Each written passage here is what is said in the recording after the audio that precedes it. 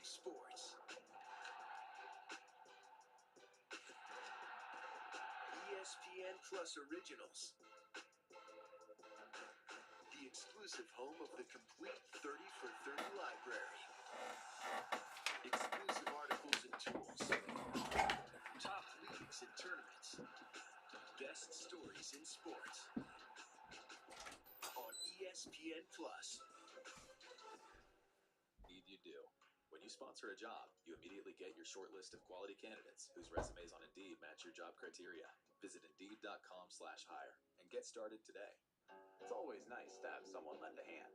That's why we started Tractor Supply 85 years ago. No matter what you're starting, the team members at Tractor Supply are happy to pitch in, because that's what neighbors do. Tractor Supply, for life out here. Someday, I'll be the first female president of the universe. Someday, I'm gonna marry my baseball glove. Probably in Vegas. There are a lot of miles between today and someday.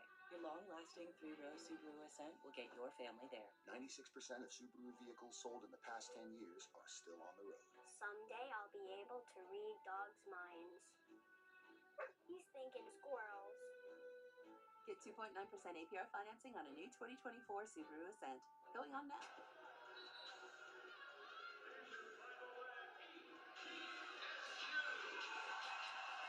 Back here in Asheville, 11:33 to go in the first half. Semifinal game number 2 of the SoCon tournament. 19-15 Chattanooga in the lead. Here's a look at the three-point shooting by the Mocs this year. Averaging 10.5 made threes per game. At one point, Dean, this team had a streak of 52 consecutive games with making at least 6 threes in a game. It was snapped earlier this year at Mercer. Now, those numbers are something else. Yeah, it's what they do. It's what Dan Earl likes to do. He employed it at VMI, and he's just carried it over here. And that's who he recruits. He's not going to recruit a player who can't shoot for his position, and particularly the behind the arc from the three. I mean, he's got four guys out there that really are excellent three-point shooters right now, and Tyler Millen can make one when necessary. Connor Huff at the line. He had 31 points and made 9 threes in the last regular season meeting between the Mocs and the Bucks. Back on February 14th, he makes 1 out of 2 there at the line. He has 4. Mocs are 4 of 6 at the line, and now the Mocs lead it by 5 points. He's been on a little bit of a run here, and it's not by utilizing the three. Sis off the mark in the 3, rebound by Tyler Millen for the Mocs.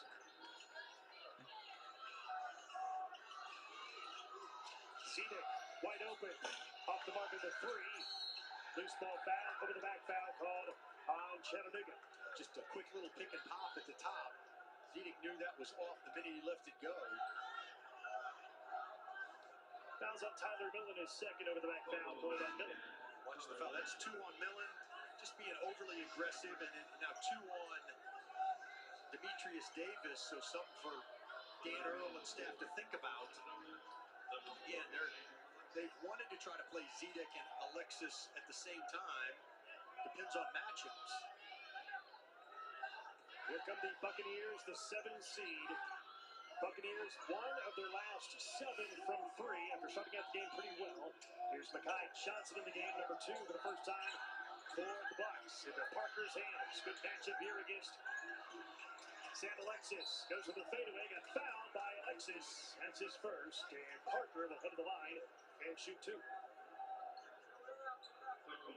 leading shot blocker in the Southern Conference. Boy, he was not going to give that up even when the double team came. So Parker at the line, transferred from North Florida, played there 3 years. Then came to ETSU, as the first free throw was good for his first point of the game. This year named to the SoCon All-Defensive Team, and Coach Savage says he's a rim protector, good shot blocker, hard worker, valuable player here for this team this year. Savage has inserted Mekhi Johnson. He is a true freshman who can really shoot it, trying to get some offense. They've also got to try to start stringing some stops together right here. Here's Bonnet all the way to the cup, lays it in. That's just too easy. Nobody came to help as he started driving and had 2 feet in the paint. for Bonham. 5-point lead for the Mocs of Chattanooga. And that's the problem when you're playing the Mocs, though. They get you spread out, and so there's driving lines. With three, sometimes four three-point shooters out there, you get stretched out.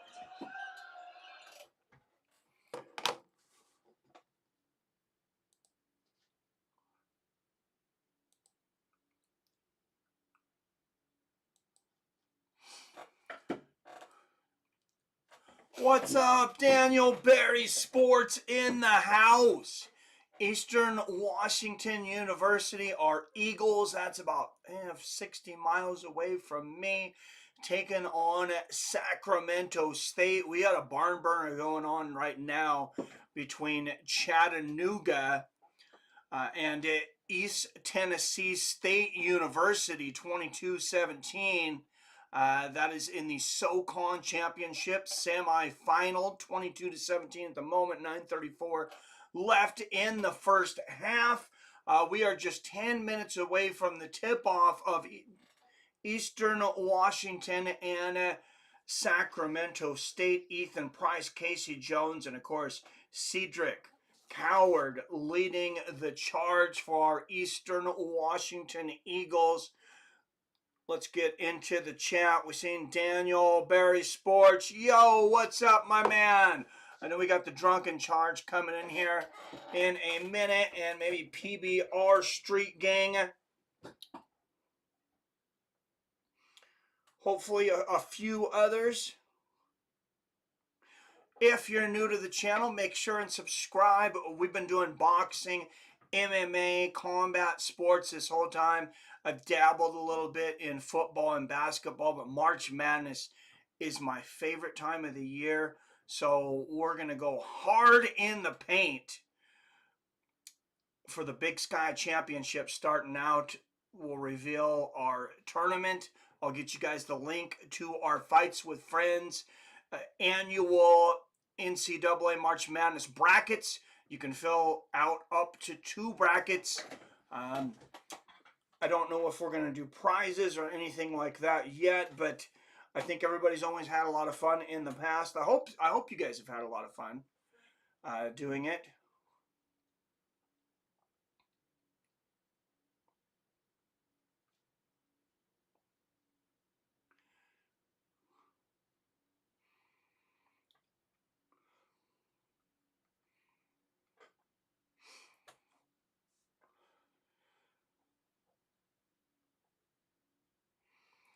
All right, 2 up in here. 22-17 with 8:44 left in this game between Chattanooga and ETSU. Oh, and there is a beast of a move.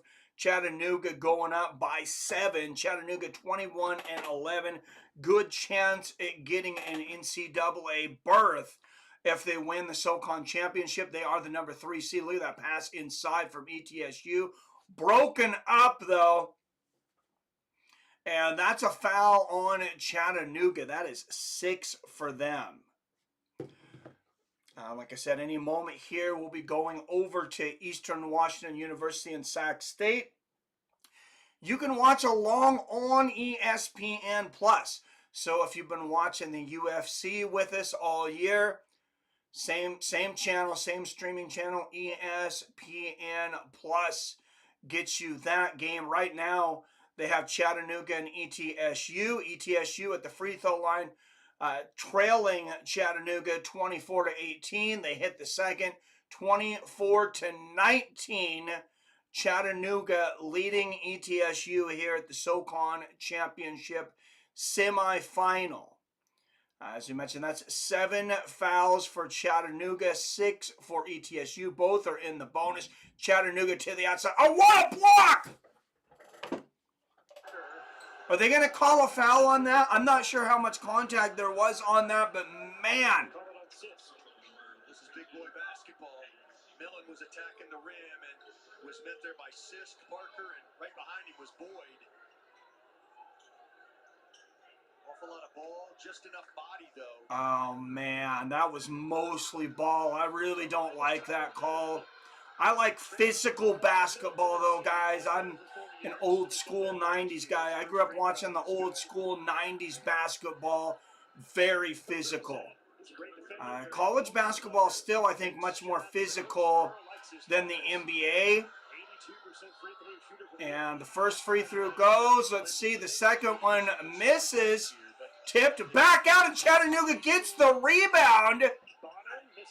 Puts it up and misses. Gets another rebound, though. 8:02, 8:01, 8 minutes left in the first. A three-point shot from the outside, in and out. There's the rebound and blocked out of bounds by ETSU. Chattanooga leading 25-19 here in the first quarter. 7:56 left here in this semifinal. What's up? Drunken Charge in the house. Robert Kerrigan says, let's go. Fights with friends, family. Yes, let's go.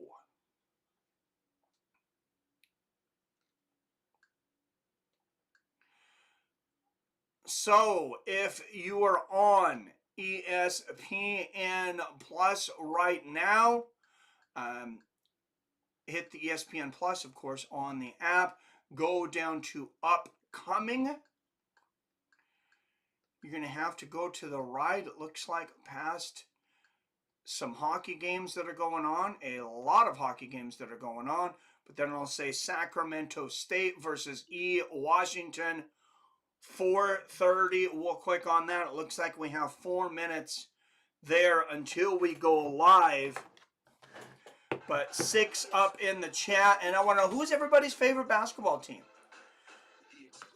Do you guys have a basketball team? Do you have somebody that you hope goes to the Final Four, hope goes on to win it all? I've been a big Gonzaga Bulldogs fan forever. I believe they are playing tomorrow at 5:30 Pacific. When does Gonzaga men's basketball play next? Oh, tomorrow at 8:30 on ESPN2. So that'll be a late one, a late stream tomorrow, but where we will cover the 4th round of the West Coast Conference tourney tomorrow. San Francisco, University of San Francisco has been on a tear right now. They're 23-9, but they're in a long winning streak, taking on my Gonzaga Bulldogs, 24-6. But Eastern Washington University, they've been having a great season as well, trying to put their stamp on the NCAA tournament. And whoever wins this tournament, I believe it should be an automatic stamp. They should get an automatic entry in the top 64, or at least the top 68. This is the SoCon Championship.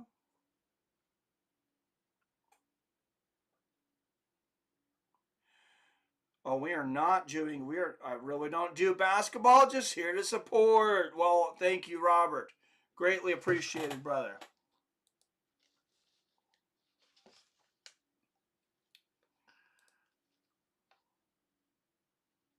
I'm going to have to edit this. I thought this was, I had the wrong title on here. I don't know how I did that, but should be Eastern Washington versus Sac State. Sorry for anybody that was coming in and expecting ETSU or Chattanooga.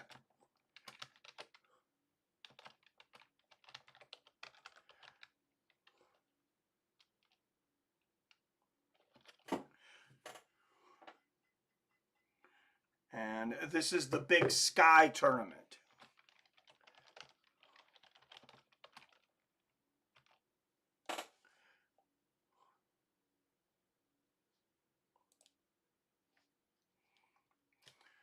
So, like I said, sorry anybody that was expecting Chattanooga and ETCU. They're in the Big Sky Conference. What's up, Billy Hughes in the house?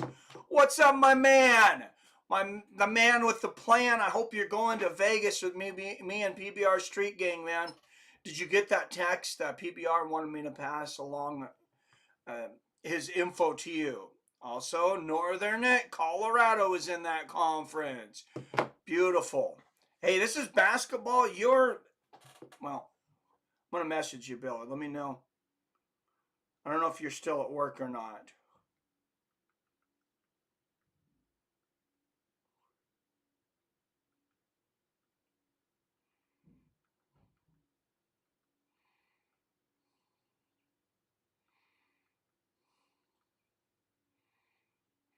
This is a little more Billy's expertise, but I enjoy March Madness so much. I'm waiting outside, work from my right. All right, hey, PBR in the house. So what game am I looking for? I'm confused. Go to your ESPN Plus app. Go to the top, click ESPN. Go down to, well, now it should be in featured. Let me go back out on my screen, Robert, and I'll tell you exactly where to go. So open up your ESPN app. Oh, it was on upcoming. Yes, it should be the first thing in also live. So you'll have featured. Go down to the next screen and also live. It's also going to be in your featured now. It says Sacramento State versus Washington. I wish I was closer, Billy. I'd have given you a ride so you could be here with me. It'd be nice to get Billy in here as a co-host. All right, Eastern Washington Eagles, the #1 seed here in the Big Sky Men's Basketball Championship, taking on the #10 seed Sacramento State Hornets. I don't see that game. Oh, I wonder if it's regional on ESPN Plus. It should be like the first thing on there.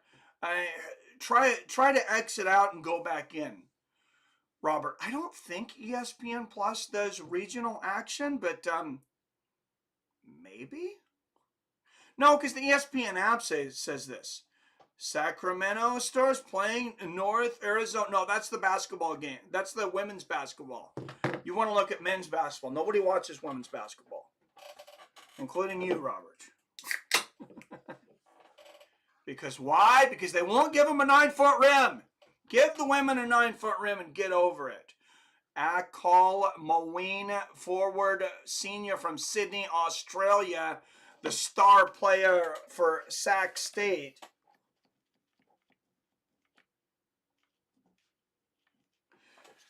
Cedric Coward, coming to you from Fresno, California. He is a junior on the other side of the ball, forward for Eastern Washington University. He's their big star.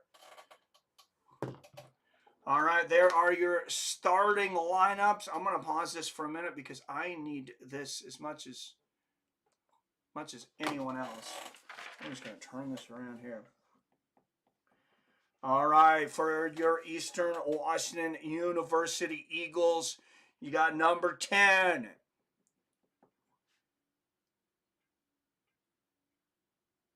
Oh, excuse me, that is, I got this backwards. #13, Jake Kyman.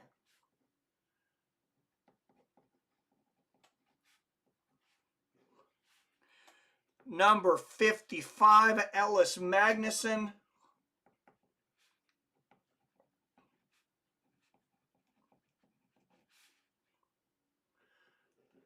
Double nickel man. The big man. Cedric Cower.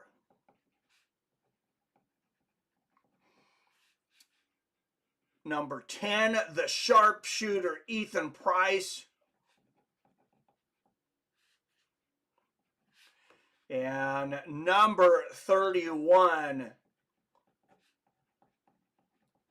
of the Eagles, I call him Eagle Eye because he's got that eagle eye from out the three-point line, Mr. Casey Jones. And for Sac State, I wouldn't call him a sack of crap. You got #10, Emil Skida leading the way.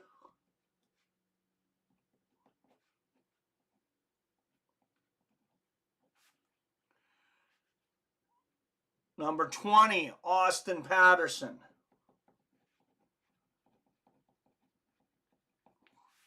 #24, Z Hamoda.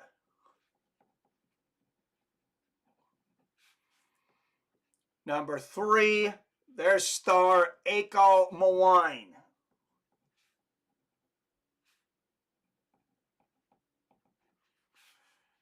And #25, Bowen Beatty.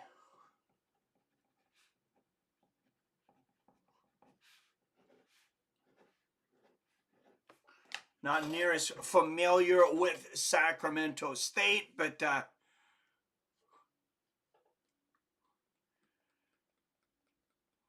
for the point of this stream. Oh, and there's the tip-off. Looks like the tip-off already happened. We'll go to live here.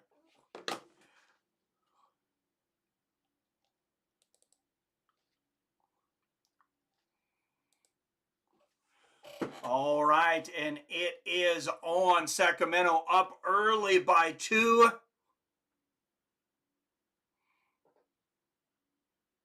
Passing the ball to the outside, and that is going to be a foul. Over and sent the Hornets to the line down the defensive end 2 straight times. Not a good start. David Patrick and company. So not a good start here for Eastern Washington. That's another foul. Sacramento at the line now. First of 2. And that one's going to bank in. 3-0 Sacramento State. Possession arrow to Eastern Washington at the moment. 19:09 left in the first half, so we're just 51 seconds into this game. The second free throw is good for Sac State. That's going to be 4-0, and here come your Eastern Washington Eagles. Ellis Magnuson dropping the ball to number 10, Ethan Price. Back to Magnuson. To Cedric. Cower to the inside to number 13. Wow, and Jake Kyman misses an easy lay-in. And here comes Sacramento State. And the Hornets are going to throw it out of bounds. That'll go back to Eastern Washington. Northern Colorado's the number 2 seed, so they might play in the title game. I hope so. Oh, Flames versus Hurricanes. Hockey is the first thing in my also live. Go to the right all the way through the hockey. I'm trying my best to win the contest, PBR. Oh, yep, all the Raiders on Fights of Friends. Got to hook up in Vegas. More the better. Yes. All right, here we go. Eastern Washington coming up the board. And Cedric passing to number 31, Casey Jones there. Ball stripped away out of bounds. That'll go back to the Eagles. 18:21 left here in the first half. And number 55, Ellis will throw it in. And there's an easy bucket for number 10, Ethan Price. And it is 4-2. Oh, a 3-pointer from the outside for Sac. And it is good. 7-2 Sacramento early. And Eastern Washington's got to get it going. Samuelson to Price again. Back to the outside to Casey Jones, number 31. Back to the top to Price. Price is going to pass it back out and back to the 3-point. Oh, Jones thinks about it. Oh, and Samuelson will take it, and that's a 3. Ellis Magnuson drains the 3, and we got a 2-point game. Eastern Washington comes within 2, 7-5. Sacramento with the ball. Oh, and Eastern on the defense, almost creating a turnover there. And that's going to be a reach-in foul on Eastern Washington. Got a little aggressive there.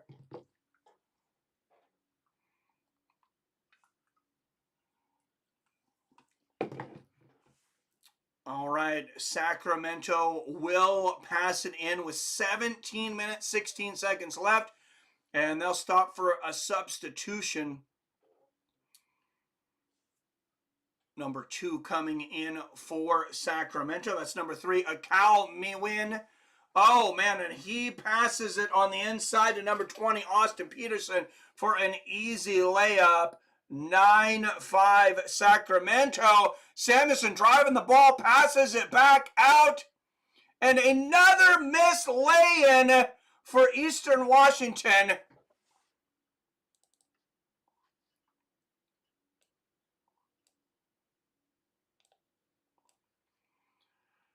Wow, sloppy ball handling there, a little bit on both sides here. And number 25, Bowen Beatty, will come out for Sacramento.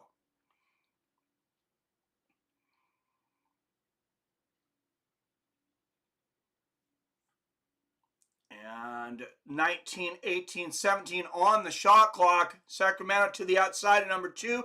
24 takes the shot again. That's Z Hamada with another 3. Giving Sacramento an early 12-5 lead. Things are not going as planned for the Eastern Washington Eagles. There's a 3 spot from the outside, but it misses. That was Jake Kyman from the 3 line, and he's going to miss that. And where's the ball going to go there? 12-5, Sac State in the lead. Eastern Washington will hang on to the ball, 20 on the clock. Well, these two teams play as hard. And the Eagles will get the ball back. 20 seconds on the shot clock. 16-20 left here in the first half. Passing the ball around the perimeter to the outside, and he's going to hit it. He throws it to number 0, Cedric Coward, who takes the 3 and misses. And here comes Sacramento looking to build on their 7-point lead.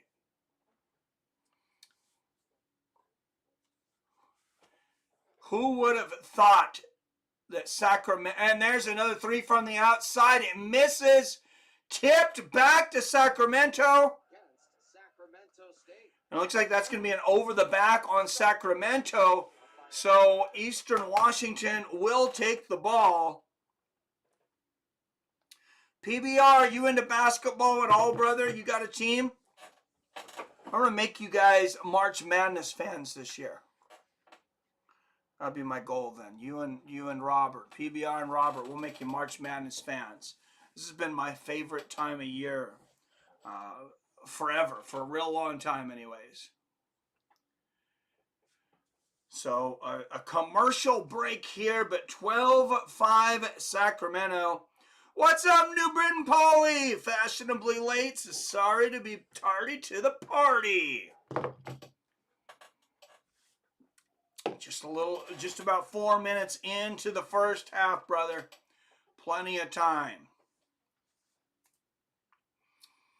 My number 1 ranked Eastern Washington University here in the Big Sky, trailing number 10 Sacramento 12-5 early.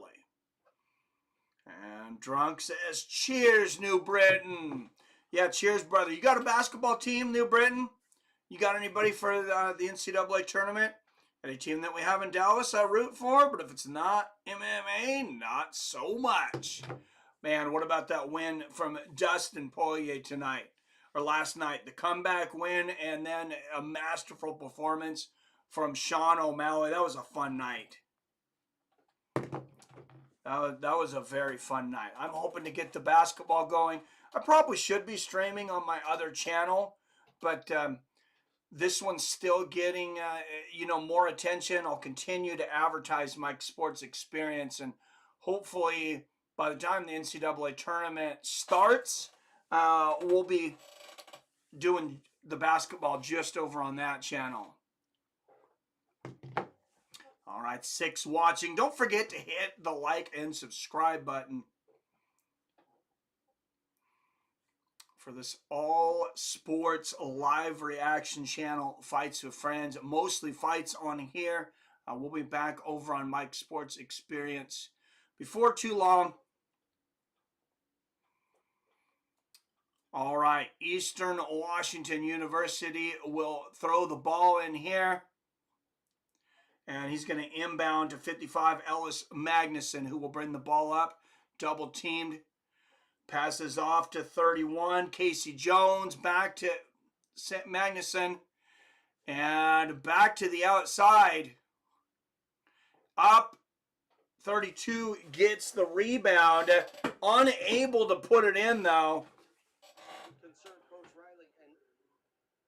New Britain Polish. I live in New Britain, Connecticut, so go Yukon Huskies. I like people that go for the home team. So, Number 31, Casey Jones at the line, hits the first free throw of the night.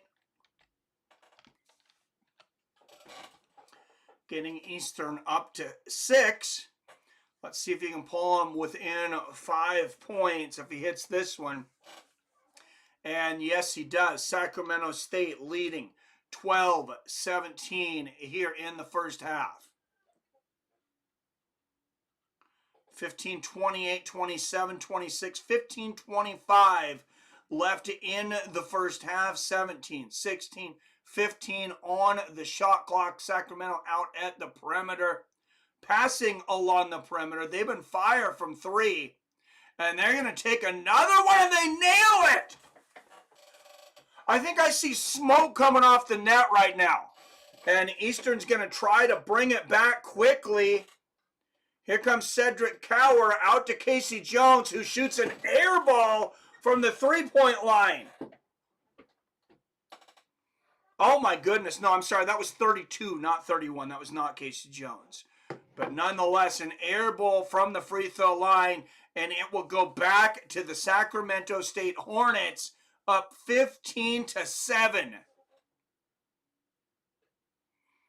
And all along the perimeter again, Eastern Washington has got to guard the three-point line. They've been leaving, and there's another three-pointer up, and that one almost goes in as well. There's the rebound, number 32, and inside to Cedric Coward, and that's a reach-in on number 2 for Sacramento.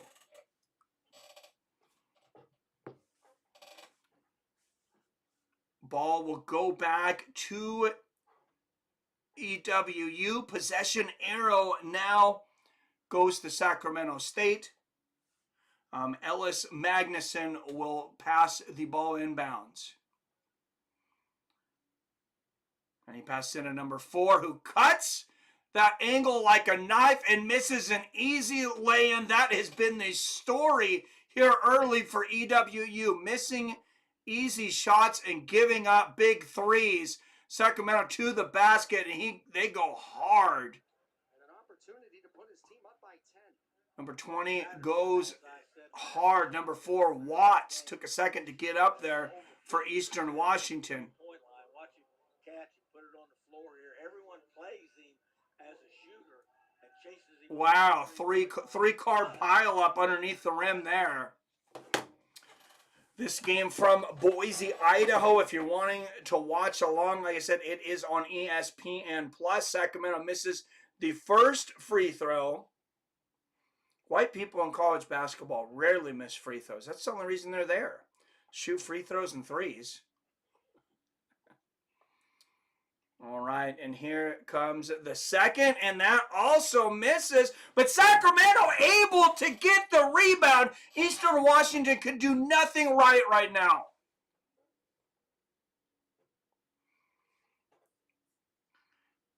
And Sacramento passing it underneath, misses the lay-in, but there's going to be a foul. And the Eagles getting in foul trouble early.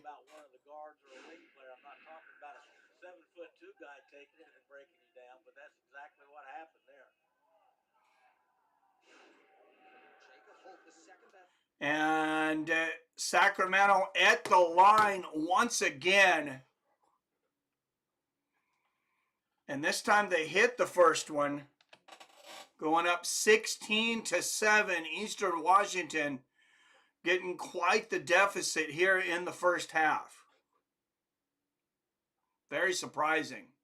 And there is the second when Sacramento has opened up a 10-point lead in Eastern Washington. They got to get it together. And here come the Eagles. Ellis Magnuson bringing it up the court. To the outside to Cedric Coward, and he nails the three. And that will get Eastern Washington within 7. That is their first three-point basket of the game.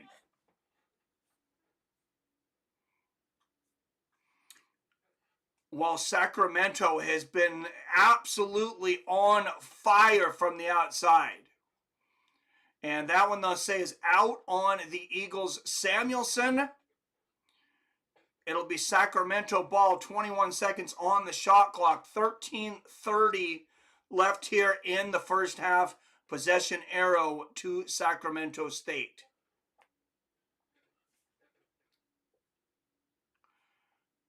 And a suffocating D here from Eastern Washington, making it tough for Sacramento to get the ball in. 10 on the shot clock. Passes it in. Eastern Washington. That looked like a strip. But it looks like we're going to get another foul. I'd like to see the replay on that. Looked like all ball to me. And Eastern Washington, that's the last thing they need right now is to be getting in foul trouble on top of everything else. And Jacob Holt, number 15, 2 for 2 tonight. I just made 2 on his last trip up the floor. Now 3 for 3, giving Sacramento an 18-10 lead.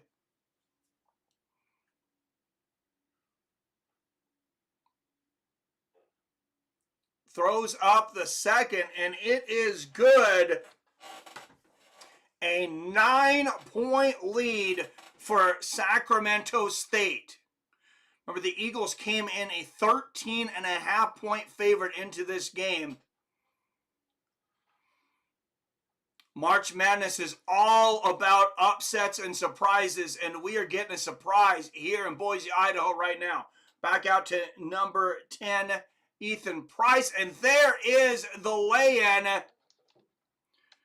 They need more of that easy basket.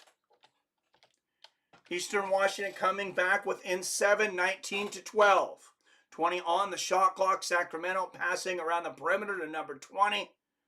And there's a block, but Sacramento able to get it back. And Cedar Coward just about got a steal there. He was a little scared to reach in. Another three-point attempt from Sacramento. That's going to go out of bounds. Back to the Eagles. They'll get the ball back with a chance to come within 5 or 4 with a three-pointer. I'd like to see him start putting some easy baskets up here, though. 12:23 left in the first half. Those of you that have watched more NBA than college basketball, the shot clock is 30 seconds here. 2 20-minute halves as opposed to 4 12-minute quarters.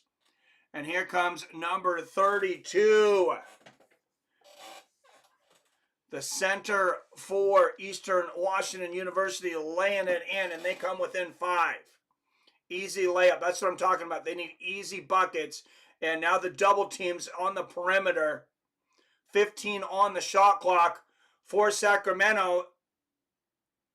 He thought about that 3 there. Passes it back out to number 20, who is going to drive, and he scores. Is that a foul on top of it? To try and win this one here today. The lowest seeded team up by 5 here in Boise. Well, it's a foul. I don't think the basket counts. We're going to go to a commercial break now. Is UMass in the tournament? What conference are they in? Do you know, Billy? These are all the conference tournaments right now. And depending on who wins the conference tournaments and their regular season records, they will select the 68 teams that will be in the tournament a week from today on Selection Sunday. But brackets are ready, guys.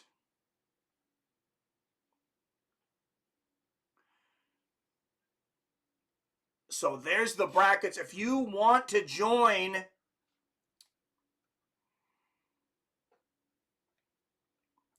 our fantasy basketball bracket, you will pick winners in each conference. You can pick two brackets is the limit this year. I have no idea what conference they are in. Just Google it. Google it. What conference is UMass men's basketball in? Atlantic 10 Conference.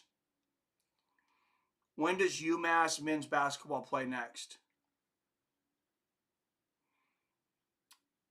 They're playing on March 14th. Robert, in the Atlantic 10 Conference in the third round. They've advanced. Their opponent is to be determined, but they're 20-10 for the season, so they should have a decent chance at making it. What's up? Cheers, Phil D. Roll! We rolling. And there is the championship there. You see game one for Sacramento was against the Idaho Vandals. They defeated the number 9 seed there to move on. Now they are playing game 3 against Eastern Washington University. Number 2, UConn will play number 8, Idaho State tonight. Game 5 will be Webster versus Montana State, the number 4 and 5 seeds.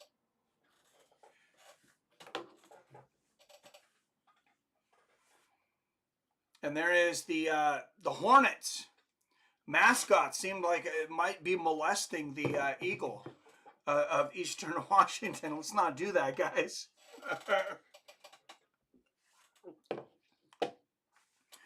All right, the Hornets at the line. Austin Patterson 0 for 2 tonight on the free throws. He misses that one. And Eastern Washington barely able to keep it in bounds, but they will bring the ball up trailing by 5. Cedric Coward passing it to the outside number 32.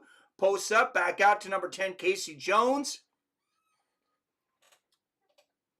And they turn the... Oh, and Eastern Washington steals it back. Here's a three-point attempt, and it is good! Number 32 sinks it from the outside, and just like that, it's a 2-point game. This is why I love March Madness.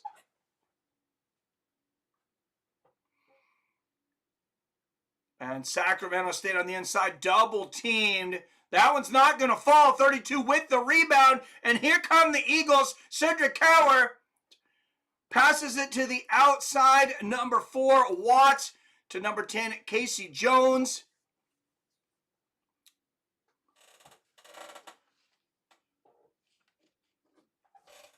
Or excuse me, Casey Jones is number 31. That wasn't Jones. Another 3-point attempt. That's going to be an air ball. But Cedric Coward under there to get the ball. It looks like that's going to be... He missed that so bad, I thought it was going to work out. A bit of a jump ball there. Coward had the ball. It looks like it is going to go off of Coward of the Eagles. And back to Sacramento. Let's see. Was his foot out?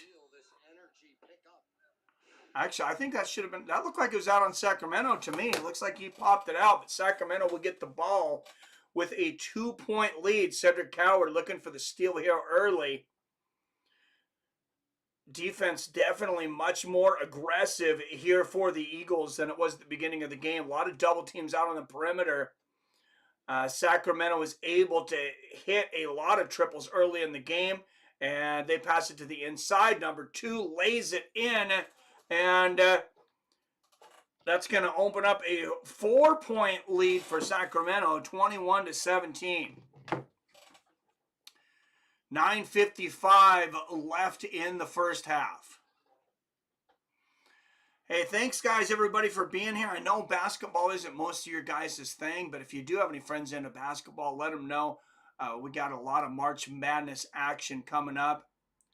31, Casey Jones on the outside to Watts.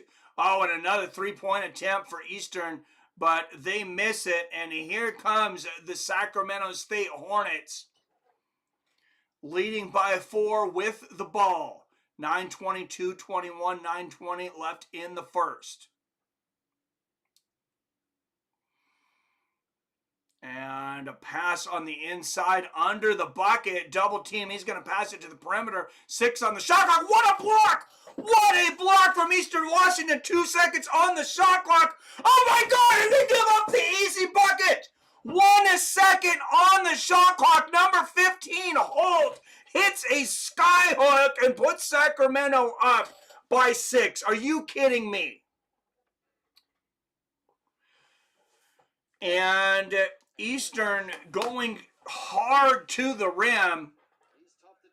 Looks to have drew the foul with 8:47 here left in the half.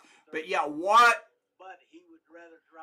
a block from Cedric Coward on the other side. But Eastern Washington picks the ball up. And with 1 Second left on the shot clock. That was so discouraging. And number 31, Casey Jones, will come to the line for the Eagles. He was 2 for 2 for the night before that, but he misses the first. What's up, Adam from Allen's? When I use a Facebook link, your volume is perfect. When I use the YouTube link, your volume is much lower, just loud enough. Hope that helps. Hola, amigos. That's really strange, Adam. Hey, what's going on, Ziggy in the house? Oh, man, and Sacramento coming up. Oh. Randy McCall, the veteran official, says you cannot do that. Looks like that's going to be a travel on Sacramento. The Eagles missed both free throws, but Sacramento with a rebound and travels. So that'll go to Eastern, and he finds number 4, Watts, under the basket, who lays it in easily. 4-point game, 23-19 Sacramento. So, man, feels like I got an hour, then I'm watching the new Walking Dead, but I'll keep the stream running, of course. Thanks, man. There's a new Walking Dead? That's still going? And a block from Eastern Washington University. Defense is coming on. And a pass to the outside to number 10, Casey Jones. Here comes number 31, or excuse me, 31, Casey Jones. On the inside, barely missed it. Looked like he got fouled, but no call. And here comes Sacramento State. And number 20, oh man, slices and dices to the rim, making it 25 Sacramento. Casey Jones at the other end, attacking the basket violently and drawing the foul. 9 up in the chat. Don't forget to hit that like button. We're going to be doing a lot of basketball action all the way through March Madness, guys. 7:49 left in the first here of this Big Sky Men's Championship game. Second round of the Big Sky. Yeah, that's extremely strange.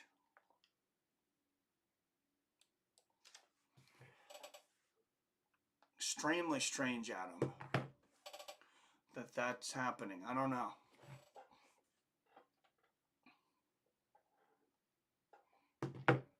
But hopefully you guys can hear me. Hopefully it's without the echo today. All right, 10 up in the chat.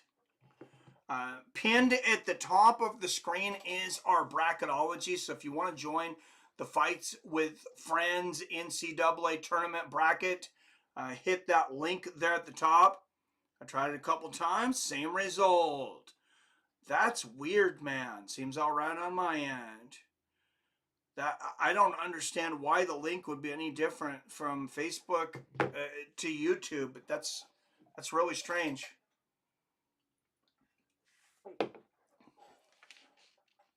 I hope I don't have 2 streams scheduled. I don't see how I could.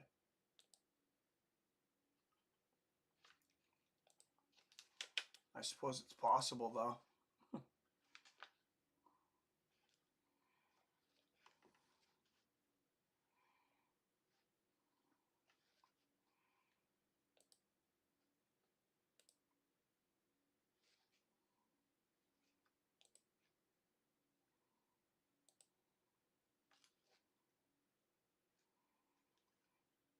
No, just the one. Yeah, that's strange. I'm gonna that real quick and see what it does for me. Oh, see that? Nice. All right, yeah, pick 2 brackets though, and especially if you haven't done it before, just look at the odds. You know, you can learn a lot by looking at the odds and not just the seeds. Of course, you can't pick your bracket yet, but make sure you're signed up because the brackets will drop. Selection Sunday is a week from today.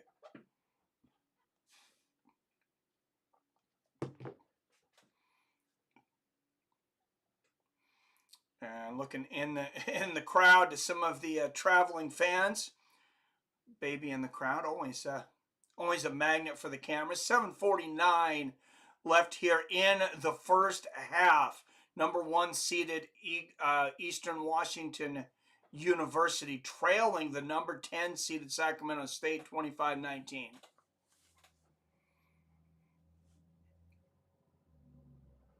And Casey Jones will shoot 2 from the line here for Eastern Washington. He's 2 for 4 tonight. And he makes that one to pull the Eagles within 5. And drains the second one. It's a 4-point ball game, 25-21. Here comes Sacramento State, 7:45, 44, 43, 42 left in the first half. And for the betting fans, Eagles, the Eastern Washington Eagles were 13.5-point favorites coming into this, past the inside of number 15.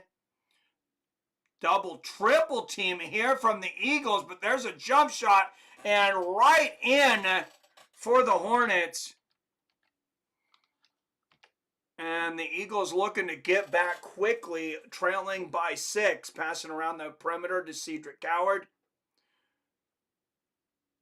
And to the inside, that's number 10, Jake Kyman again, and that is blocked out of bounds. That should go back to the Eagles. Let's watch the replay. Did they call an offensive foul?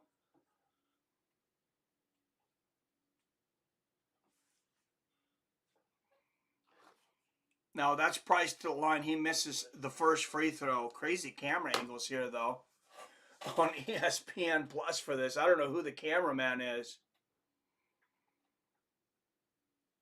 Okay, they're not at the line. That was not a shooting foul.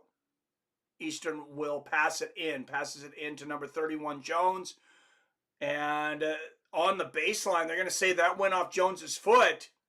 Sacramento knocked it off his foot, so Sacramento will take the ball back. Leading by 6, 6:58 left in the first half. And here comes the Sacramento State Hornets.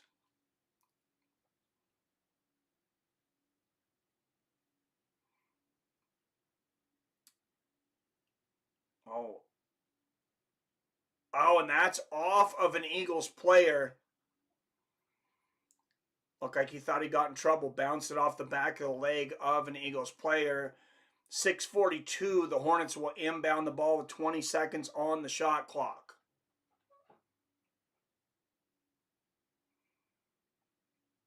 And to the inside, way back, 14 seconds left on the shot clock. Look at the D here by the Eagles. Just don't give up an easy basket, guys. And a steal from the Eagles. And here we come.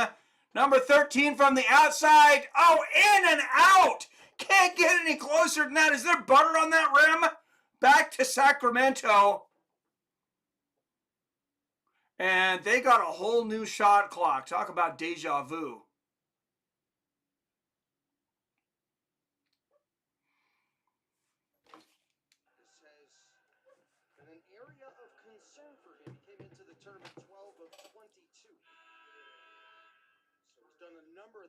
I'm not sure what the call was on that. I think they're going to say, are they going to say that was a foul? Number 4, Korkachev coming in. Number 20, Patterson out. Yeah, and Bailey Nunn at number 2 to the line. He hits the first. That puts Sacramento up by 7. And Bailey Nunn with the second. He drains them both. An 8-point lead. Once again for Sacramento. Eastern Washington has never led in this game.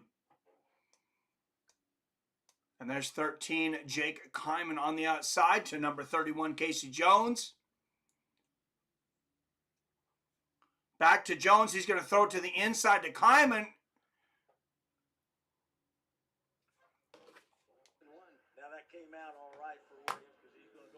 And there's a foul from looks like number 3. Is that my one or is that number 2, Nunn? So that's a foul for number 2, Nunn. of Sacramento, and he'll hit the bench with that one. That's 2 on him in the half. It worked out, but that's not what you want to see happen there, and that's a typical freshman mistake.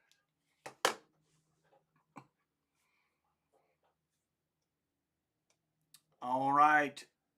Number 2, Mason Williams, the guard to the line, hits the first one.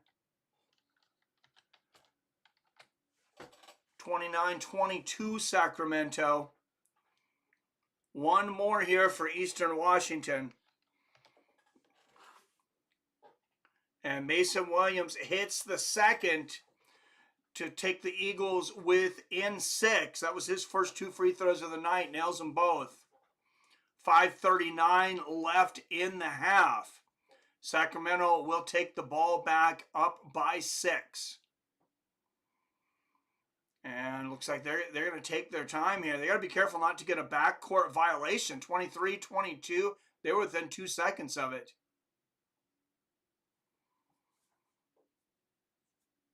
Smothering defense here by the Eagles. The one thing they've left open, though, is the Hornets continue to find that mid jumper, and I thought he was going to take it there. That mid-range jumper. Oh, there's an air ball, and 32 for the Eagles gets that one, but what did I'm not sure what the call was there, but Eastern Washington is going to keep the ball. Volume is much better on the Facebook link, but I can't comment on Facebook link. Your volume is lower, but I hear you good enough. A new mystery to figure out. That's strange. I hope I'm getting views from the Facebook link. All right, here come the Eastern Washington Eagles. Now they're 1-1, and this is where they can definitely climb back in, even though they haven't hit a field goal in nearly 4 minutes. And that's a foul on Sacramento. Eastern Washington will go back to the line, looking to cut that 6-point lead. Number 0, Cedric Coward at the line. Yeah, that's one of the weirdest things I've ever heard, Adam.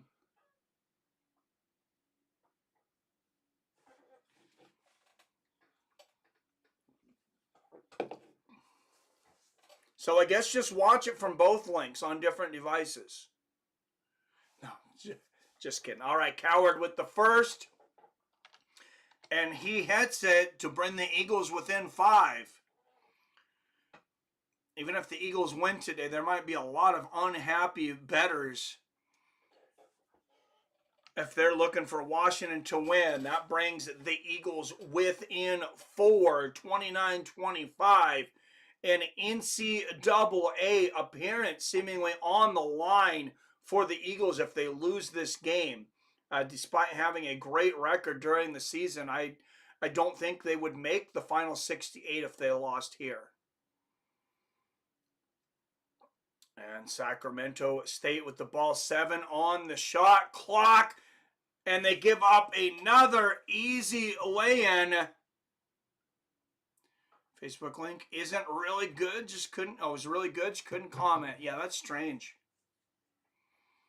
Number 4, Watts drives it in, and they just about turn the ball over there. Sloppy offensive play by the Eagles.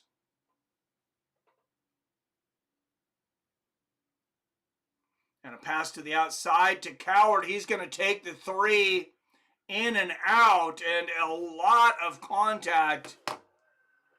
Ball goes flying.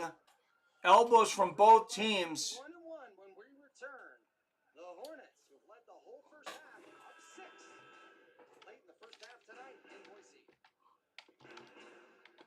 And I guess I missed the point. Sacramento up 6.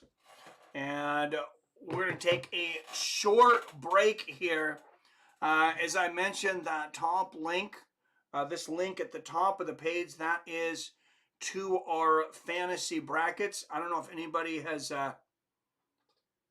signed up yet. Looks like it's still just me at the moment.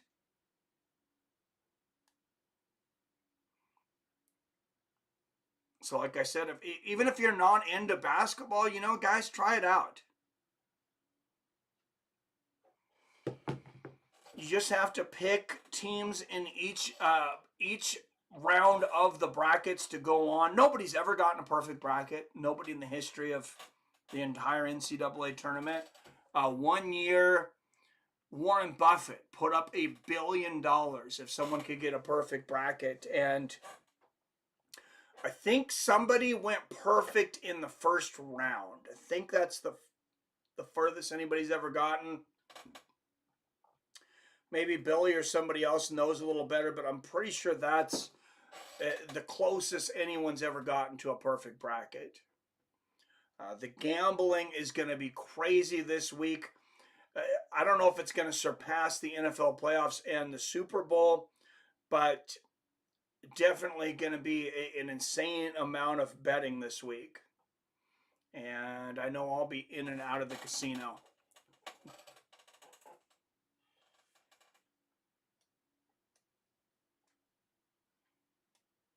And of course, they're advertising Northern Quest Resort and Casino here in Washington.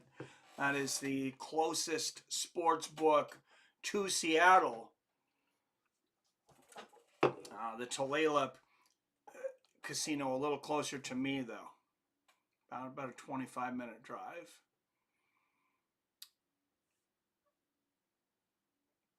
All right, and we are back in. I don't know if Sacramento's going to the line. I don't know what the call was here. It looks like Sacramento is going to the line. I didn't see the foul. What's up, Billy? An actual really fun watch is the college hockey tournament. When is that? That could be fun. All right, Alex Kovachev, number 4 at the line for Sacramento, hits the first one to put Sacramento up by 7.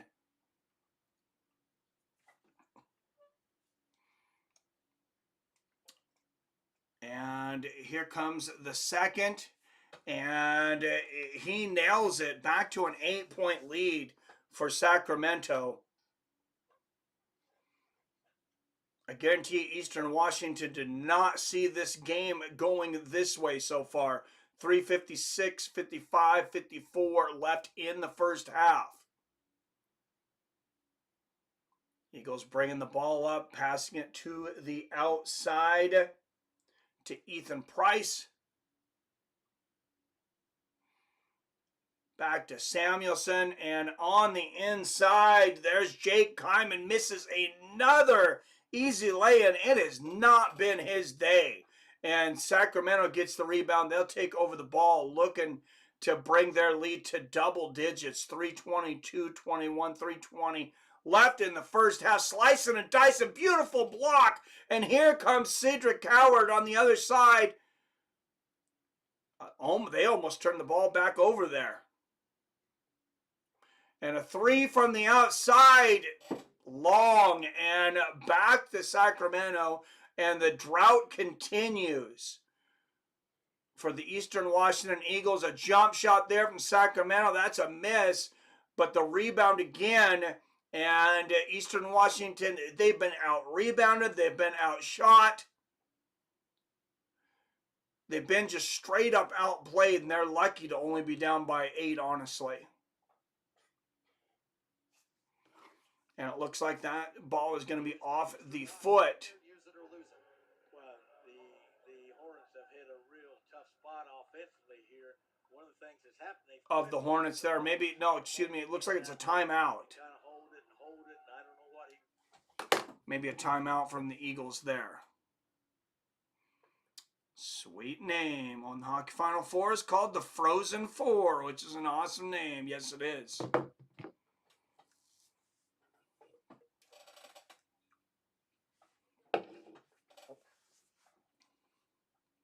And Eastern Washington Eagle cheerleaders getting some screen time here. They're going to need something to motivate these Eagles today because they're not flying. They look more like drunk ducks than Eagles right now. And number 0, Cedric Coward, will inbound the ball. And number 10, back to him, back to the perimeter.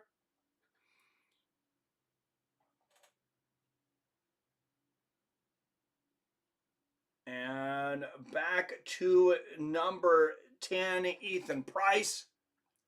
And Price will shoot a three from the outside, and he nails it. Nobody on him that time, and he took advantage, and that ends a long drought for the Eastern Washington Eagles within 5 now. Now they got to push the defense. A three-pointer from the outside from Sacramento.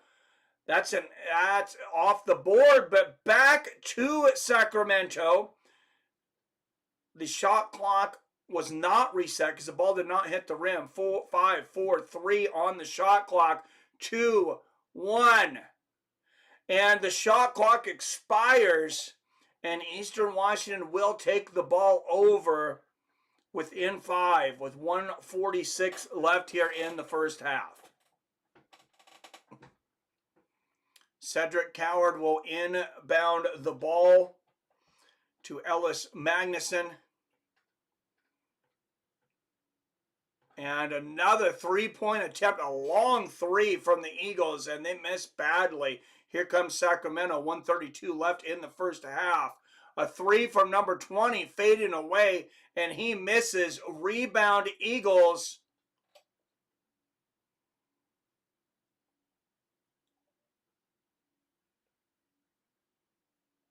And here comes Magnus.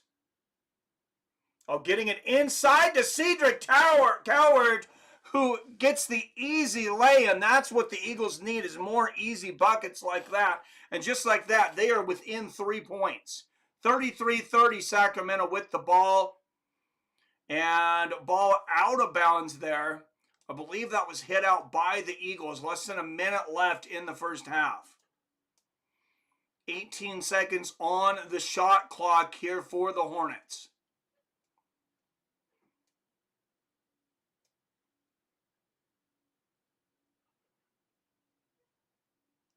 And they will inbound 15 on the shot clock. And it is up and out, and Eagles looking to get that. They do. Oh, no, and there is a blocking foul. Or excuse me, a charge. I believe that's going to be a charge on the Eagles. Casey Jones, number 31, having a hard time trying to slow down there, but not able to slow down his momentum running over a Sacramento Hornet.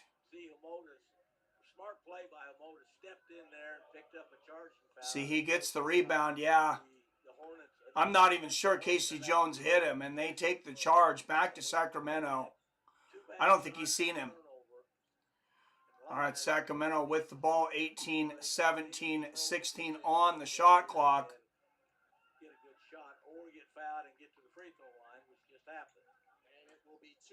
And another foul on the Eagles with 37.3 seconds left in the half. That will be 2 for Sacramento. Eastern Washington should be making easy work of Sac State. They should, but they played like crap. Poor shooting, poor rebounding in the first half, and somehow they're still within 3. All right, Akol Moine, the star of Sacramento, number 3 at the line, hits the first free throw. Yeah, Sacramento's the 10 seed. They should be making easy work. All right, second free throw coming up here from Moine.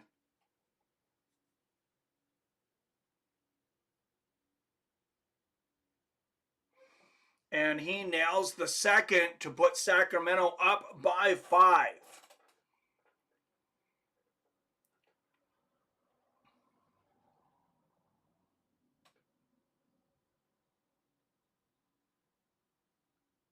And Magnuson with the ball on the outside. They're going to look for the last shot of the half, I believe.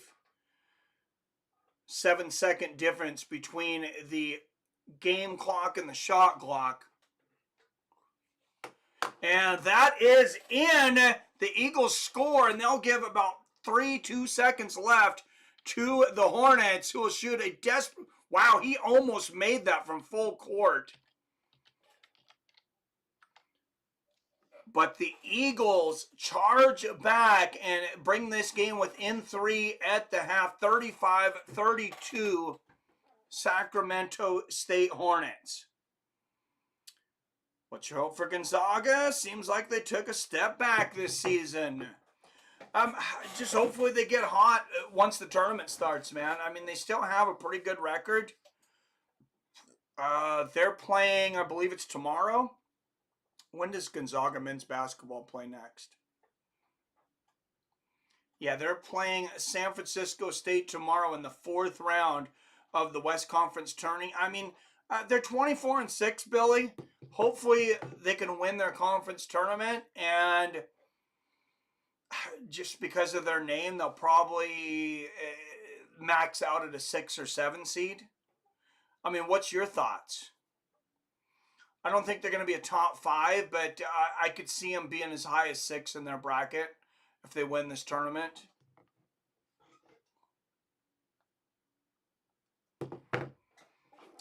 All right, it is halftime. Let's go over to another game for a few minutes, and then we'll head back to Eastern Washington and Sacramento. We're going to head over to Rice and, well, no, that's the women's basketball. That's a blowout.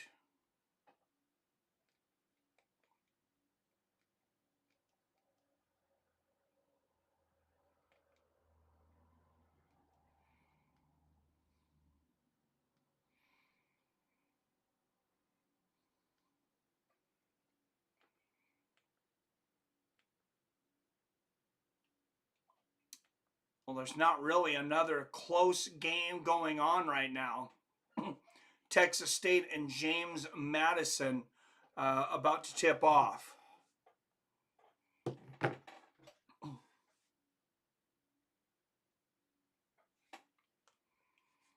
Yeah, it is not tipped off, so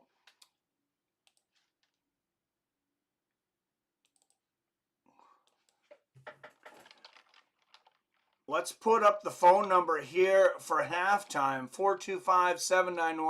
425-791-8730. If anybody wants to call in, talk about anything, NCAA basketball, MMA, up to you guys. Oh, Texas A&M and Northwestern State getting underway here in 3 minutes.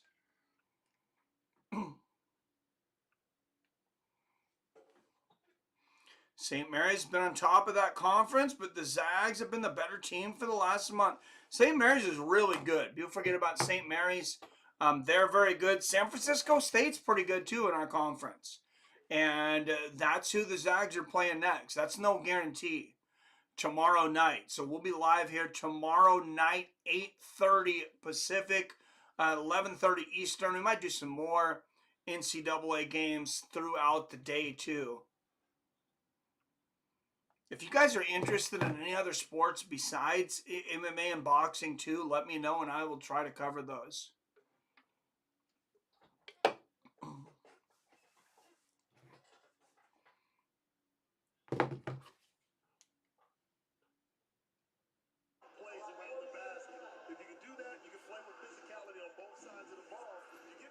All right, you see Sacramento State in the first half. They caught fire from the three-point line and easy lay-ins.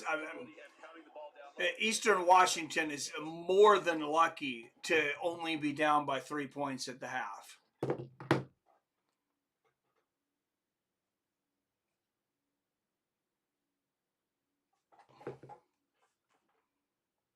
And I mean more than lucky.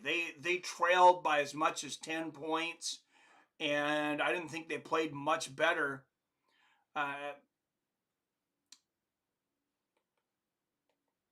For the second half of that half.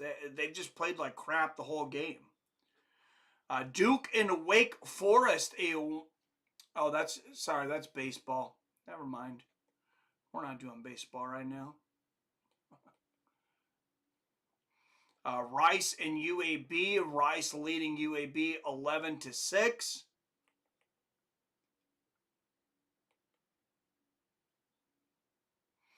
over on the women's side of things, ESPN, the women's March Madness is going on right now.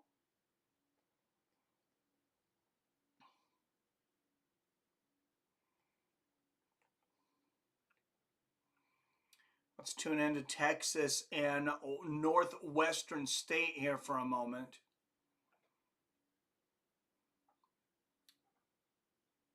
That game should be tipping off here any second. But FYI, there's a YouTube channel named Mike Sports Vibes, which is close to the name of the second channel. Notice that last time I searched for the channel. Well, maybe I can skim off some of his viewers.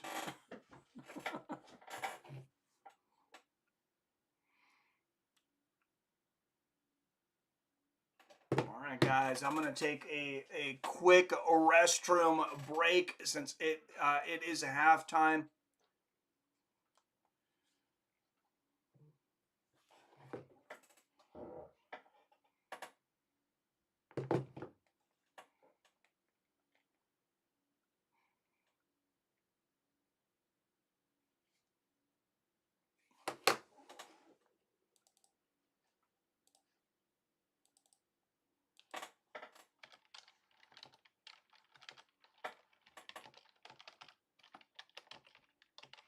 Let me know how the commercials are going too. By the way, Robert, I turned the filter down to more conservative, so you should get less ads. I will be right back.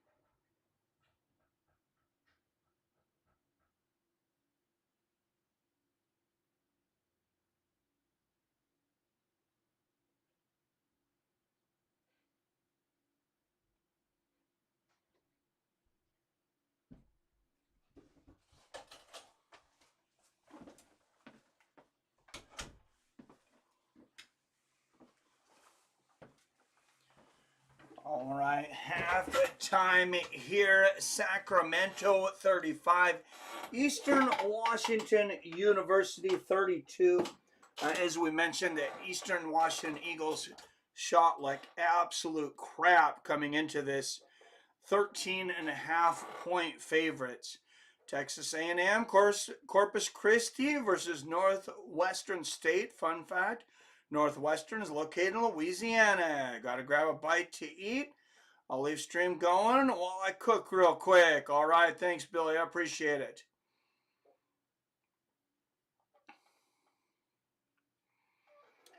Appreciate that very much. All right, halftime should be over here for a minute, but let's head over to that game that just started. PBR Street Gang calling in. Hey, what's up, PBR in the house? Hey there, hey Mike, how you doing? Hey, doing good, man. How are you? Oh, I just finished work, and I got me a whiskey highball going, and It's pretty tasty. Nice. You warming up, getting to be not so much of a lightweight before our trip. I still like. Anytime I have more than like 2 drinks a day or something like that, I always think like, oh my God, I'm like drinking way too much. Yeah, no, you gotta save it for vacations, I think. Yeah. And plus, I don't drink beer all that much. About the only time that I do drink a beer is I gotta have an ice cold beer after I mow the yard. There's something about yard work that just makes me want a beer. Oh yeah, anytime I do real physical work, yeah, yard work or anything like that, that first beer after work is great. Yeah, and plus, man, it's like work and like liquor, especially like when I drink like scotch or whiskey. It's just, sweating out whiskey is just no fun. Just Oh no fun. yeah. It's a lot different having two Coke and whiskeys and 2 light beers. Yeah, exactly. But man, what about Sean last night? He did it, didn't he? Man, that's one of the best offensive performances I've seen in the UFC probably ever. That was incredible. Correct me if I'm wrong. I want to say Rogan was the one. Somebody on the announcing team a while back.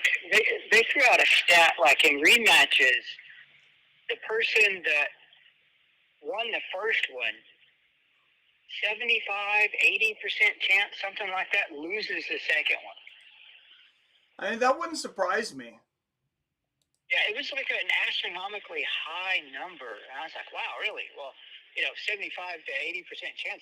That's like a sure thing in a bet. Almost. Yeah, that is a pretty staggering stat. I forget where I heard that from, but yeah, it was like something like 75-80%. The person who loses the first one wins the second one. So. Wow. But I'm hoping that it gets to be a trilogy. But speaking about trilogies, my question that I was calling in about, I watched a whole bunch of UFC today. They had UFC 200, the entire thing replayed. I seen that. I caught it right when Brock Lesnar versus Mark Hunt. And it was just, oh man, UFC 200, that was a good card. Yeah, it was. But my question is, speaking of trilogies, I watched all 6 of them today. All 6 fights, I should say. Which trilogy that Gray Maynard was in do you think was better? The Frankie Edgar trilogy or the Nate Diaz trilogy?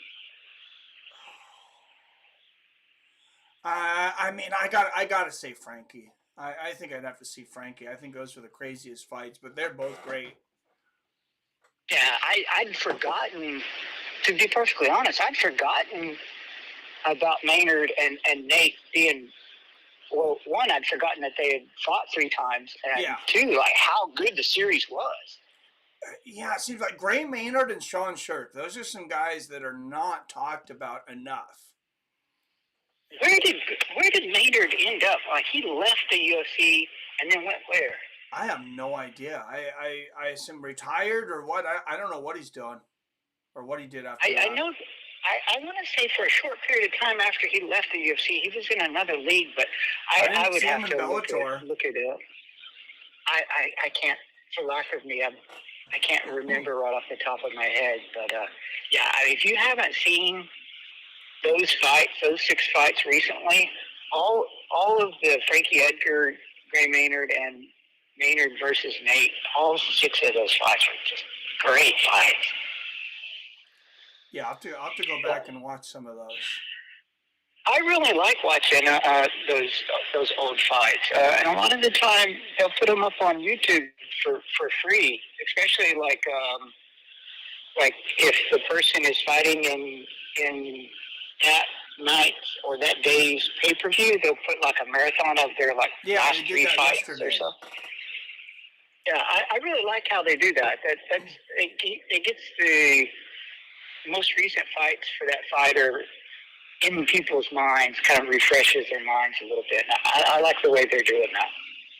Yeah, I just wanted to call in and talk to you about those Maynard fights. I'm a big Maynard fan. I've always liked Maynard, and but yeah, I'll let the next person call in. Thanks for the action today. I'm not, like I was saying in chat, I'm not that big up into basketball, but I'll always tune into an episode if I can catch it. All right, I appreciate it. Thank you, PBR Street Gang, everybody.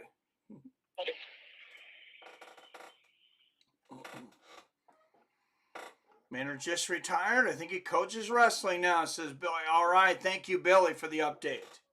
What's up, Professor Chaos? Ryan Hall versus Gray Maynard is hilarious fight.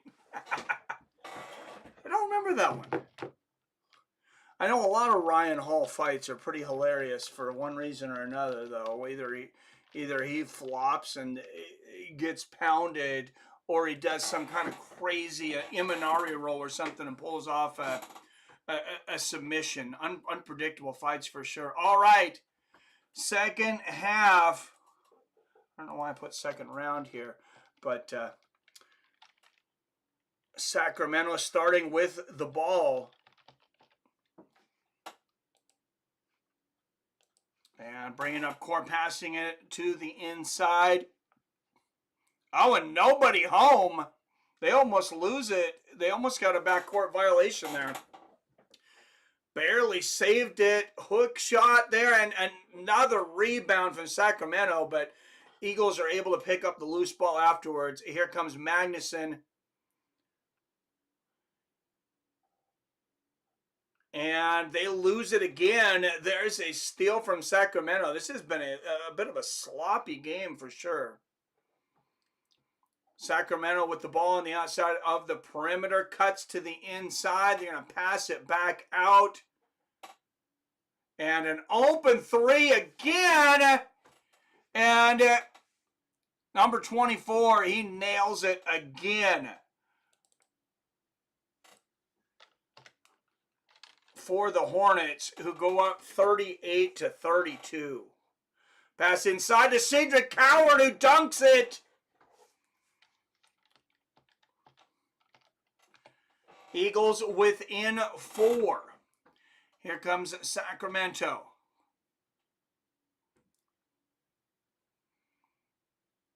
Passes on the inside. Oh, look at that steal. Still from behind from number 31, Casey Jones. And Casey puts it up. He is fouled. He'll go to the line. Not able to make the free throw, but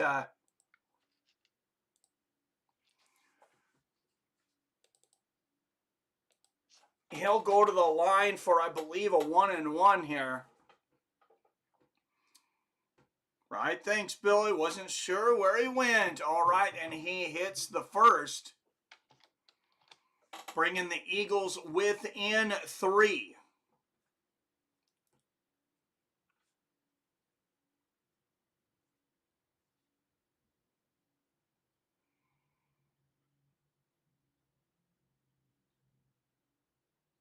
And second free throw here for Jones. He's 5 for 7 for the night. Make that 6 for 8. And the Eagles are within 2. Full court press here. Oh, and nobody home again. Another 3-point shot for Sacramento. He misses, though. Magnuson with the rebound for the Eagles. Brings it back up out to the perimeter. Out to Casey Jones. A 3-point attempt. And he nails it. And the Eagles take their first lead of the game. 39-38. 17:52 left in the half. And here comes Sacramento. They shoot a 3, and that misses. Punch back out to the outside. Sacramento picks up the loose ball. Number 20 on the baseline. He is running circles. And that might be a loose ball there. Possession arrow goes to Eastern Washington. I'm not sure what the call is there. But the Eagles with their first lead of the game on a 7-0 run. And it will be Sac State's ball, down by 1. And there's the inbound pass to number 15 being double teamed. And right back to the Eagles. Pressure created. What an alley-oop and the 180 jam from Casey Jones. Hello, Sports Center. Almost guarantee you that's going to be in your top 10 plays tonight. An alley-oop 180 dunk to Casey Jones. Who says white men can't jump? Whoever said that hasn't seen Casey Jones. Look at this again. And the beautiful pass from number 13, Jake Kymond. And Casey Jones getting white and nerdy with it. Eagles with a 3-point lead. Sacramento with the ball. 17 minutes left in the second. Jumper from the outside hits the rim. Eagles with the rebound. And that'll go to Magnuson. He's going to pass it on the inside. Loose ball. A steal from Sacramento. They're going to bring it up the other side, down by 3. 16:42, 41-40 left in the second half. 20 seconds on the shot clock. Pass out to the perimeter. There's a 3, and Sacramento nails it. We got a tie ball game. 41-41, 16:25 left in the half. Pass to the inside. That's the Cedric Coward. He is blocked. Gets the ball back. Passes to the outside. 3-point shot. Eagles falls short. Sacramento gets the rebound. Brings it up the court. And a block. And then it looks like maybe a foul on Eastern.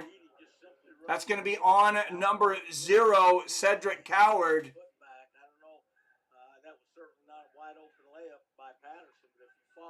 What Amon did yesterday was pretty special to watch. Barry's daughter had to sit through that 5-round beating. Both summer trauma that night, right? I will never understand why they bring their kids to watch them fight. Me either, Chaos.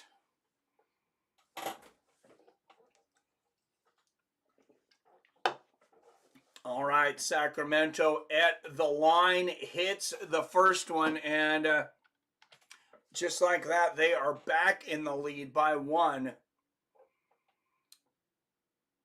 And one more here for number 25 of Sac State, and he hits the second one. 2-point lead, Sacramento. And Ethan Price will inbound the ball for the Eagles to number 0, Cedric Coward, back to Price. And he'll bring it past the half court. Passes it to Magnuson. Back to Price. And Cedric Coward with the ball on the outside. Passes it back into Price. Magnuson thinks about the 3-point shot. Shoots the hook shot. Gets it blocked. Back to Sacramento. The Hornets coming up the court with a 2-point lead. It looks like that might be a foul on number 55, Magnuson of the Eagles. 41. Catch your breath there for a minute. We have a fun one between the top seed and the bottom seed. Quarterfinals of the Big Wow, this would be a huge upset. There's only 10 teams in this tournament, so you literally have the bottom seed versus the top seed here.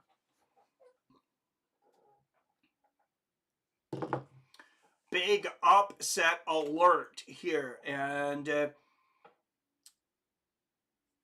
if it's within a few points, I'll put up upset alert. I'll put up the live stream. I'll double stream on the other channel as well, because this is a crazy game.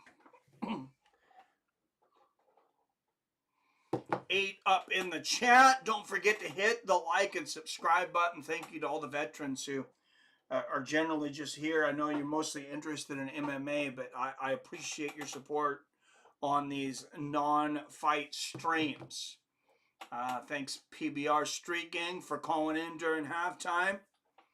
An amazing event over the weekend, or yesterday, like I said, Friday.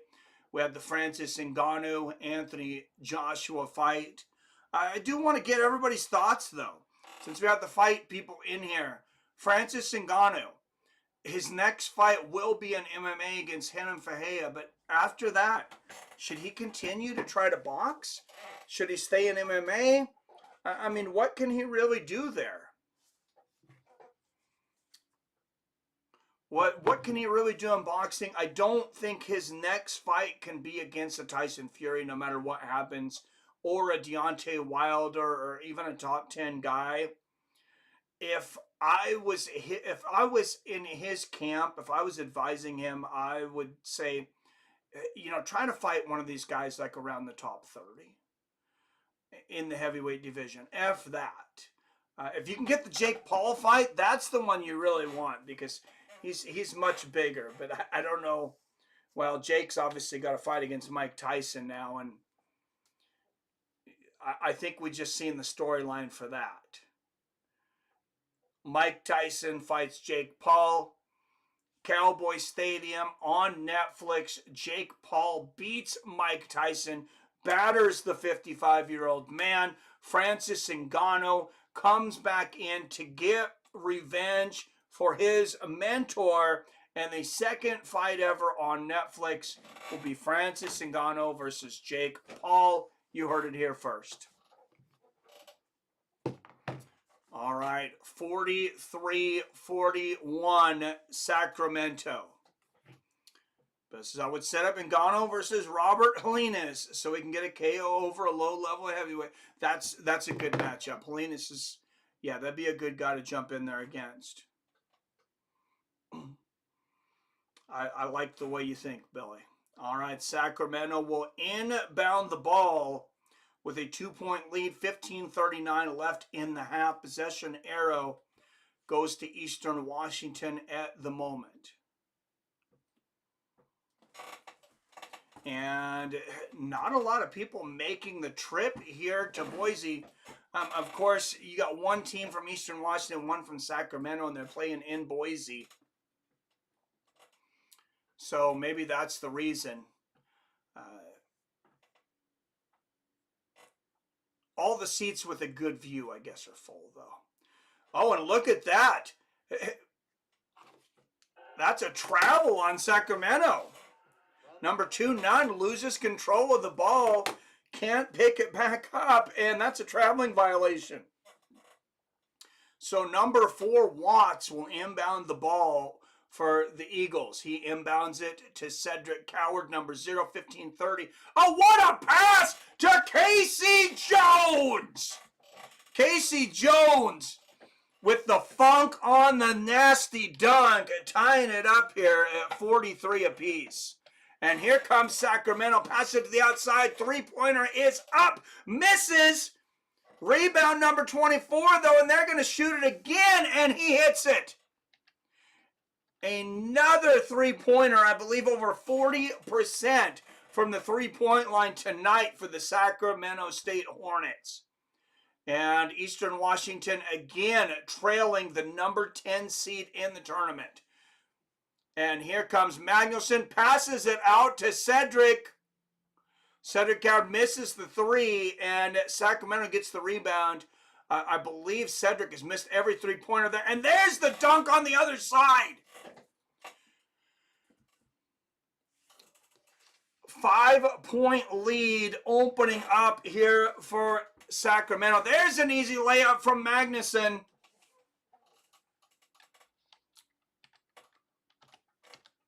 For the Eagles, 3-point lead here for the Hornets.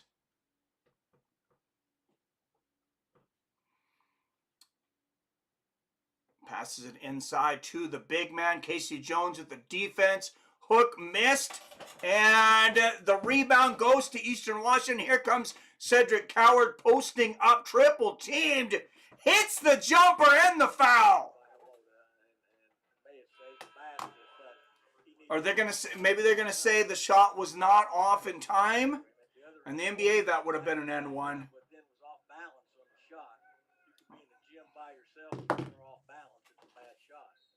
Well, that's not even a shooting foul. All right, then.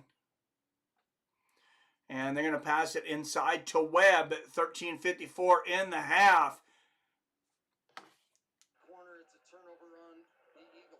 And he loses the ball out of bounds. Bad pass here for the Eagles. The Hornets will take the ball over with 3 points left. Is it too early for an upset alert, Billy? I know we got a lot of ball game to play, but Hornets, the weakest seed in this tournament, still leading the number 1 seed Eagles. And Hornets passing the ball along the perimeter. They have out-rebounded the Eagles almost 2-1. And another three-pointer. They are shooting the lights out from the three-point line tonight. That puts them up 6, 51-45. And there's Cedric Coward on the other side. Magnuson to Coward to put 2 more up for the Eagles. But still a 4-point lead and the ball for the Sacramento State Hornets.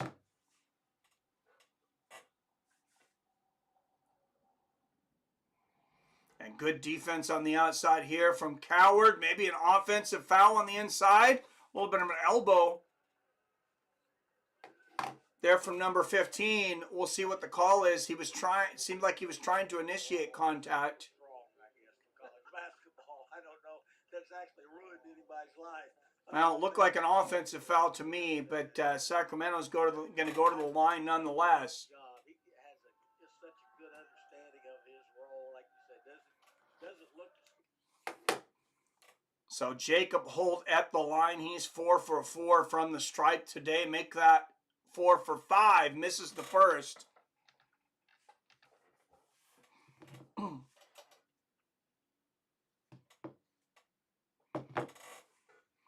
And Ethan Price coming back in for the Eagles.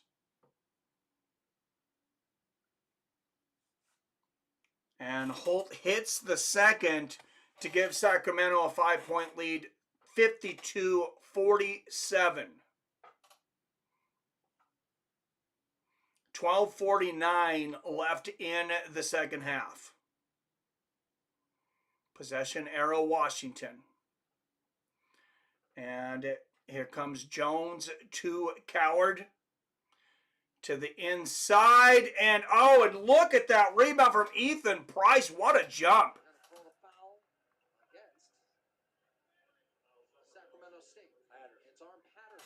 Okay, foul on Patterson for Sacramento State over the back. Good call, refs. All right, Webb will inbound the ball once again. 5-point lead for the Hornets. 12:34 left in this game. Plenty of time left, but back inside to Webb to the outside. 3-point attempt misses. Sacramento with the rebound. Looking to increase their 5-point lead. And they have been nothing but fire from the 3-point stripe today. And he thinks about taking it. And there, out of bounds.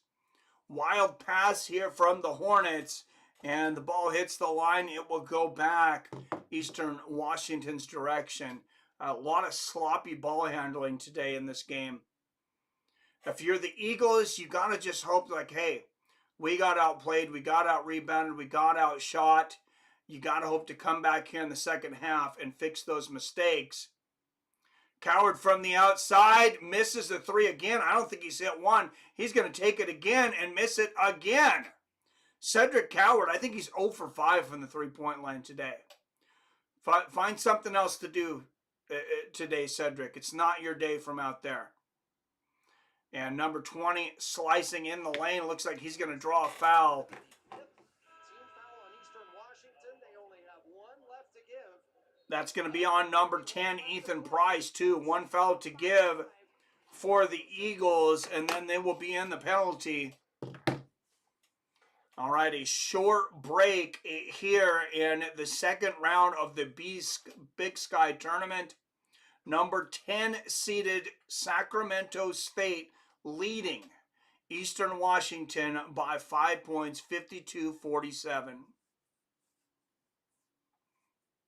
Sacramento State would have to win out the entire tournament to be seeded in the big tournament in the NCAA tournament. I still don't know if you win the tournament, is that an automatic entry, Billy? I know it is for some tournaments. I think it is for the Big Sky. They have a horrible record, though. I know they've been hot as of late, but they had a pretty bad record during the regular season.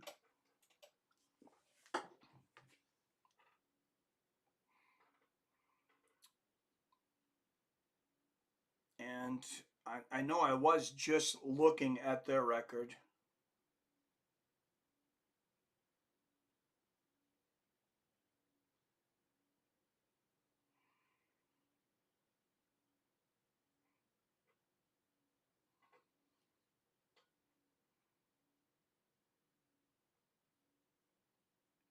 Yeah, Sacramento State just 9-23 during the regular season.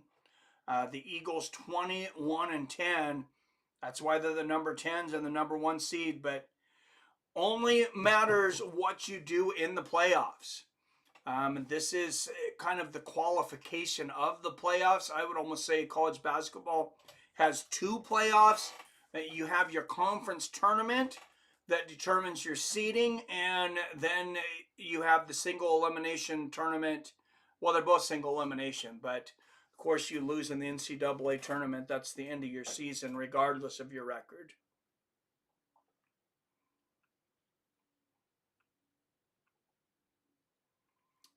Sacramento State, 3-pointers and rebounds has been the story for them. Over 40% from the 3-point stripe, out-rebounding the Eagles almost 2-1. Hard to win a ball game when you lose on stats like that. 11:41 left in the second half. Eagles trailing by 5. Sacramento will inbound the ball.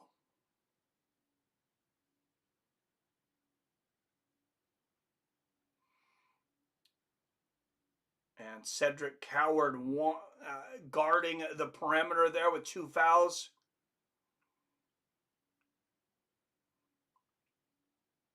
And another 3-point attempt for Sacramento. It misses, but again they get the rebound. They are killing them on the rebounds. If you're Sacramento, why not keep shooting? You're out rebounding the Eagles 2-1.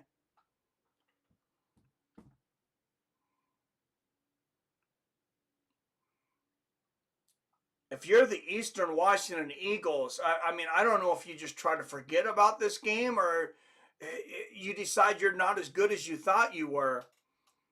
But if they somehow can come back and win this game, they might have a bit of an identity crisis either way. And Sacramento inbounds the ball. Double teams here from the Eagles. 10 seconds left on the shot clock. They're making sure not to give up any open threes. Ball gets out. I don't know if that was on. Was that on number 4? Or, yeah, Coward tipped it out. So 4 seconds left on the shot clock. 11:01 left in the second half. The Hornets will inbound the ball. And there's the inbound pass. A 3-point attempt. Air ball. And the Eagles are going to pick it up. And here comes Ethan Price back out to Cedric Coward. I thought Price was just going to take it to the hole there. And number 32 getting knocked down. Physical play there from Sacramento. I believe this should go. Yeah, and this is going to be a foul. This is going to go put the Eagles on the line for, I believe, in 1-1 for Dane Erickstrup, and he hits the first one.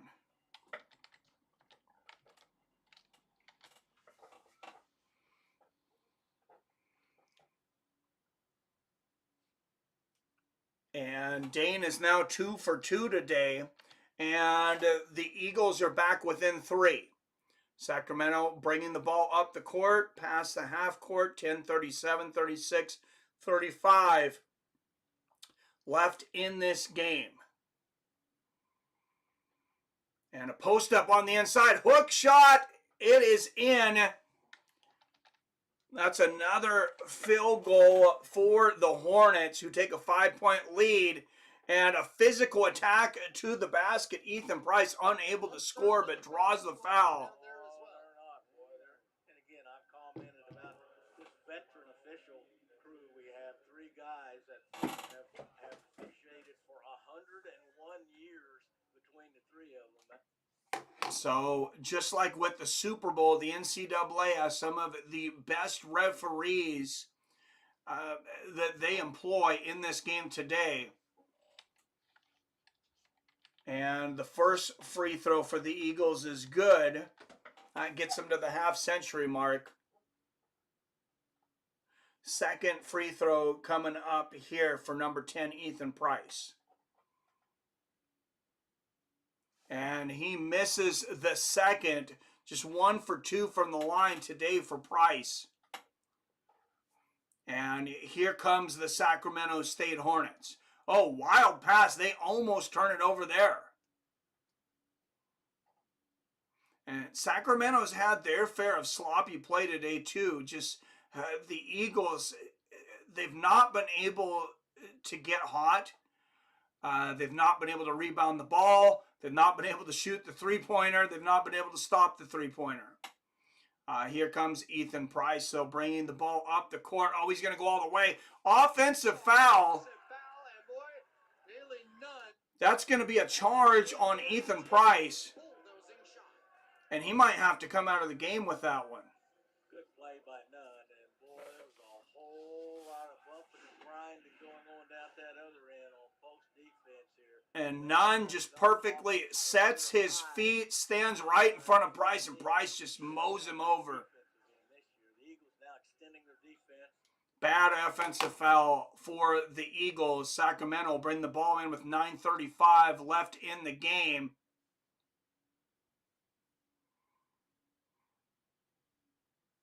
Eagles have got to watch their physicality now because they cannot continue to afford to foul. But they can't give up the three-pointers either.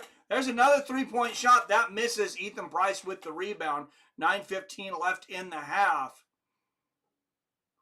Price passing it back out to Jones and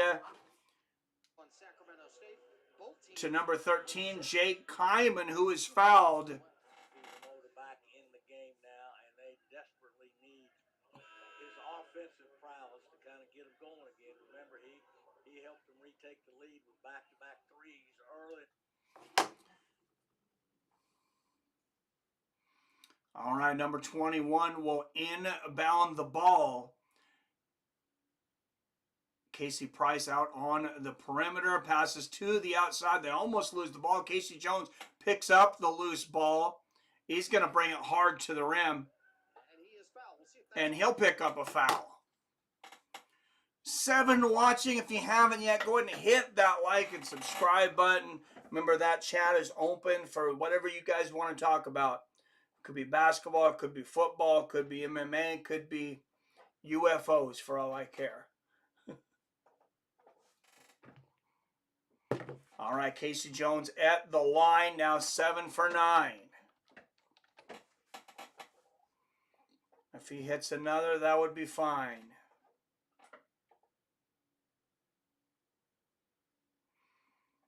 And it's through. A 2-point game. Sacramento up by 2 with the ball. And the full court press here for the Eagles. Sacramento almost turns the ball over. Another 3-point shot.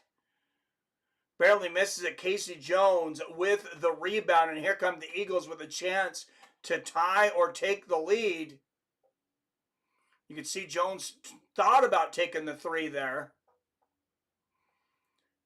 And there was Jake Kyman, misses another open jumper. He has been absolutely awful tonight as far as his field goal percentage.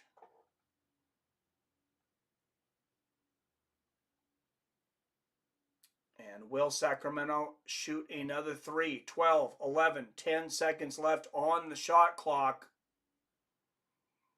Eastern Washington hoping to force an off-balance shot, and they do, off-balance jumper, but somehow Sacramento gets the rebound. 2 Eagles there, and they still can't get the rebound. One little guy comes in and gets the ball. Every time I hear Casey Jones, I think of Grateful Dead. Classic band, and an open jumper again for Sacramento. Misses, though. Casey Jones with the rebound. Magnuson on the outside, passes it back to the inside. Ethan Price with the ball again, back to Casey Jones on the perimeter. And they're going to get it back in to Price. And number 13 shoots the 3. That looked good, but in and out. And Sacramento gets the rebound. And a new shot clock with just 7:05 left in this game. Lay-in misses for Sacramento. Eagles with the ball. And a steal from Sacramento. What a defensive play there. A reach in, and that it looks like a foul on Magnuson. Magnuson with the foul, and Sacramento will go to the line for a 1-and-1. What's up, Torin? Torin Brown in the house. Good to see you, my friend. Torin Brown. I think you said you're not an NBA fan, or you are? But you are a college basketball fan, I believe, right? This next couple of UFC cards are pure garbage. Back to the Apex we go. Can't wait until UFC 300. Me too, man. I mean, yeah, there's some good fights scattered among those cards. But I love the NBA. I'd love to do some NBA games, man. I've finally been getting back into basketball. Betting got me back there.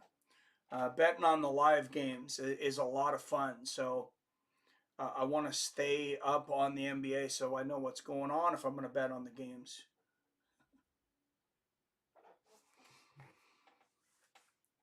Apex just doesn't do it for me. What other NBA games are on tonight? We could take our go in NBA if there's any more on tonight, and see if that gets us some viewers too.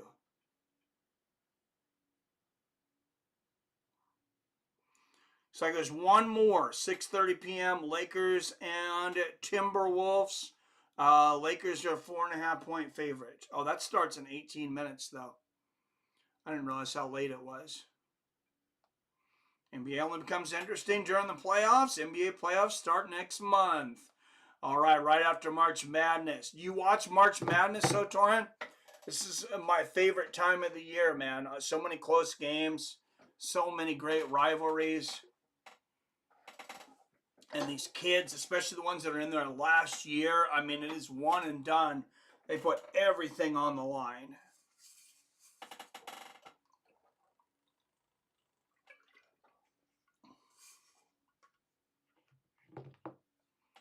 Now, I don't watch college basketball. You should start, man. College basketball is incredible. All right, 9 up in the chat. Don't forget to hit the like button if you're coming in. Thanks for joining us for this non-combat event here in college basketball.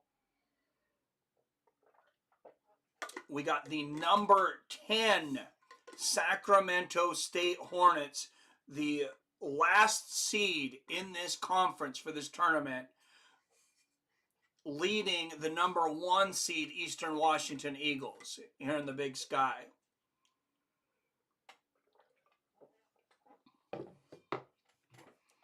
Nuggets are gonna repeat, hopefully. Yeah, congratulations last season on the Nuggets.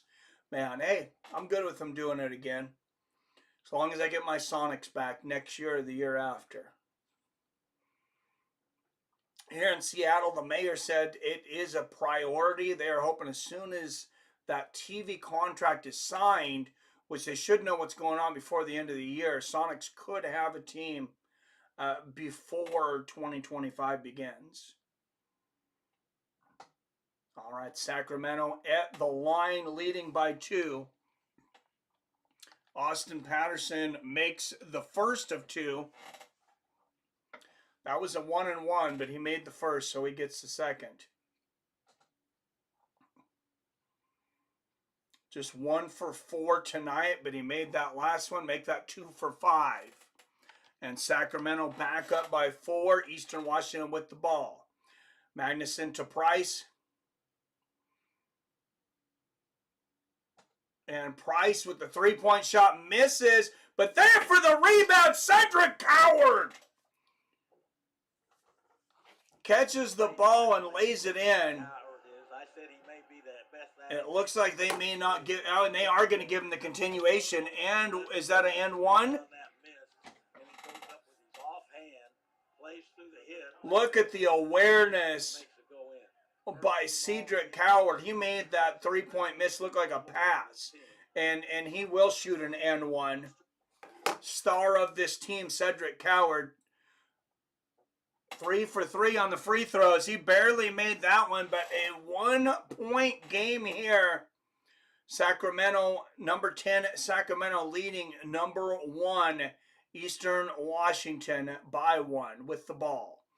6:31, 6:30, 29, 28 left in the half. There's a steal for the Eagles. Here comes Casey Jones, and he can't hold on. Oh, my goodness. He has to literally jump over a row in the crowd. I think that lady may have shot herself. Wow, can we see a replay on that? Look at Casey Jones. Literally jumps over the heads of an entire row of spectators. They are very lucky somebody didn't get hurt there. Anyone see Cheeto's house got broken into during the fights last night? Oh, are you kidding me? That sucks. That sucks so bad. I mean, I'm sure, of course, he was already feeling down. Then he comes home to a broken-in house. Oh, man, number 3, mine looking at make look easy. Looking at making it look easy, excuse me, on the inside. 58-55, Sacramento. Oh, and physical play there.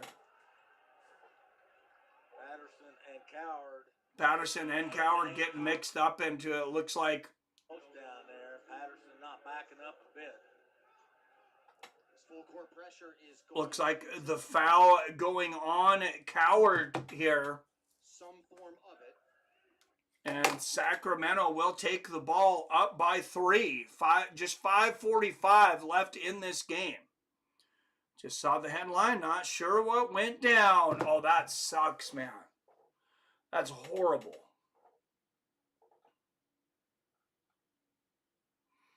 Sacramento from the outside shoots the 3, misses. Did they touch it? No, it wasn't. It stays, or rather goes to Eastern Washington. No, they didn't touch it. It'll go to Eastern Washington. So they'll get the ball back down by 3. And Cedric passes it inside to Magnuson. 5:20 left in this game. Back to Cedric Coward. Watts from the outside. Thought about the 3. Passes it 15 seconds on the shot clock. Inside to Watts. And he is swatted. And they're going to say that's a foul. And he didn't like it. Really nice post pass then by Ethan Price. That's a foul on number 25 for Sacramento. They had, they've got 2 post guys in there, but. And that's going to put Watts at the line with 5:07 left in this game. Number 4, Watts. Hits the first one. One more, looking to cut this to a 1-point deficit. This game could definitely come down to the wire.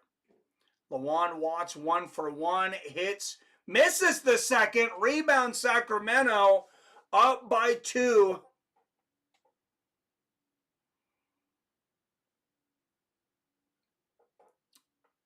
Wow, just 4:55 left here in the second. Oh! What? Lewine putting it down, the nasty dunk.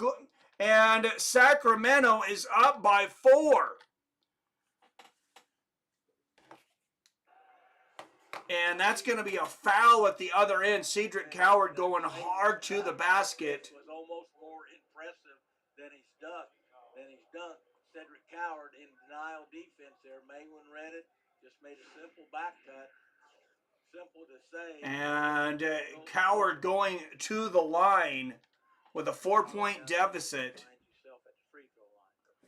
Hits the first one. Go Eagles. Love the soups, huh? We need them back. Yes, we do. What's up, Ryan Fouts? Welcome, sir. Who's your favorite team, man? I'm generally a Gonzaga fan, but I'll root for anybody from Washington. All right, 2-point game. Eastern Washington within 2. Sacramento with the ball. Just 4:30 left in this game. And the Eagles need a stop. 3-point attempt again, and he nails it. Number 24 for Sacramento.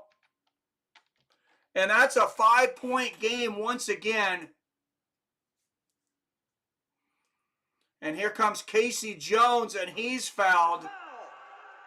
And a turnover. An offensive foul. By Z. Homoda, he pounds his chest. And Sacramento State. Wow, that is a big, big turn of events. 4:08 left in this game. Last seeded Sacramento State up by 5 with the ball.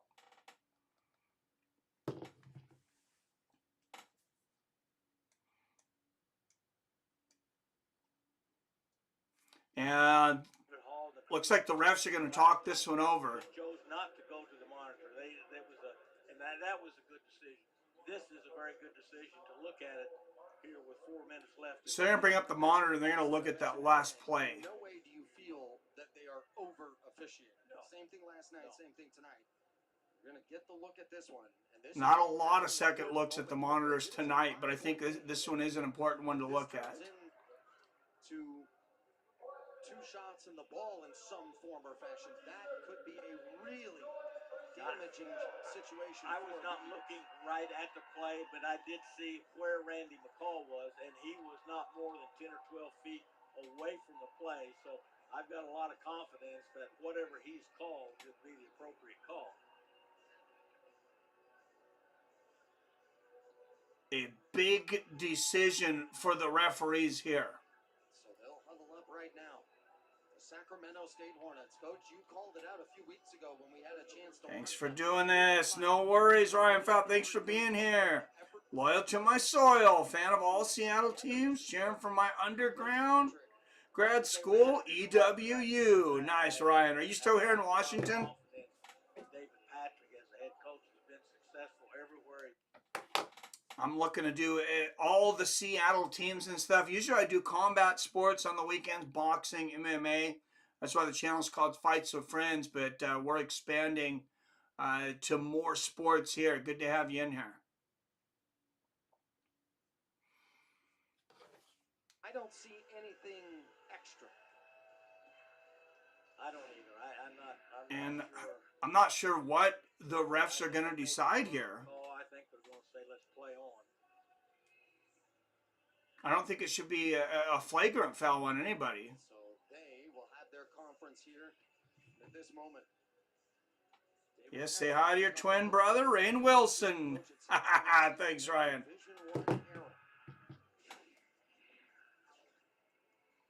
I do like Rain Wilson. He's a good actor. See the end of this. Although I like him in House of a Thousand Corpses even more than The Office. If there's any doubt that Coward initiated kind of the extra contact. Final word.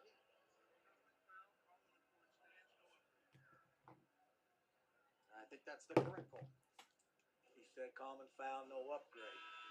That's what they told me at the hotel last night. No upgrade for you, old guy. All right, we'll see where the ball's coming. It took quite a bit of time to make that decision, but it's important they get it right here. We got a double explanation. Yeah, we did. It's different language. Possession arrow is towards Eastern Washington, while Sacramento will inbound the ball. Yes, how can I not be in the best state in the U.S.? Washington, my home. Hey, I agree. Jim Morrison said the West is the best, and who am I to argue with Jim Morrison? All right. Hornets with the ball on the outside. Number 2 passes the inside. 16-15 left on the shot clock. Double team here for the Eagles. Be a great time to force a shot clock violation. Oh, and a foul. They bail him out with 5 seconds left on the shot clock. Could have gone with Ben Gibbard, another Washington guy as well. Yes.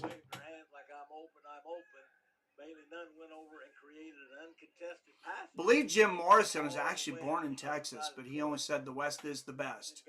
He couldn't wait to get out of there. All right, 3:43 left in the half. Sacramento at the line hits the first one. And I think it's fair to say we got an upset alert here. And there's the second one for Sacramento. The Eagles with the ball down by 7. And the three-point shot from the outside. There it is. Ethan Price. I call him Eagle Eye, and he brings the Eastern Washington Eagles within 4. And they can make very few mistakes from here on out. 3:14 left in the half. Magnuson guarding on the outside. Casey Jones. A double team. They find an open guy. 5, 4, 3 on the shot clock. 2, 1. Oh, and he gets the rebound off the miss. And Sacramento scores again, going up by 6. And it is not looking good here for the Eagles. They shoot another 3 from the outside and miss. A rebound for Sacramento. And just 2.5 minutes left in this game. Number 10, Sacramento State looking to upset number 1 seeded Eastern Washington Eagles, here in the second round of the Big Sky Tournament. And 2:21 left in the game. They are going to put Sacramento on the line once again. And this is just looking worse and worse for Washington. And none misses the first one. We definitely needed some help. There's a little bit of help. We needed him to miss the second one here too, though. They are really running out of time.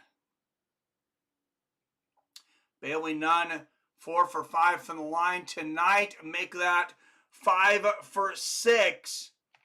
And Sacramento up by 5. Or excuse me, I have that wrong, I think, right? Yeah, up by 7. I missed a basket there. All right, Eastern Washington with the ball. 2:09 left in this game. Was that a timeout? Well, when Coward goes down there, it's usually because he's got a smaller guy, and David Hall's telling him right there. I believe that. Well, kind of like a father talking to his son. Watch your feet. No, that was a foul. Coward will go to the line for Eastern Washington, looking to cut this to 5. He hits the first one. This is where stars are made. The postseason here for Eastern Washington. Coward shooting the second of 2, nails the second one. And Eastern Washington within 5, Sacramento with the ball.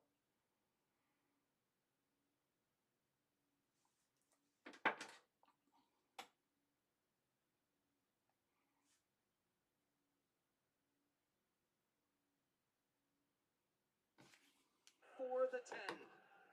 David Patrick with a clutch play to save the turnover. Boy, I tell you, that was a quick And step by David Patrick off of that. Was that a timeout? It looks like here for Sacramento. Which was the right thing to do, saved his team a turnover there. All right, we're going to go, we're double stream because I'm going to set one up on my other channel here as well, Mike Sports Experience. Have a guy to reverse the ball to in an uncontested passing lane. A lot of coaches call that a crackback guy, where you take the ball up the sideline. Upset alert in Boise, Idaho. And I tell you, when you're trying to nurse a 5-point lead right now, it gets a little bit nerve-wracking if you're the offensive team. All right, they're going to step aside. So will we. 1:59 left to go. 5-point lead. Sac State threatening with the upset.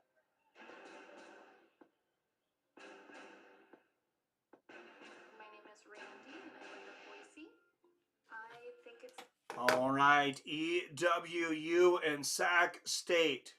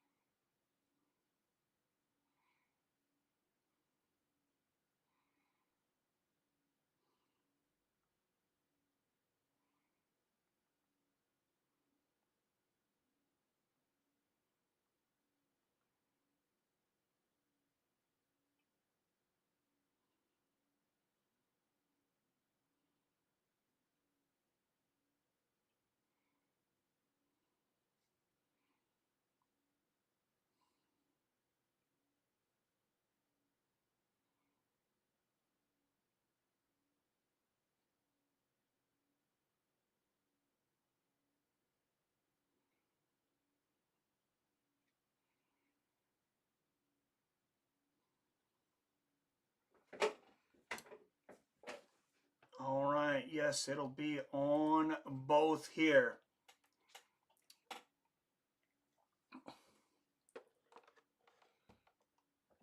Upset alert. Welcome to those tuning in here to Mike Sports Experience. Number 10 seeded Sacramento State Hornets leading the number 1 seed Eastern Washington University Eagles here in the Big Sky Tournament, second round of the Big Sky Tournament. And this would be an upset that could knock the Eagles out of the NCAA tournament. Upset watch. Just over 2 minutes left in this game. 68-63, 159 left. Sacramento inbounds the ball with a 5-point lead. Here come the Sacramento State Hornets.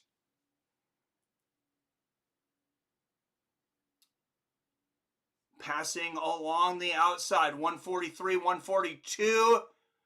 And there's a score again for the Hornets. Are you kidding me? What a dreadful night so far for the Eagles.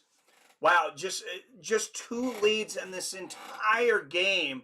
And that has been several minutes away. The biggest lead for the Eagles today, 3 points. But they came into this 13.5-point favorites. They definitely have not played to their strengths. Sacramento has been on fire from the 3-point line the entire time. Out-rebounded Sacramento almost 2-1. And the turnovers have not been good for Washington either. 14 seconds left in this game. Wow, Sacramento able, 1:40 left in the game. That must have been the shot clock. They put up 14 seconds for a second. I was worried. I was like, where did I lose that time? All right, 1:40 left in the game. Eastern Washington inbounding the ball down by 7. It's not impossible to come back, but it's going to be difficult. All right, Watts, number 4 on the outside. Passing it into 31, Casey Jones. They find Cedric on the inside, and he gets the lay-in to make it 65. Did he get the foul as well? Is that N1? Or is it a timeout? 5-point game. Eagles down by 5 with just 1:20 left in this game. Cedric Coward with a clutch lay in there.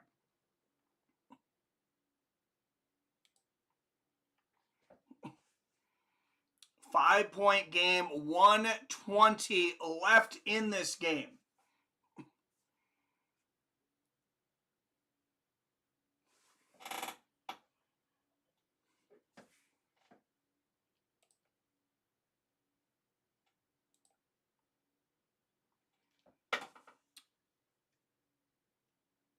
And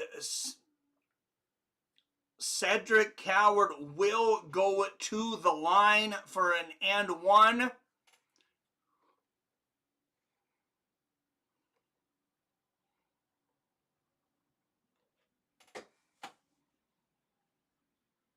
Oh, no, he will not. All right, Sacramento with the ball up in the air. 115, 114. Double team Eastern Washington. They're going to have to foul eventually. 20 seconds left on the shot clock. 107-6, 105 left in this game. Cedric Coward guarding the perimeter. They cannot give up a three. You can't give up an and one either. And a loose ball, 7 seconds left in the shot clock. And it looks like that's out on Sacramento. The Eagles will get the ball back. 56.6 seconds left. A 5-point deficit.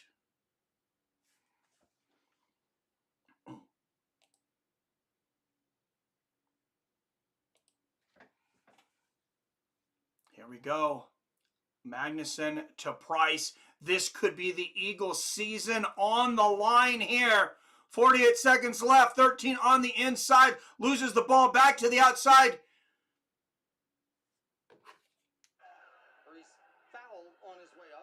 And that will be a foul. Hoping he's going to be okay. That doesn't look good there. Oh, Casey Jones, number 31, coming up, holding his shoulder. After that foul, he came aggressively to the board. Injury there. That could very well.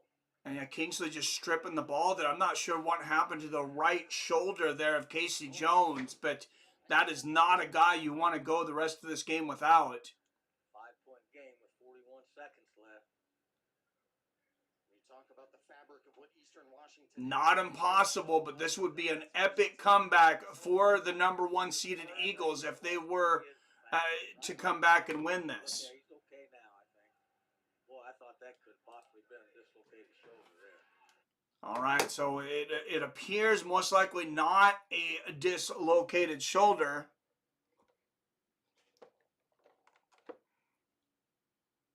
For Casey Jones.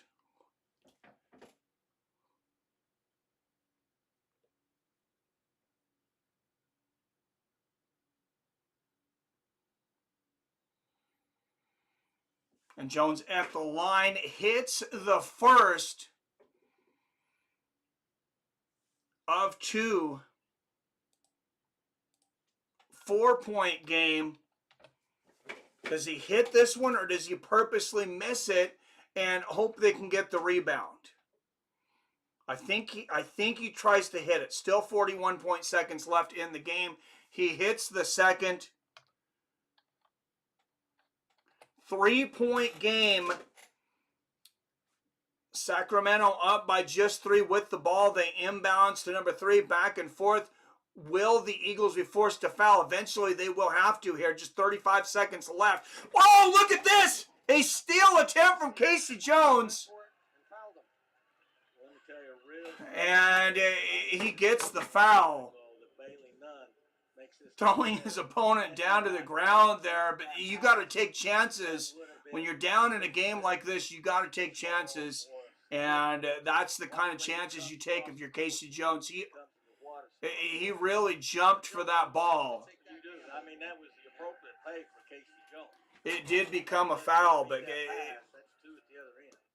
and they missed the first one. 3-point game, 70-67, 33.1 seconds left in the game. Second free throw coming up here for Sacramento. A miss would make a one-possession game for the Eagles, possibly with the ball. And it is up and it is good. The Eagles will take the ball with a 4-point deficit. 71-67. And we will not see a timeout. 33.1 seconds left. And looks like we're waiting for the officials to comment on something here. What's the deal with the officials here? Remember, possession arrow towards Eastern Washington. That could really come and play here. That was in this exact same game last year, wasn't it? It's the first game. All right. Like I said, possession arrow to Eastern Washington. Sacramento with the ball. Well, last Monday. Excuse me, the Eagles with the ball. Down by 4. 1-88, a one-possession game, and here they are stuck in a two-possession game with 33 seconds left. So we shouldn't be all that surprised. This is a whole new Sac State team than what they were about the beginning or middle of February.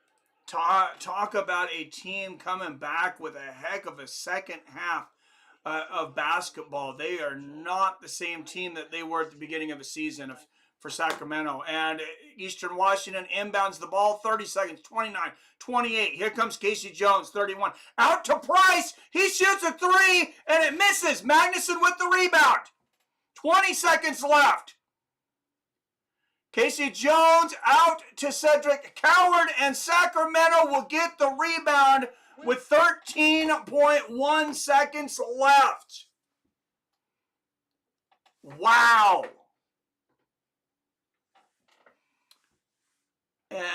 They had an open look. Cedric Coward had the open look. He could have got it within 1. Let's watch the replay here. The screen from Casey Jones, an open look for Cedric Coward. It hits the front of the rim, and Sacramento hits the first of 2 free throws. And this game looks to be all but over for the Eastern Washington Eagles. They hit the second, and it's a 6-point game with 13.1 seconds left. Hornets fans starting to celebrate here. It's not over yet. We've seen bigger comebacks in the NCAA tournament, but it is darn close to over. I am shocked at the performance from the number 10 Sacramento State Hornets today, and I'm shocked at the ineptitude of the Eastern Washington Eagles today. Sacramento State with 1 as well. 13.1 seconds left. As I mentioned, possession arrow to Eastern Washington. They will get the ball down by 6. So you got to make a quick 3 and a foul. Could be a quick 2, but you got to score very quickly. And they're going to inbound it to Casey Jones. And he's going to call a timeout at half court with 9.6 seconds left. So that's important because he called the timeout on their side of the court. They will inbound from the half court line instead of the full court. But they need a quick shot. I would say look for the opposite on this one. Throw Coward out there as a decoy. Let him screen and let Casey Jones or Ethan Price shoot the 3. 9.6 seconds left. Eagles will need everything in their repertoire to make a comeback right now. And they stayed together. It's one thing to just go play the games. It's another thing to keep believing, and they did. All right, don't forget 10 up in the chat. Don't forget to hit that like and subscribe button. If you're confused on one channel on Mike Sports Experience, yeah, that's 10 on the Fights of Friends channel here. Both teams in the bonus. And I know some people probably think it's silly. It's like, oh, 10.3 seconds left, 6 points down. Why don't they just call the game? Like, what's going to happen here? We've seen some amazing comebacks in the history of the NCAA tournament.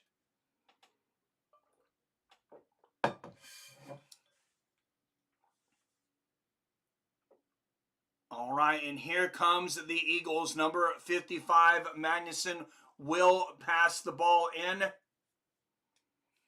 Like I said, I would look for number 10, Ethan Price, or number 31, Casey Jones for the 3. And he's going to throw it inside. Oh, look, there's a good shot at 3.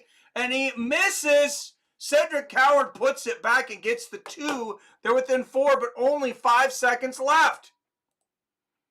And the Eagles get a quick foul. 1.1 off the clock.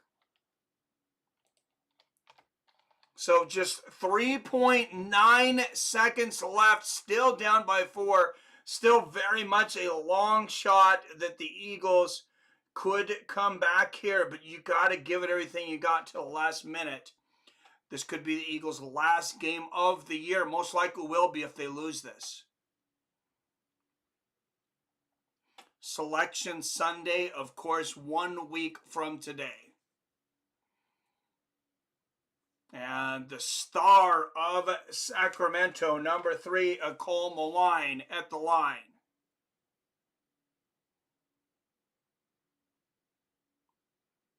And he misses the first one, and they did put some time back on the clock, 4.7 seconds. Still a 4-point game. He hits the second. It's a 5-point game. 74-69. 4.7 seconds left. A lot of work to do here for the Eagles, and they're going to have to do it from full court. A long pass from Cedric Coward comes up with it. And a loose ball. Sacramento gets it, and it is all over. The number 10 seed Sacramento State Hornets have upset number 1 seed Eastern Washington 74-69. As I mentioned, the Eagles came into this a 13.5-point favorite. That's the hardest point of the NCAA tournament is you get behind these teams, you get behind these young men, and more often than not, eventually you're going to be disappointed because only one team can get that national championship. All right, and we're going to drop the stream here on Mike Sports Experience.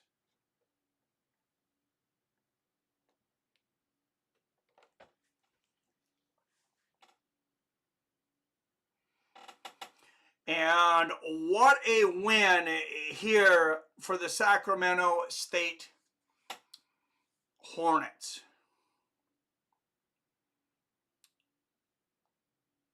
Wow, that was crazy. I did not expect that.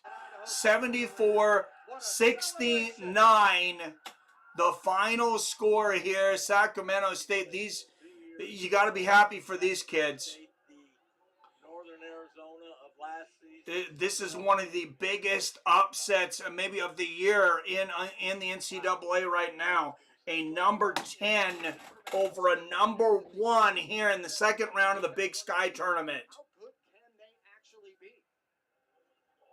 And Sacramento State moves to 10 wins for the year. As you mentioned, a horrible record in the first half of the season, really coming together and meshing in the second half. This is a different Sacramento team than Eastern Washington would have faced at the beginning of this season. There's really no ceiling in sight for this team. They're as dangerous as anybody. And as I mentioned, that is it for this tournament for Eastern Washington, and that is most likely it for them for the NCAA tournament.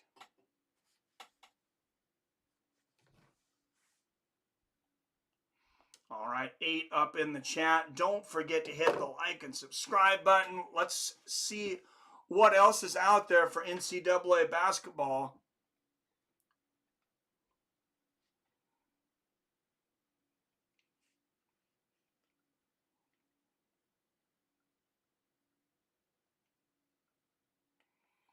We got this Northwestern and Texas A&M game. We're going to go over there. So, what's up, Billy? There's a small tourney called the CBI tournament. Eastern Washington will get in there. Okay, but they won't be in the NCAA tournament. They won't even be in the NIT, I imagine, right? Or is that another conference tournament? Is that like the NIT, or is that like a smaller consolation conference bracket or something? I've never heard of it, Billy. All right, we're going to switch over to Texas A&M and Northwestern since they won regular season. It's like the NIT. Okay. All right, Texas A&M, Northwestern State.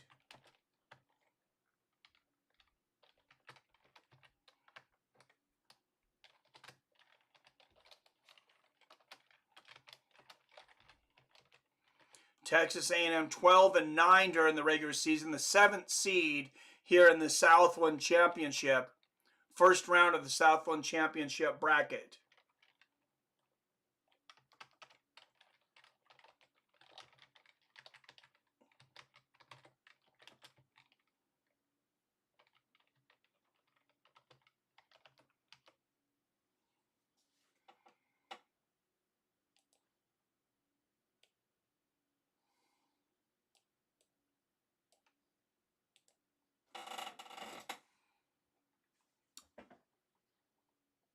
And it is the second half here, but we got to get some scores on the board.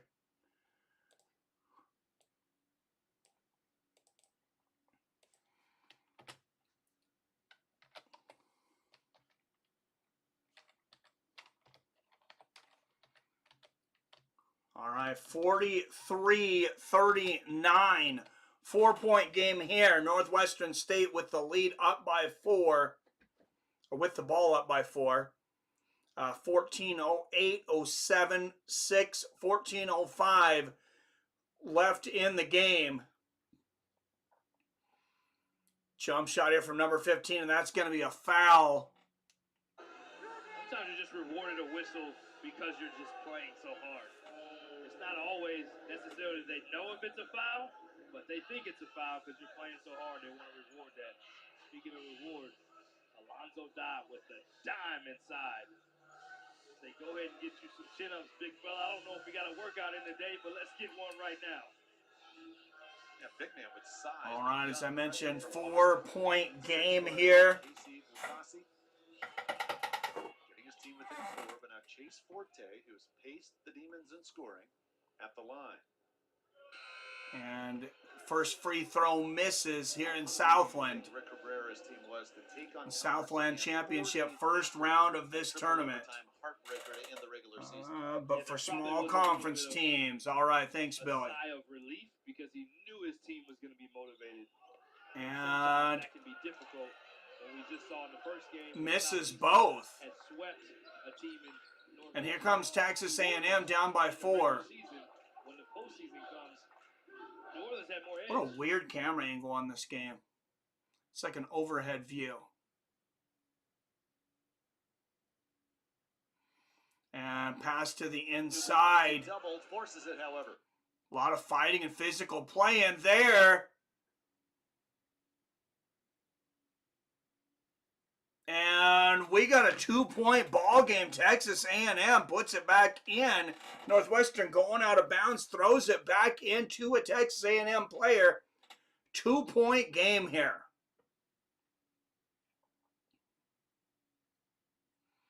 And number 11 on the outside passes. Number 4, it is up and no good. Won't count as an offensive rebound for Northwestern State. But the foul comes because of the position by Ginny Slack. Commerce called for the whistle. A foul here on Texas A&M Commerce. Big moment there. Still plenty of time left in this game, but 13:05 left in this second half. 7 and number 6 seed. If you're just joining us earlier, the Sacramento State Hornets number 10 in the Big Sky Conference, upset the number 1 seeded Eastern Washington Eagles. And a quick basket here for Northwestern State, bringing them up to 45-41. Texas A&M quick on the other side. Offense heating up here in this game. 2-point game. Northwestern State with the ball. Oh, Texas A&M almost a steal there.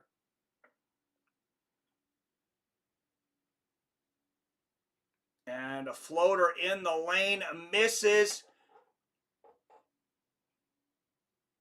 Oh, man, but Northwestern gets the ball. Gets it back in there and scores. 4-point game. 4-point lead now for Northwestern State.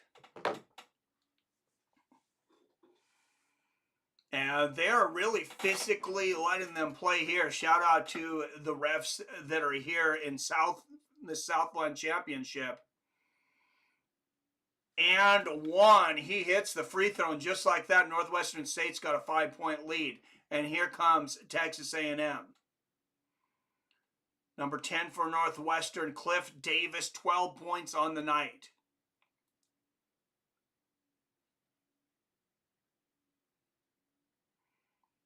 Ten on the shot clock, to the rim, and the score for Texas A&M. 3-point game, 48-45. Texas A&M in trouble on the foul side of things, though. 5 fouls for them to just 2 for Northwestern State. And 10 fakes the 3, gets to the inside. It is blocked, but the putback. And Northwestern State scores again, blowing this game wide open by 5. Here comes Texas A&M. It is blocked, and it still goes in. What a basket there. And here comes Northwestern State back. Up by just 3. And there's a miss for Northwestern. Texas A&M, just like that, has a chance to come back and tie the ball game. A jumper in the lane. Oh, it's a pass in the lane. The post up, back out to the 3-point line of number 2. 17, 16, 15 seconds left on the shot clock. And a foul on the inside on Northwestern. Texas A&M will go to the line. With Tommy Lewis on the bench with 3 fouls.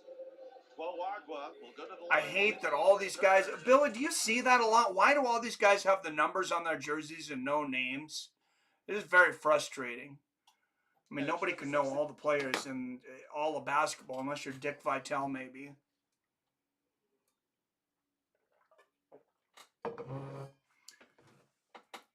What's up, Pat Cobra? Good to see you in here, man. I seen you last night over in the fight chat, right?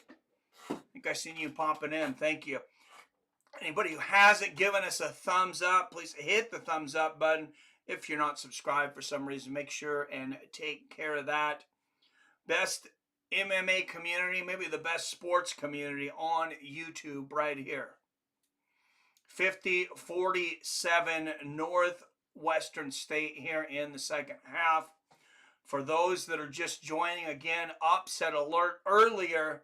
Number 10 seeded Sacramento State Hornets defeated the number 1 seeded Eastern Washington University Eagles in the second round of the Big Sky Tournament. Biggest upset in the NCAA, I believe, this year. Yes, sir, says Hackcroft. I thought I recognized you. I think you mentioned that you had subscribed too, if I remember correctly. So thank you for that. Are you a big basketball fan, or did you just see us in here and you got a favorite going into the tournament? Don't forget, guys, the pinned message on the top of our top chat is the Fights with Friends annual NCAA bracket. So if you click that link, you can sign up for our bracket. Still, nobody signed up but me.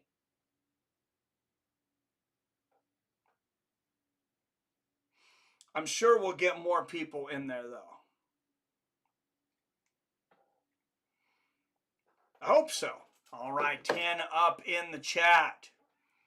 Thank you to double digits here. And like I said, a 3-point lead here for Northwestern State. And we are back live. If you're looking to watch along, this is on ESPN Plus.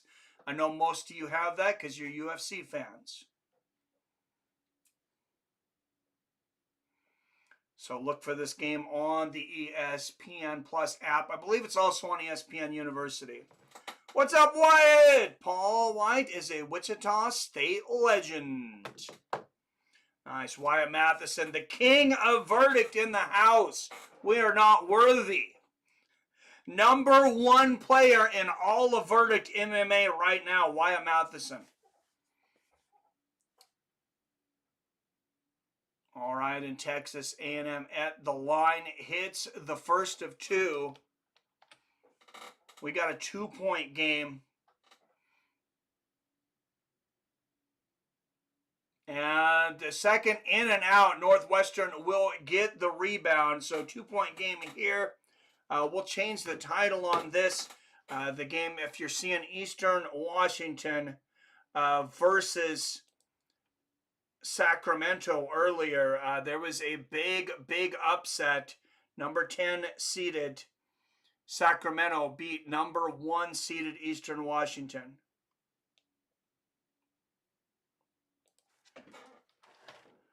And that is up and in and out.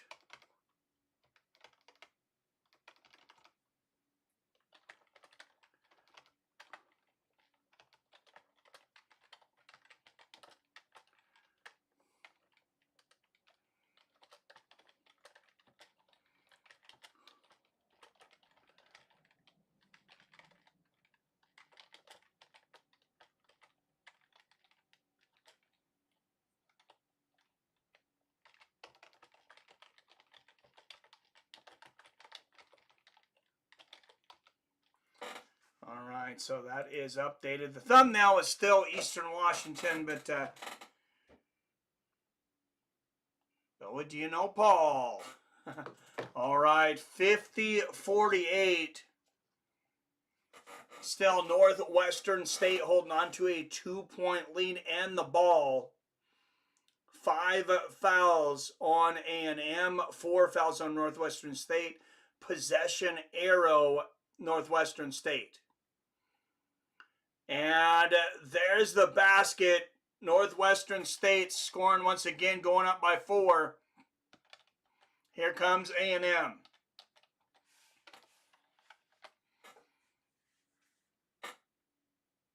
Pass to the inside. There's the alley-oop. Misses, and Northwestern State with the rebound. A big miss there for Texas A&M. They could have came within 2. Instead, they turned the ball over.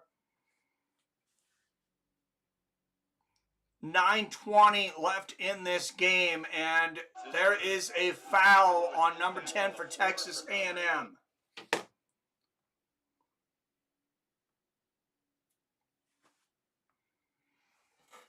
Wow, 9:20.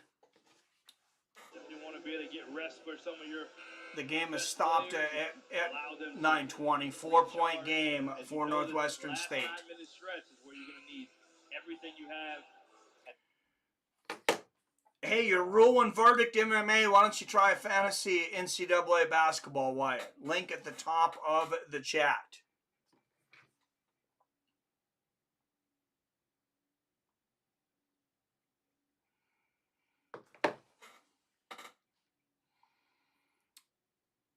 All right, Northwestern State will inbound the ball. 9:15 left here in the game.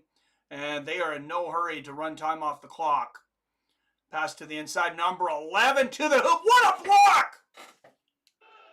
Wilson stays down. Remember a minute ago. Are they going to call a oh, please don't call a foul on that. The defensive end of the floor gets up and unfortunately looks okay here. Let's watch the replay on this. Good play on the ball. I'm sure the freshman probably wanted a little bit of a hook, as you saw as he made that great offensive move that he made. But that was all ball on number 23 for Commerce. I do not agree with this foul call at all. Did you see that play, Billy?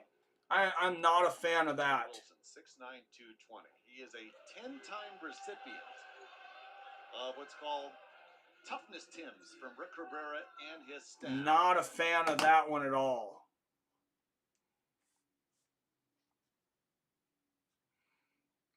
Who? I guess he doesn't know who he is. Paul White. All right, 50-48 Northwestern State at the line. Hits the second of 2 free throws. 53-48 Northwestern. Texas A&M with the ball down by 5. Number 6 and number 7 seeded. 3-point attempt from the outside. Texas A&M hits it, and we got a 2-point game.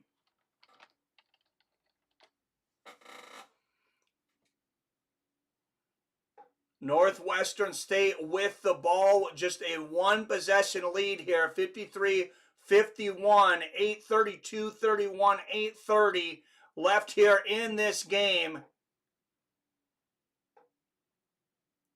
6 seconds on the shot clock, and there's a baby hook. They're forced to take it. Texas A&M gets the loose ball, and they have a chance at the lead. Here they come. And he'll pass it outside for the 3. Decides not to take it. Number 3, driving towards the board. Double team. Finds 23 on the inside. And he misses the shot, but he is fouled. He will go to the line with a chance to tie this game. Or excuse me, to go up in this game. 53. Only Paul White I know is the WWE wrestler in the Big Show. That's what I was thinking of when I said that, Billy. All right, Texas A&M with the chance to retake the lead for the first time in quite some time. Misses the first free throw. Casey Uguakazi, 4 points tonight, 3 rebounds. Misses the second free throw, and Northwestern gets the rebound. 2 big free throws there for Texas A&M, and they missed both of them. Northwestern with a chance to retake the lead. 7:48, 47, 46, 7:45 left in this game. And there's the drive, almost a steal from Texas A&M. A 3-pointer from the outside. It misses. Texas A&M with the rebound. Excuse me, it is 51. They had 53-51 up there. I thought I missed a score or something. Whoever's in charge of the score clock is... I'm more on it than they are today for some reason. Texas A&M on the inside, misses, but gets the rebound and hits the second attempt. 53-53. 7:03:02, 7 minutes left in the game, and they're going to call a timeout. Lions have hung around all night, and they finally get the tie. Texas A&M on a rally here. Not able to get the lead on the 2 free throws, but they were down by 6, it seems like just a few seconds ago. Maybe a couple minutes of game time, and they have tied it all up.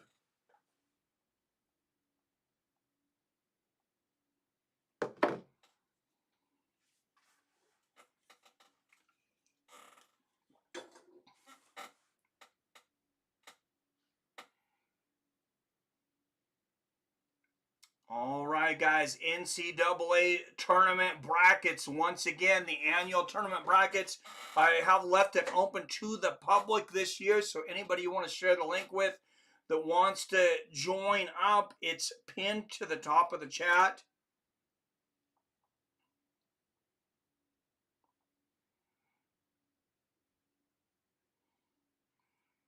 And I can put it on in the bottom of the chat here real quick, too.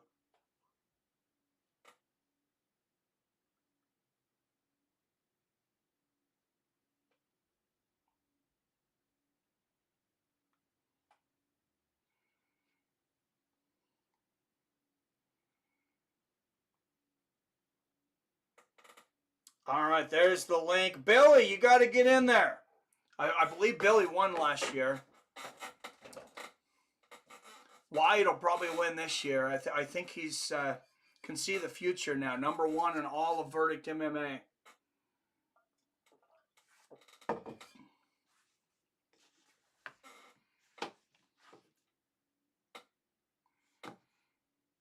Again, for those just tuning in, my Eastern Washington University Eagles lose. Number 1 seeded Eastern Washington University loses to number 10 Sacramento State Hornets in the second round of the Big Sky Tournament.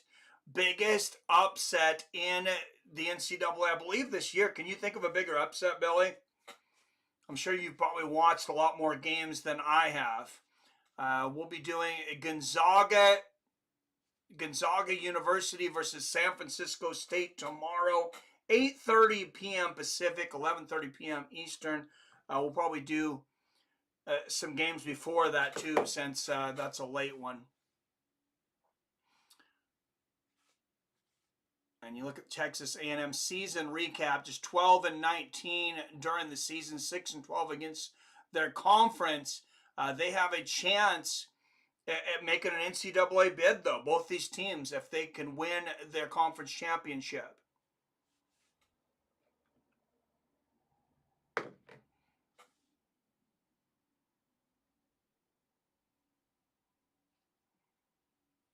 All right, 6:59 left in this game. Northwestern State will inbound the ball. Game tied 53-53 here in the first round of the Southland Championship. And 15 passes into 11, back to 15 to number 4 on the outside. 4 passing to number 21, back to 15. Almost everybody's touched the ball now. 8 seconds on the shot clock. 15 gets a screen to the inside, misses the lay-in. The second shot attempt doesn't go in for Northwestern State, but they draw a foul, and they will go to the line with 6:39 left in this one. And guys, we may go all night here if there's more NCAA games in. Billy, you need to get on the mic here, though.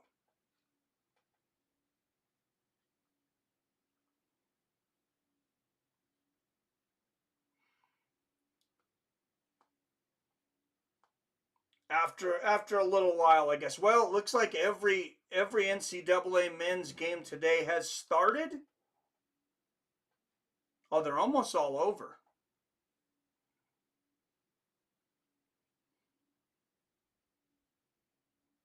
Oh, no, they're not. Oh, Hofstra and Delaware, just the end of the first. Omaha and North Dakota on the Summit League Championship quarterfinal. They got 4:11 left in the first half. Idaho State and North Colorado. There you go, Billy. They are delayed on ESPN+. So maybe thankfully for that one, we can come back and cover the end of that game. But I am excited about March Madness and everything it brings. The buzzer beaters, the upsets, the careers, the draft picks. These kids working for these huge contracts in the NBA or just, to play out their college basketball careers with pride. Something they can look back at, tell their grandchildren, hey, I scored the winning shot in the NCAA championship or, in the final round of the Sweet 16.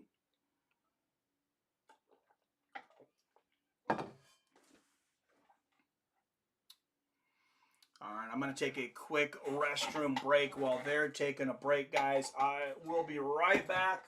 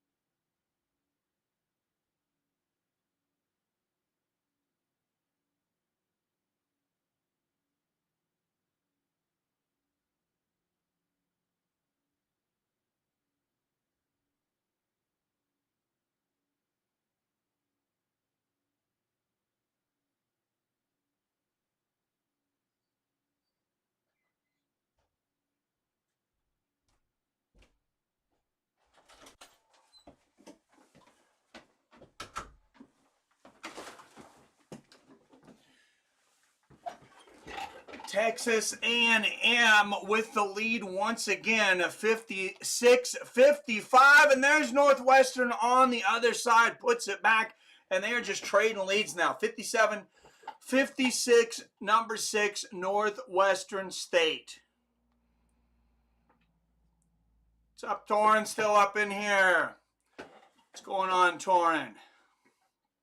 This is where you'll see everybody that gets drafted for your NBA, man. Ball rotation around the perimeter. 5 seconds left on the shot clock for Texas A&M. Finds a man under the basket. Misses the first one, but he gets fouled. 2 seconds left on the shot clock. Northwestern State bails them out. See this time attacking off the paint. A 1-point game here, and Texas A&M will go to the line.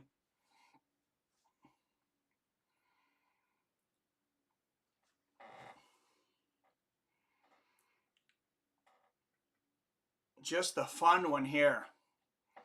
All right, number 12 for Texas A&M Commerce at the line. Misses the first one.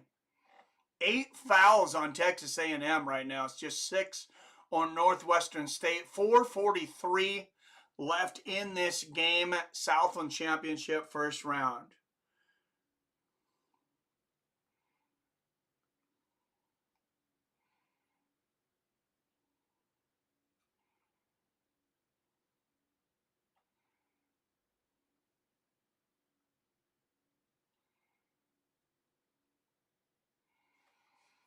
And here comes Northwestern State, 57-57.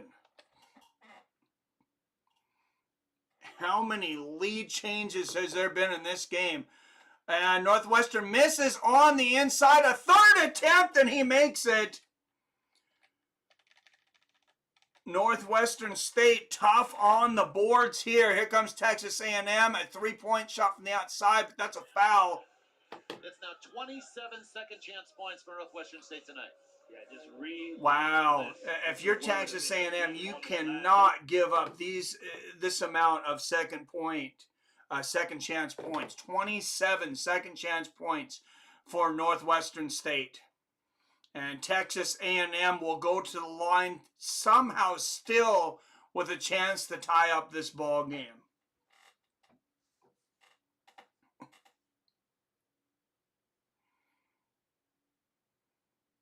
And 7 fouls now on Northwestern State. They do own the possession arrow.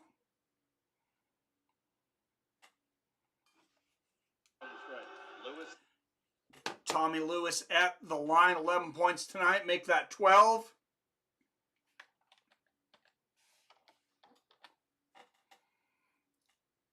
One more free throw here for Tommy Lewis for Texas A&M and a chance to tie this game up once again.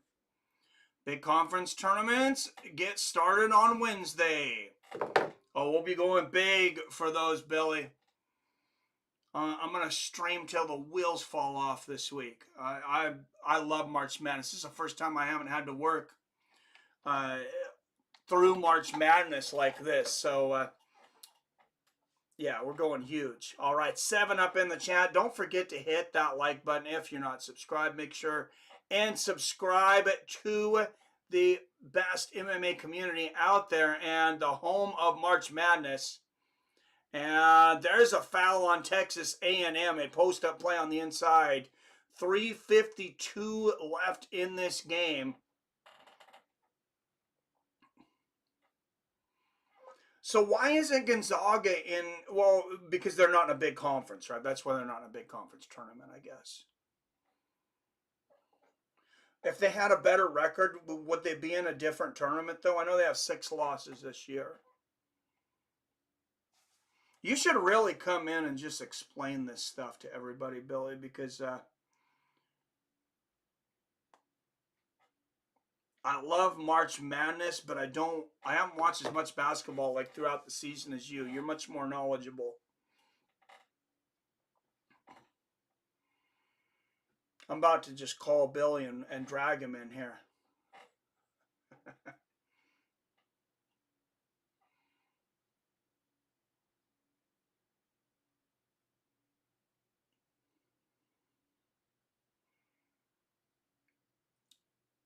What's your picks for the tournament, Billy? What are the big teams to watch? Obviously, Duke looking pretty good this year. I know Kentucky lost a big game recently. I believe they were a big favorite. I was at the casino watching that one.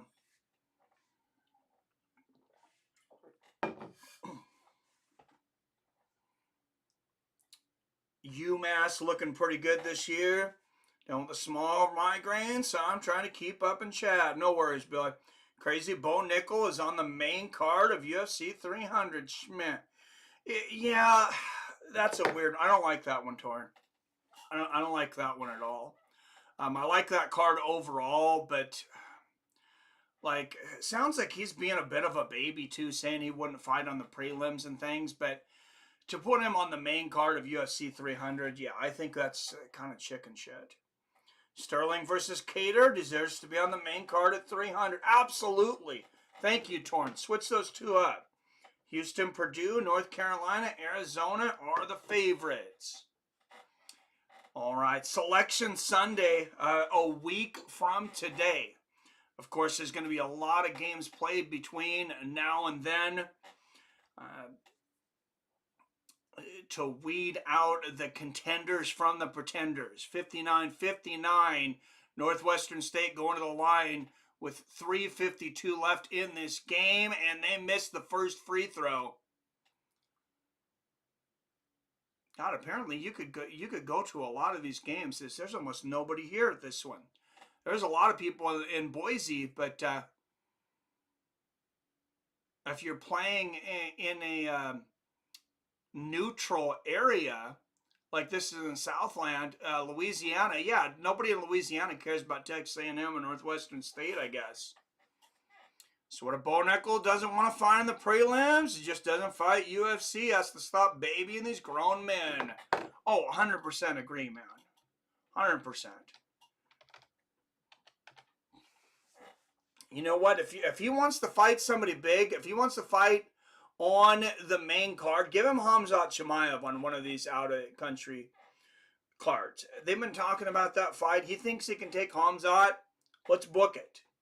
He beats Khamzat Chimaev, I'll shut up. But, I mean, who the hell is he fighting now? I can't remember who it is. Cody Brundage? I mean, that's a joke fight. Nothing against Cody, but Cody is nowhere near any kind of top contender. And if Bo Nickel's fighting on the main card, he needs to be a top contender and fighting top contenders. And Texas A&M has been their own worst enemy at the line, missing 2 more free throws. 60-59 Northwestern State, they'll bring the ball up. If you're Northwestern, maybe, I mean, you just keep fouling Texas A&M. Bring in your guys off the bench to foul. Oh, and there's a swat! Not in my house! What a swat!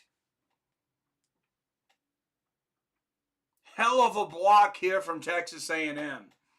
Bo Nickel and Cody are fighting above Charles and Armin. How disrespectful. Absolutely. Well, Charles and Armin are on the main card, though, right? That is very disrespectful, though. Former champion there. All right, Northwestern barely getting the ball back in, but the dunk! Look at the dunk here for number 11 to bring Northwestern State up by 3. And Texas A&M going cold again after getting the lead for a short amount of time. Misses a 3 from the outside. They get the second chance. Rebound, though. And there's number 12 with the dunk on the other end. 62-61. And this one really could go down to the buzzer. 2:45 left in this game. Southland Championship first round. 9 fouls on Texas A&M, 8 for Northwestern State. Northwestern State has the lead in the possession arrow.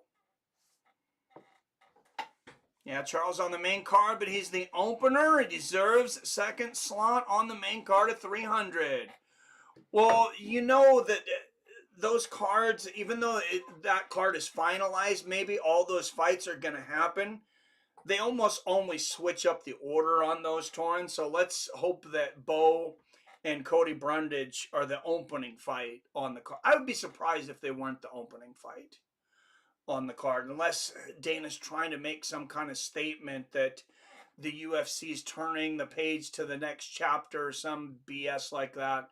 Maybe that's why we got Yan Jingnan taking on Weili Zhang. All right, Northwestern State with the ball and a 1-point lead. 2.5 minutes left in this game. Number 7 versus number 6 in the Southland Championship. And number 4 drives a floating jumper, and he nails it. 3-point lead for Northwestern. And Texas A&M has gone cold from the field. They miss a floater again. Get the rebound. It looks like an over-the-back foul on Northwestern State.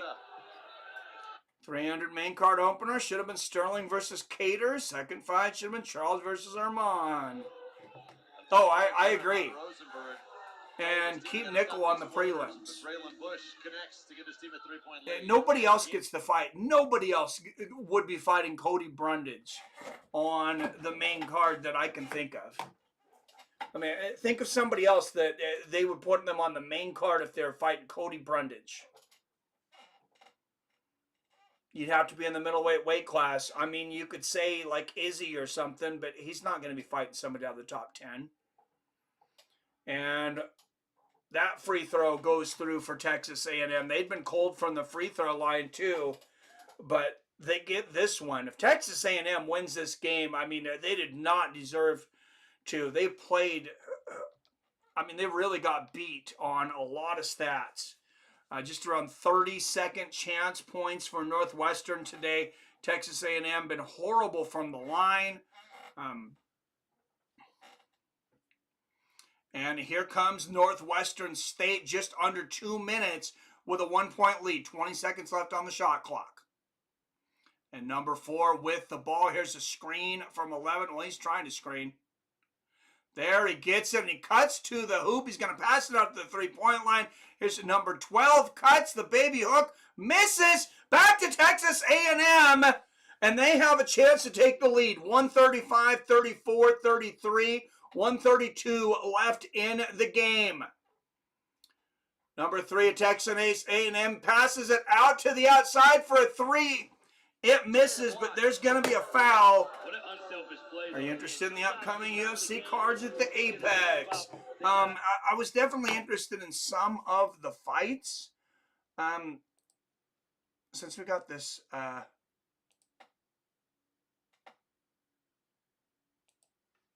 since there's a little break in the action here, I'm going to go to this next UFC card and see what we going on here. Texas A&M back to the line once again.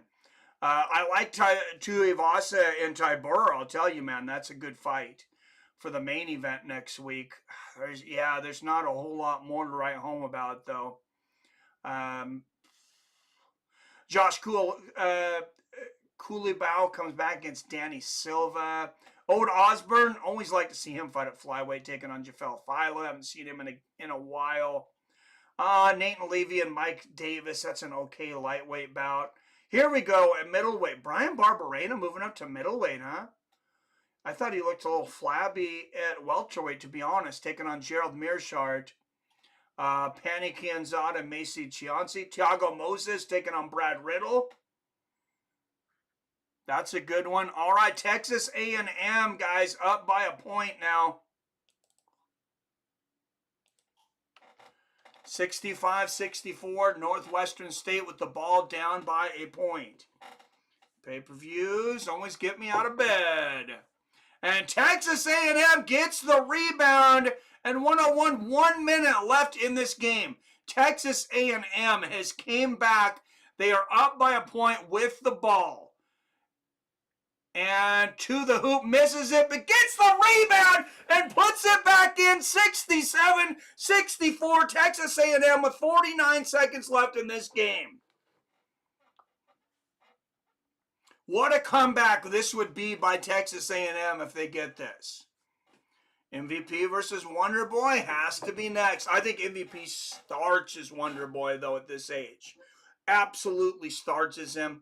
I thought MVP looked good in the striking. I was talking to a friend this morning. I was talking to Ian Brewster. He said he thought MVP was a little nervous. I think he may have had a little stage fright of the big stage there, his first fight in the UFC. But, I mean, he pieced up Holland really well. Stopped his takedowns for the most part. He did get in trouble in the second round, of course, with that arm triangle choke attempt from Holland. But other than that, I thought MVP looked good. Yeah, I don't see a fight with Wonder Boy going well, though. A couple things here. Wonder Boy's 40 years old. He's a little smaller. I think MVP's got more power right now. It could definitely go either way. Like if Wonder Boy lands a great shot, but MVP's got a pretty good chin too. I think he's going to be too fast for Wonder Boy. What does anybody else think? MVP versus Wonder Boy. I know a lot of people have been talking about that fight. Does anybody have any predictions as to how that's going to go, though? I'm going to say MVP by late knockout or unanimous decision. But I think he dominates either way. Can tell Holland was getting frustrated, very frustrated. All right, Northwestern State with the ball down by 3. Number 15 cutting to the basket, passes it back out. Double team here from Texas A&M, 35 seconds left. And almost a backcourt violation there for Northwestern. 28 seconds left. Northwestern State throws it out of bounds. Oh my goodness, what a play. They really blew that. Had the entire game just putting some pressure. And then, wait a moment, it was a hard angle, but it does touch Lewis out of bounds. Oh no, it touched Lewis of Texas A&M, so forgive me there. It will go back to Northwestern State down by 3 with 26.1 seconds left on the clock. 7 seconds on the shot clock. Again, the season's on the line. It's win or go home. We all know. Well, it looks like the refs are going to want to take a look at this. This is a very important play. I think MVP snipes his ass. I agree, too. PBR says, hope your headache gets better, Billy. I know bad headaches can be. I'll listen to my loud ass. It's probably not helpful. Billy's probably muting me and just watching the chat.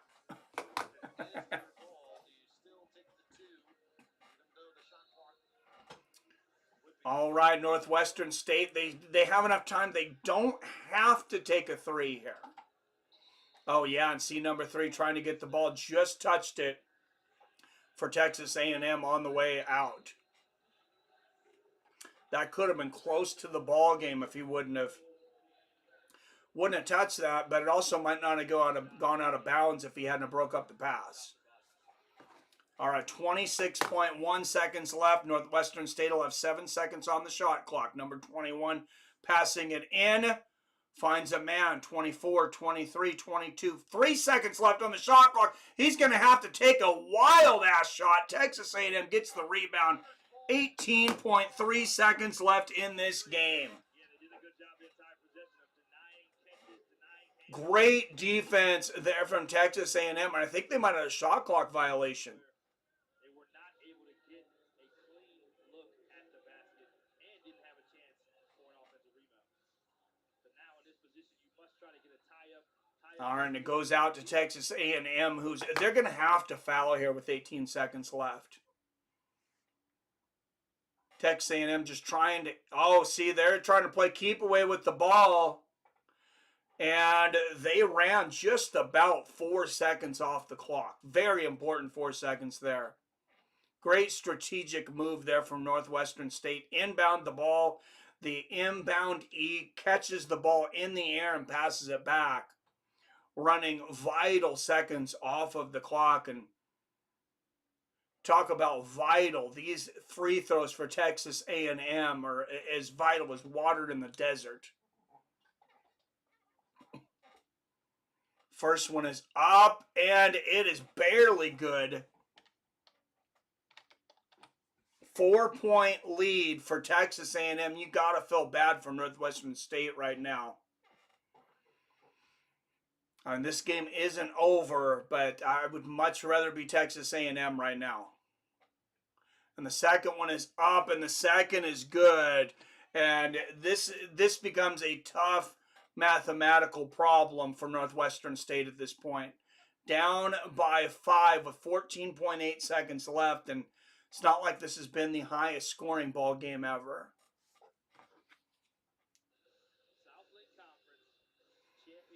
So you're going to need at least 2 incredible offensive plays, probably a great defensive play, or at least 1 missed free throw by Northwestern State for by Texas A&M for Northwestern State to have a chance. Northwestern State leading for most of the second half, but it only matters who has that lead when the game ends. And Northwestern State in the huddle, looking excited, looking to rally around whoever takes this big shot, but they're going to have to play incredible basketball for the next 15 seconds to win this game. And they'll have to inbound full court. All right, the inbound to number 4, 13, 12, and he's going to try to run the court out to the three-point line. There's number 10 taking a wild 3 in and out. That was so close to making it.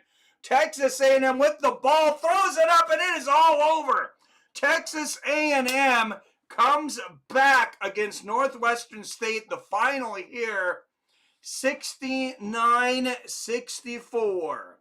Yeah, I think MVP snipes him too, though, Torrin. All right, on to the next game. Let's see what's out here for close games next.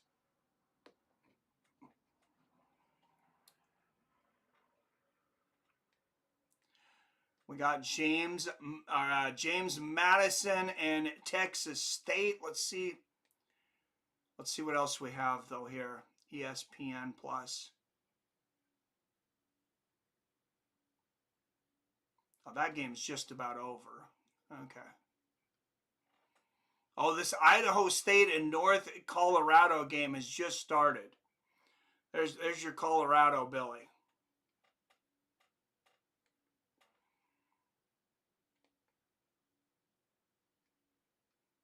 And it looks like that's just about the last game going for men's basketball. 17 seconds in James Madison and Texas State. But that looks like a done deal. So we will head over to Idaho State versus North Carolina. Just walked in the door to hit the last few seconds of the game. Haven't watched b-ball since I was a kid. What's up, Pan and Bob? Oh, NBA is on right now. Lakers versus Timberwolves is on. All right, let's put it.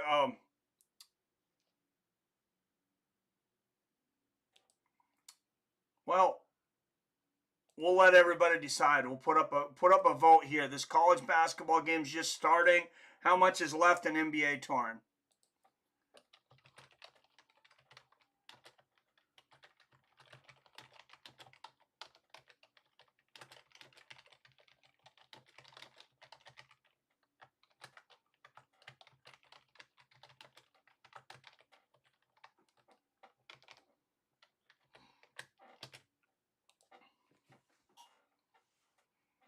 Micah commenting makes everything exciting.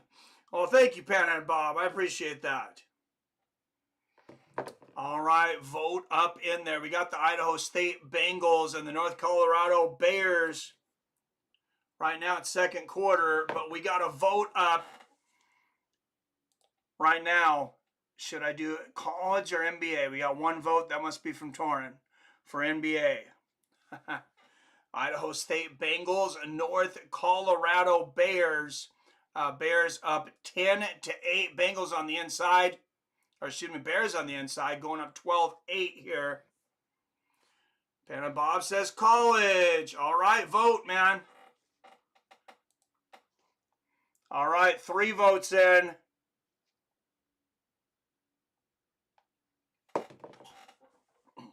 Any other votes, NBA or college?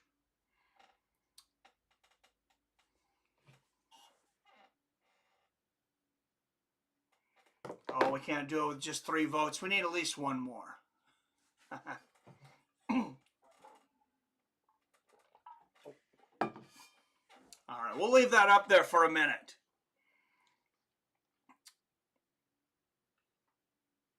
College leading at the minute, but we have to give it more than 1 minute, Torrin.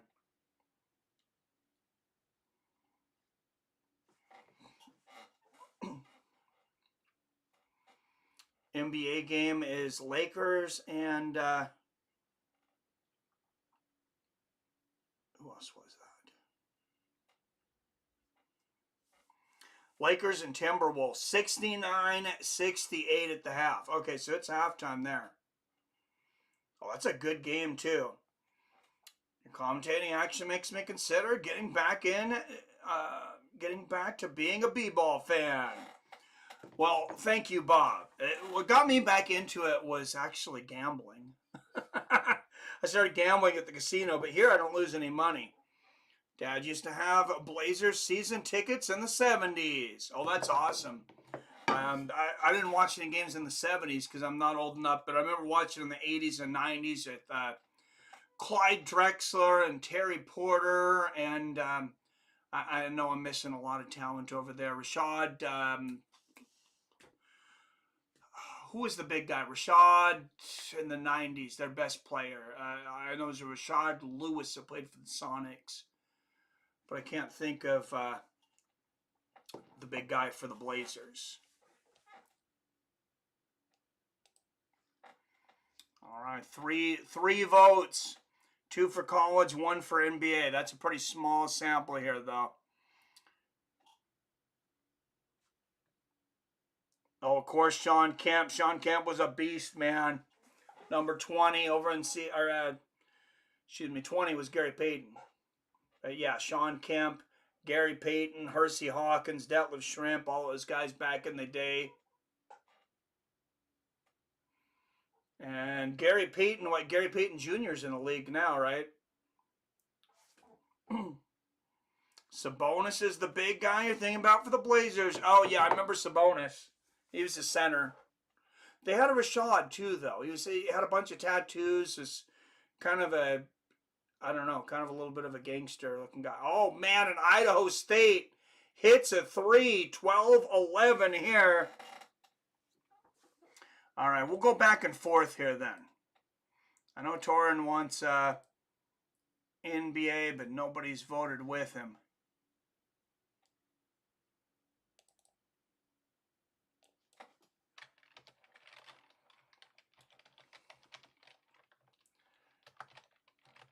Interesting, the Idaho State Bengals. I am damn positive there are no Bengals in Idaho.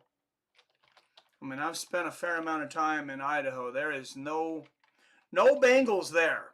And the North Colorado Bears. Idaho State Bengals, North Colorado Bears.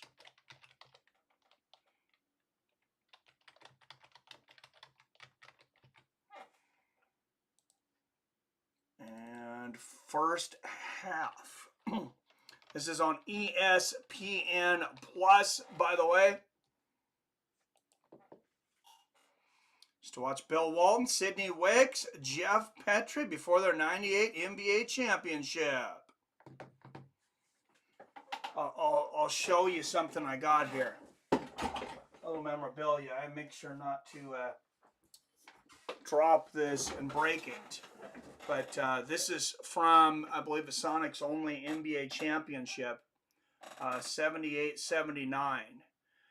This is from that game and all the players on the back there from that game and all the scores of those games against Washington. You can see in their record was 52-30 that year. So I don't know if they make like detailed mugs like this anymore, but I was happy to pick that up, I don't know, about 10 years ago.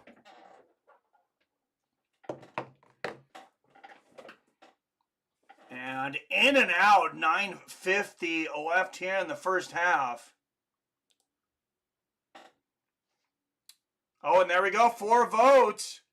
50-50 college and NBA. So the next vote will be the tiebreaker. 13-12 Bengals here.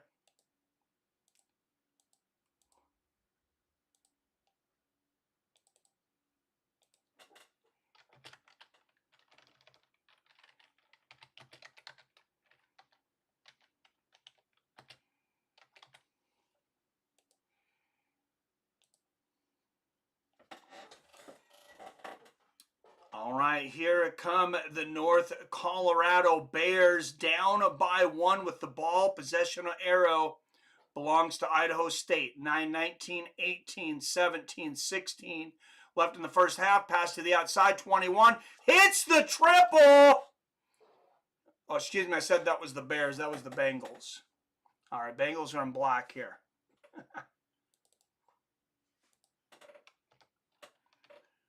4-point lead here for the number 8 seeded Idaho State Bengals.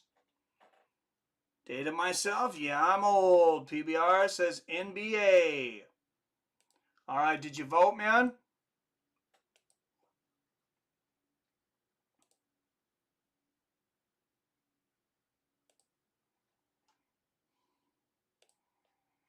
Oh, there we go. 60-40 NBA. All right, let me know when the half starts. Torin,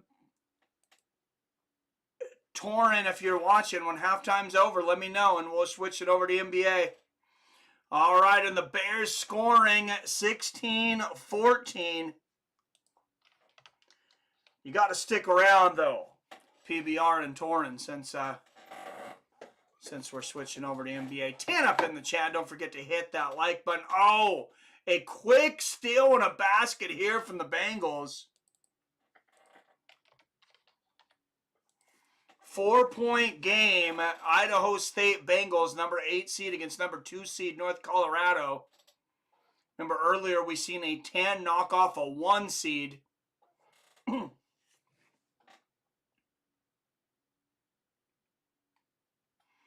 Go to the ESPN app and see how much time they got left over there. Oh, I don't have it. Well, I don't have ESPN, but I do have ESPN. I can make myself have ESPN.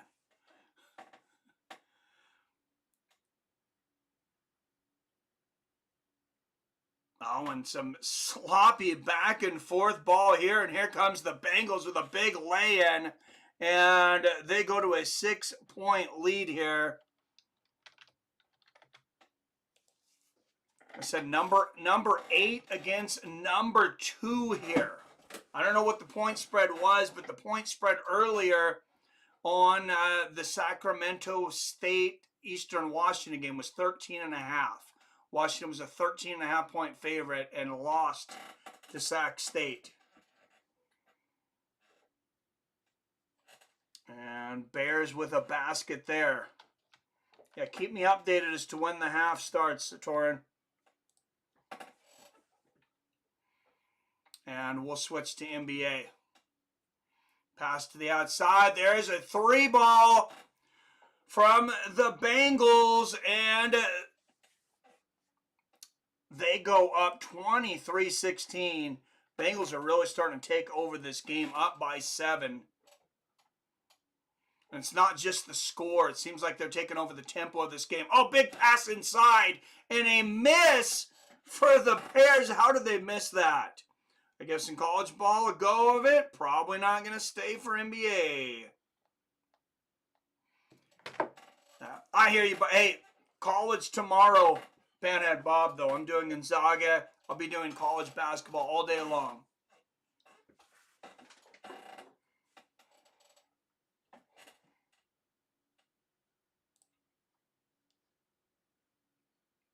And did you vote? Did you vote in the poll? Five votes here. I think it looks like just about everybody voted. There's only 7 in here now.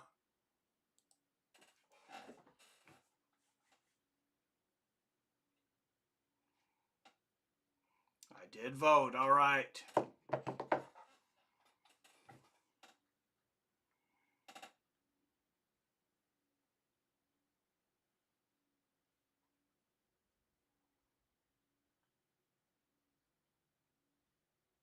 All right. As long as Torrent's still in here. No. I said whoever won the vote. I would like to continue with the college, but I did say whoever won the vote, we would go. I'll give the college B-ball a go of it tomorrow. All right, Bob. I appreciate it, man. Appreciate you being a sport. March Madness is my favorite time of year, man. I'm really excited for that to be starting.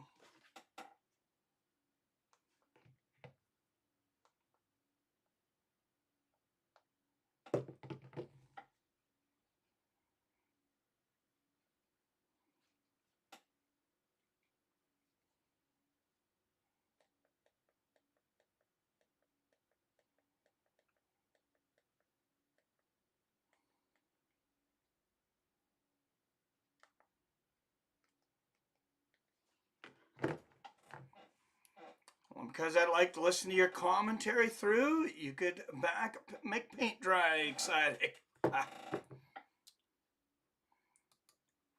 thank you, Bob. I appreciate that very much.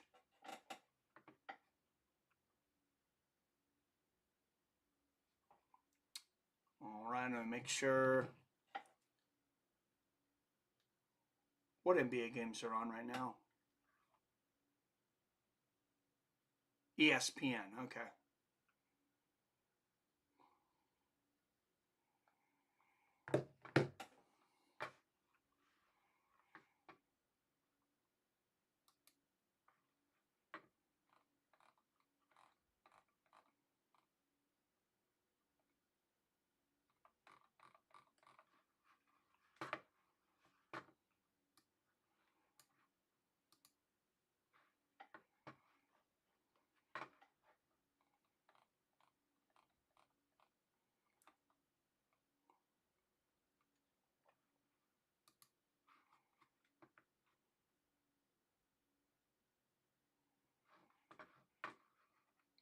All right, there we go. ESPN.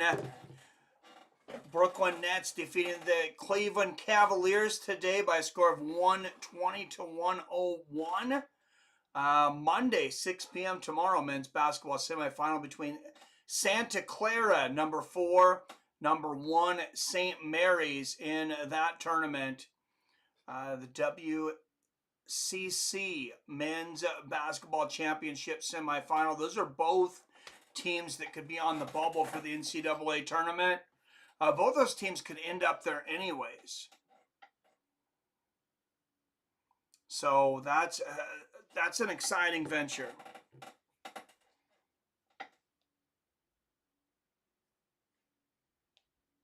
That one excites me tomorrow. Like I said, that'll be 6 p.m. Pacific, and then afterwards, that should be ending just about the time Gonzaga and San Francisco start. So, perfect. Rockets beat the Kings today, but Sengun leaves with an injured knee and ankle for the Rockets. South Carolina tops LSU for the SEC title. A few scuffles late in that game. Of course, Sacramento State, number 10 in that tournament, defeated number 1 Eastern Washington University in the Big Sky tournament.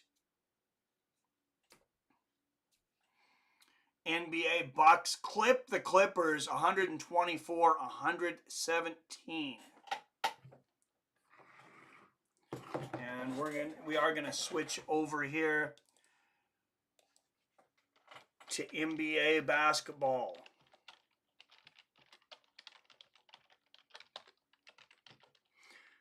69-68 going into the second half.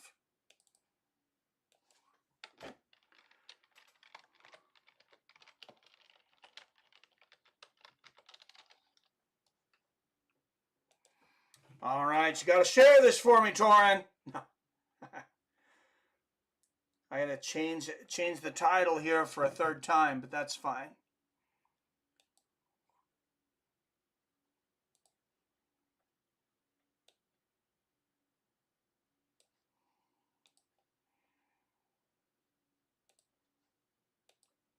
People are watching. I'm going to keep going.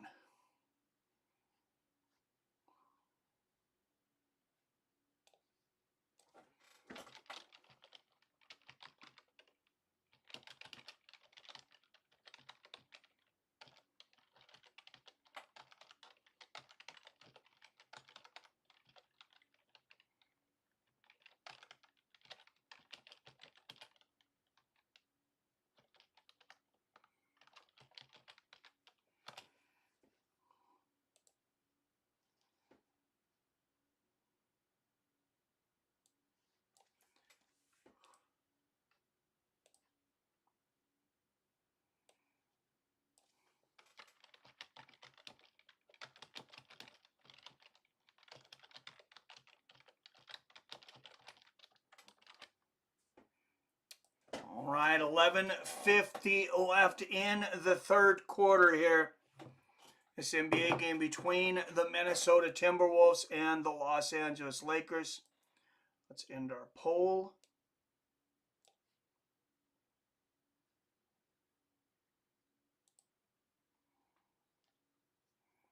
And Lakers to the outside. LeBron with the three from the outside. Nails it.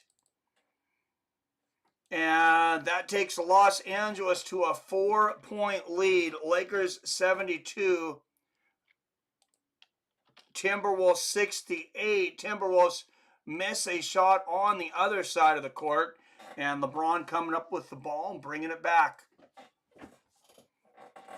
Back out to James. He drives through the lane. And maybe a foul there.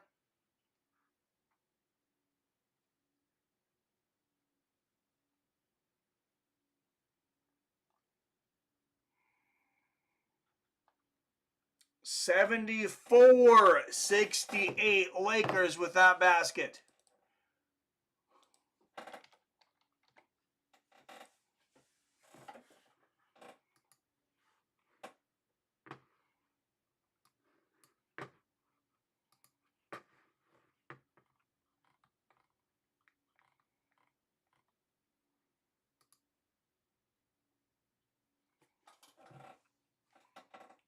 What NBA games are on right now?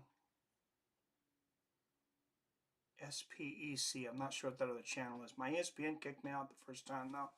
Two Western Conference teams playing right now. Yep. All right, 74-68. 10:36 left in the third quarter of this Western Conference showdown.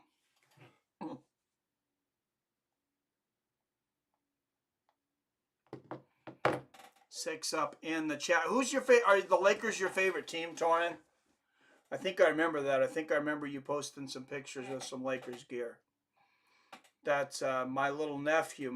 Well, he's not so little anymore. I guess he's either a freshman. I think he's going to be a sophomore in high school.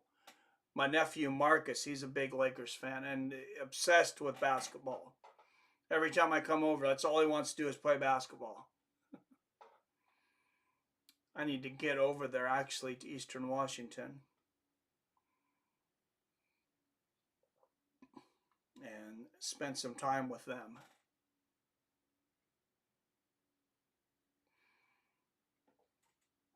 I like the Boston Celtics.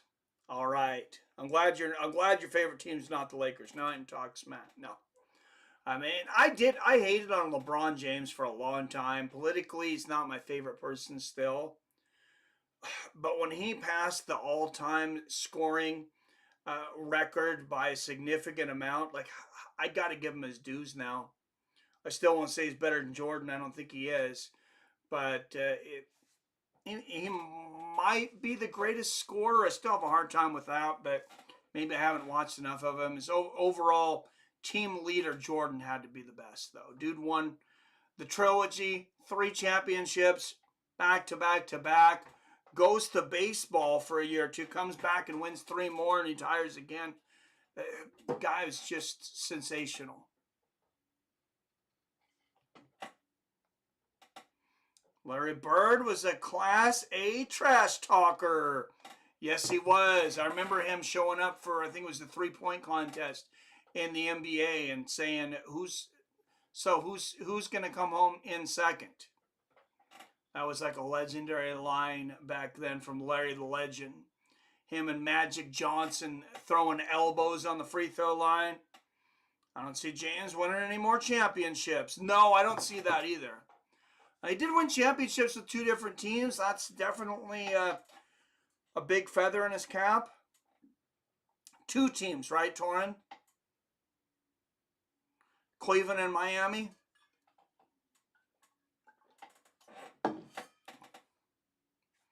Hasn't won any with Los Angeles yet, right? All right, Timberwolves coach challenged and call overturned here. So a win on the challenge for Minnesota. That's going to get them the ball back. Minnesota 44 and 22nd in the West. Lakers 35 and 39th in the West. So they're sitting on the bubble for the playoffs.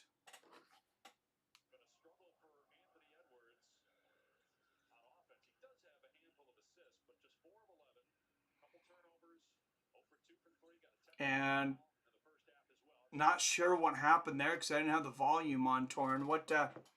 I'm not sure why Minnesota turned the ball over here, but here comes the Lakers, and here comes LeBron James. Passes it to the outside, back to James on the perimeter. And he's going to post up, shoot the fadeaway, misses. There's Anthony Davis. Catches the air ball, though. Yep, James won 2 championships in Miami. Then with the Cavs in 2016. Then with the Lakers in 2020. Okay, so he has one with 3 different teams. That's pretty impressive. I can't say he's not, one of the greatest players. 3 ball from the outside from Minnesota. Misses. Anthony Davis with the rebound again. Anthony Davis, one of the best players in the league. And a steal for Minnesota. Here comes the Timberwolves. All alone on the throne. The nasty dunk, number 5.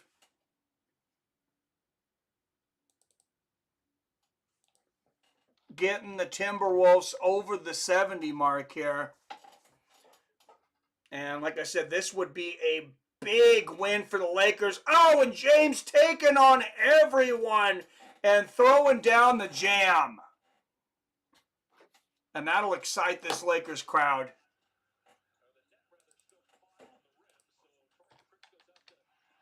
And defense on the other side. Anthony Davis with the big block.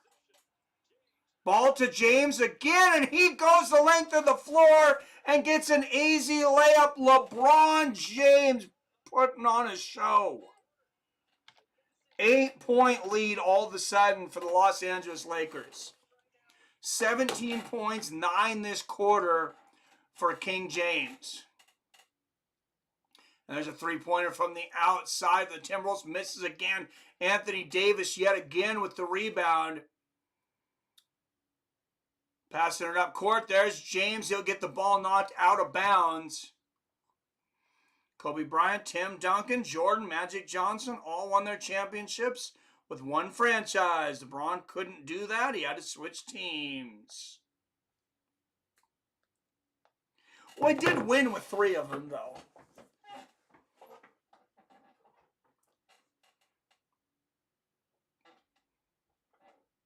Yeah, I don't think of LeBron James as the greatest player of all time at all. I'm just like trying to decide where does he decide with the great, or where does he go with the greats?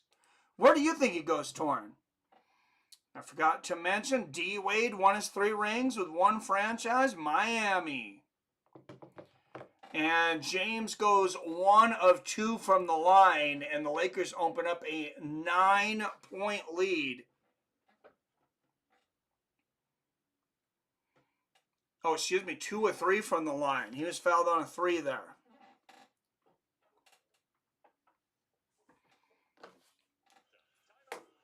And Minnesota's going to call a timeout as the Lakers open up a double-digit lead here in the 3rd.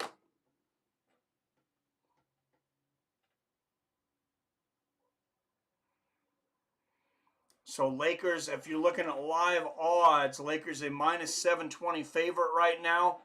9.5 points. Timberwolves a plus 450 underdog.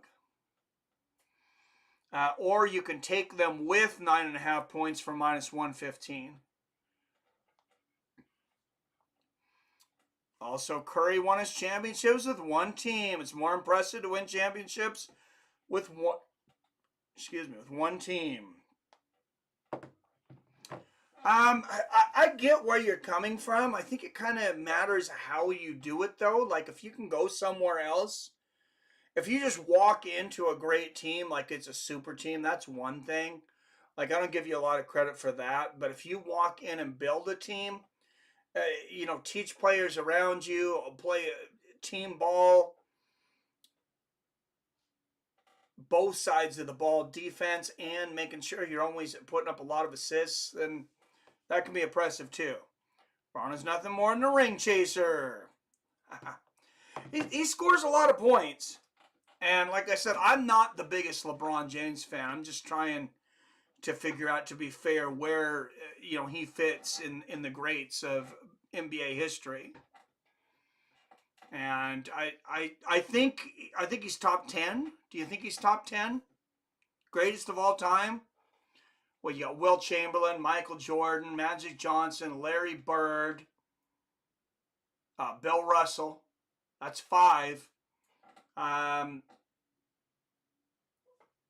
Who else would you put in that top 10, Torn?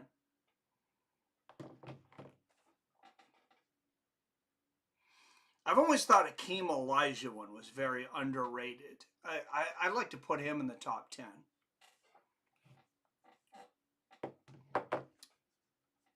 Very good player. Number 6, Karl Malone's got to be there. It's maybe Karl Malone and John Stockton have to go in together. That might be 7 and 8. Number 9, maybe Charles Barkley. And then LeBron might be 10.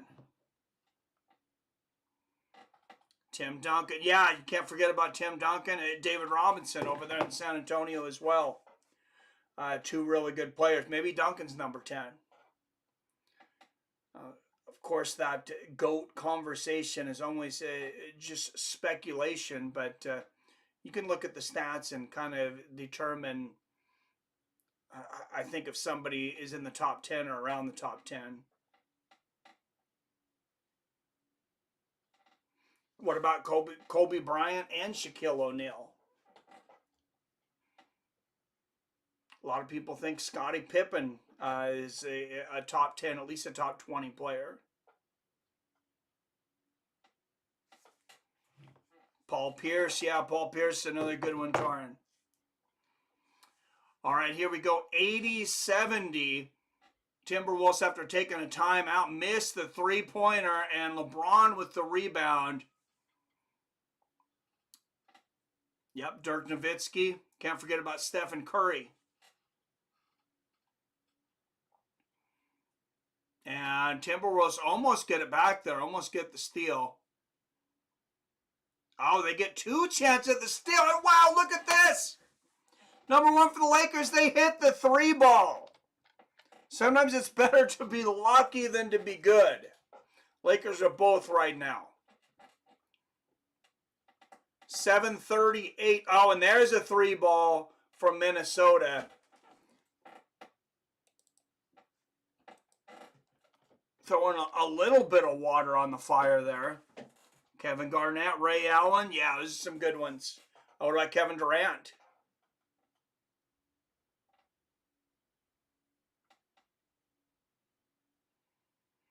And past LeBron on the inside, knocked out. Can't forget about Allen Iverson. Oh, yeah, AI. AI was a fun one to watch, man. Definitely one of my favorites to watch. If you're going to go down to AI, is Gary Payton there?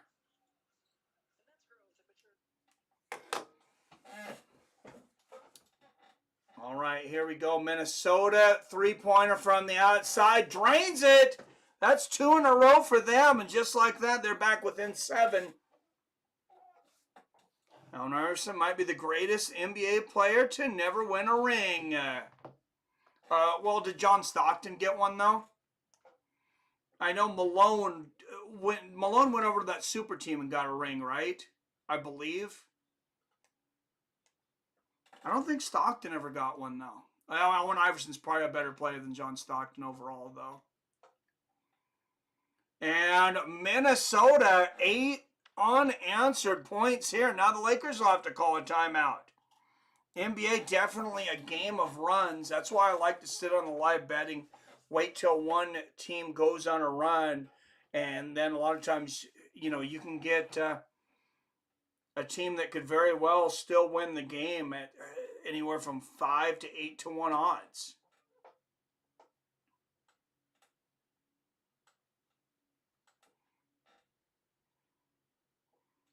Like, see, remember, Lakers were, what, minus 800 or something earlier? They're only minus 250 now.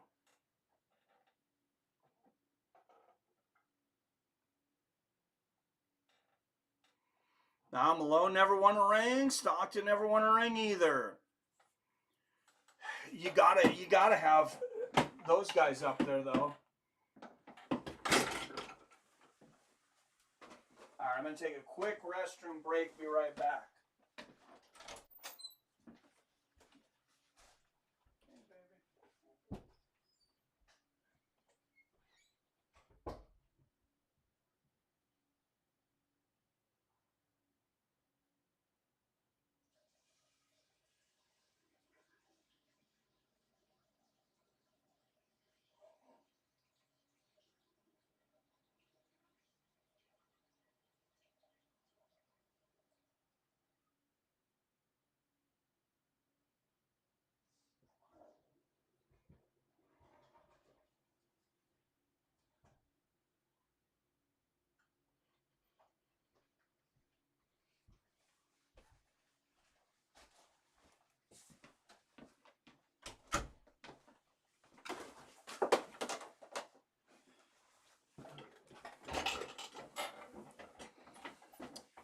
All right, 78-83.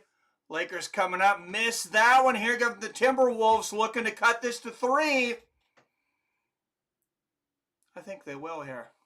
I say the Timberwolves score next. 6:04, 3, 6:02 left in the third. Oh, and they turn it over.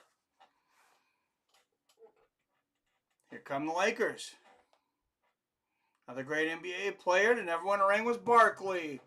Yeah, I mentioned Barkley in the top 10 players of all time.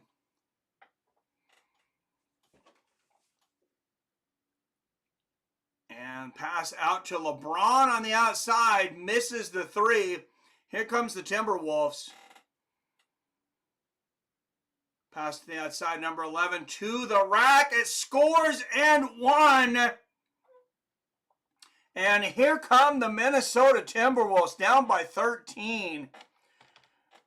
Seems like, what, about 2 minutes of gameplay ago? And it's a 3-point lead all of a sudden. It's like Dustin P is a great MMA fighter who never touched gold. That's how I look at Allen Iverson. Good comparison.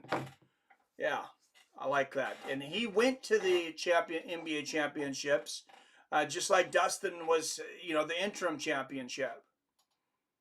Which I kind of think of as like a runner-up championship.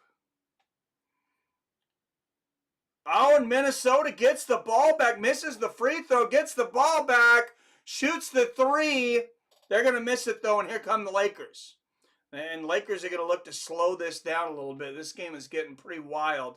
10-0 run in the last 2 minutes and 40 seconds for the Minnesota Timberwolves.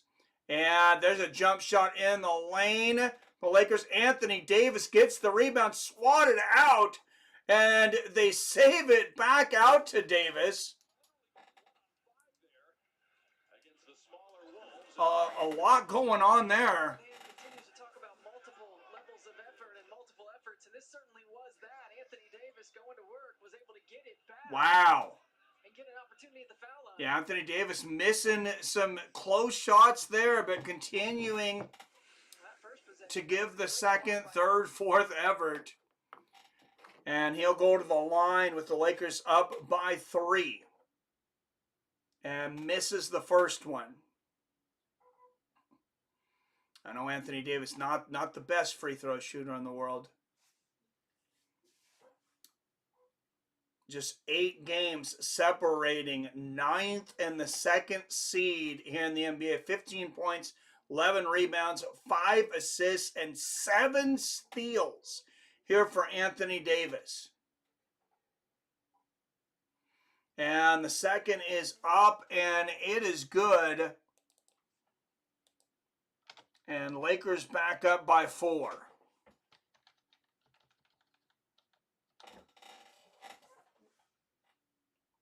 And number 24 with the ball. There's the jumper out. Anthony Davis, number 3 with the rebound. Here come the Lakers.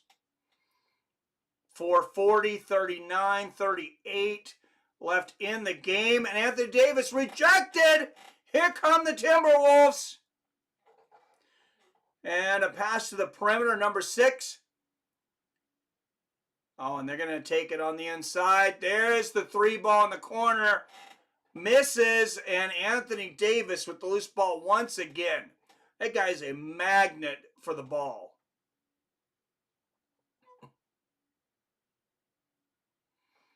Oh, and a little miscommunication maybe here on the Lakers and throw the ball out of bounds. That pass intended for Reeves, but he looked like he started going one way, cut back the other. LeBron James never won a championship. He didn't join the Miami Heat back in 2010. James stayed on that garbage Cleveland team back in the day. He never would be a champion. All right, 84-80 Lakers, Minnesota with the ball. Well, he eventually won a championship with Cleveland, though. You don't think he would have ever won it if he'd have stayed? All right, 84-82 Lakers. Lakers with the ball, and an aggressive offensive move on the inside. They're letting them play. I hadn't watched NBA in a while. This is physical. And it's a tie ball game. 84-84. Minnesota was down by 13 points. Just about 7 minutes of gameplay ago. 14-1 lead in the last 4.5 minutes for the Timberwolves.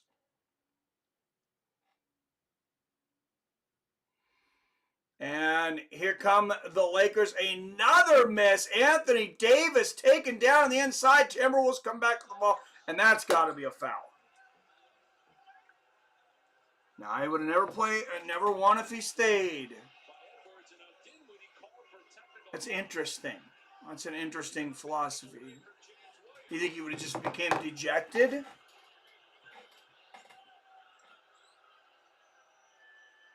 All right, and as I said, Lakers on the outside of the playoff picture looking in at the 9th seed. Oh, and they're going to call that a flagrant. Yeah, that seemed like quite a slam there. Oh, number 26 there, the Lakers. He is pissed. Well, Anthony Davis, just a terrific defensive effort, and the reach by Spencer Dinwiddie. It's a reach in. There's no question about it. How much contact he made, we couldn't tell from that angle, but certainly didn't like the call. And James Williams, you saw there asking him to back away. And that free throw goes through for Minnesota.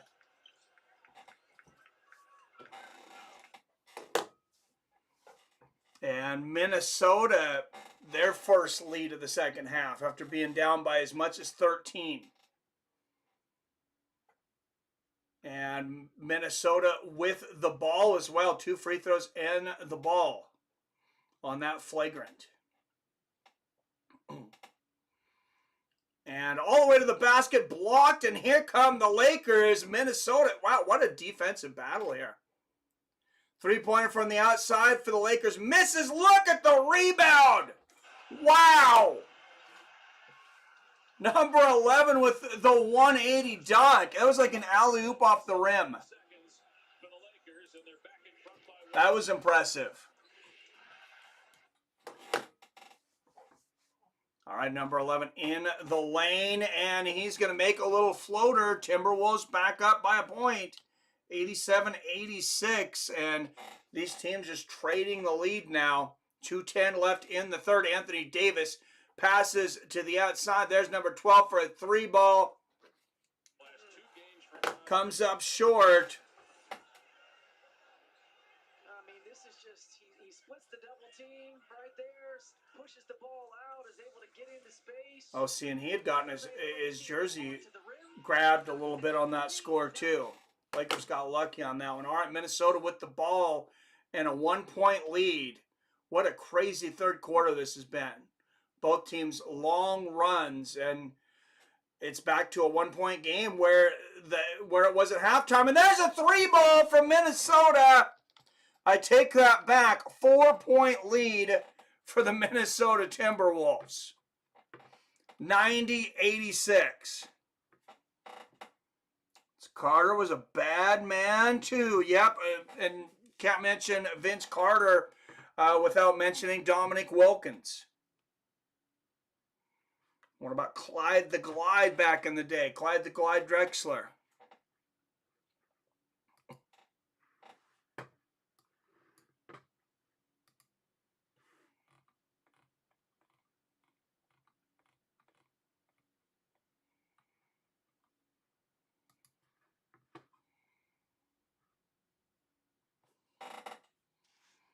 And Lakers, I missed the Lakers scored again here. My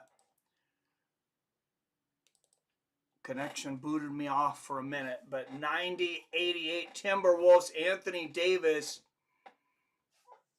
at the line here.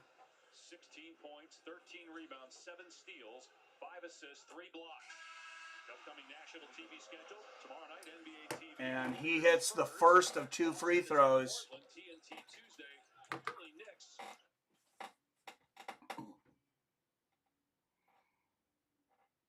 Oh, I guess it was a 1 and the ball. So what was that, a flagrant 1? All right, and to the hoop, number 1, he misses. Anthony Davis picking up the rebound, though, scoring again and getting another foul.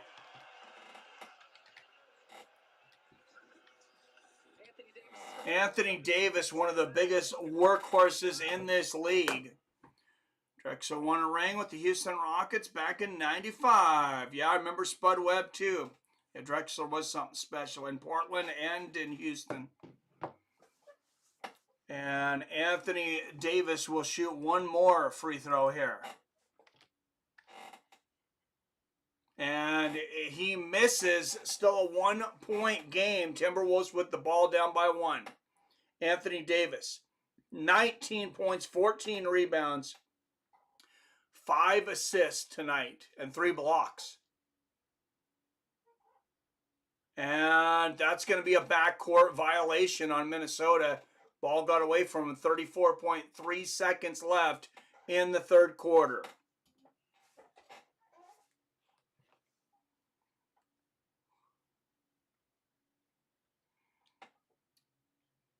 And remember how Minnesota was like a +6 or 700 earlier? They're a +124 now.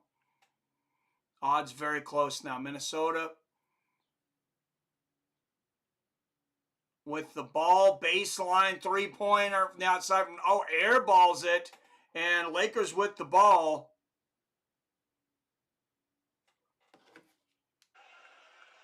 Oh, Dominic Wilkins. Yeah, Dominic Wilkins was a stud too. What about him in the slam dunk contest, man? Or anytime he was dunking. That guy was amazing.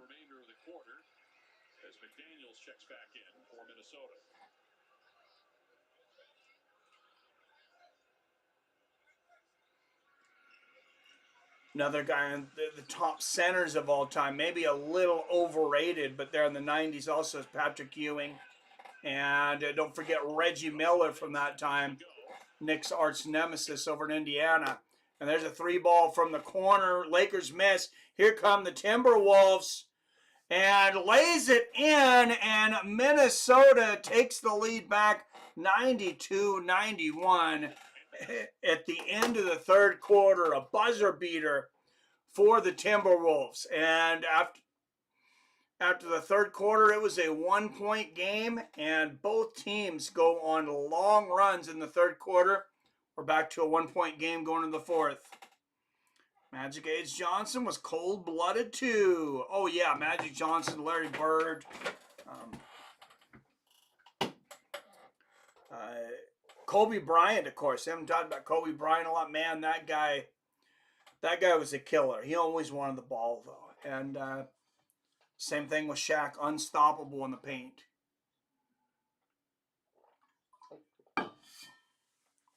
Shaq was a better center than Patrick Ewing. There, I said it. And I'm going to say significantly better.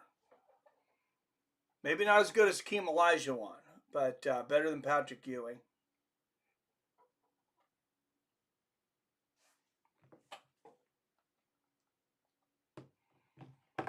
All right, fourth quarter coming up here.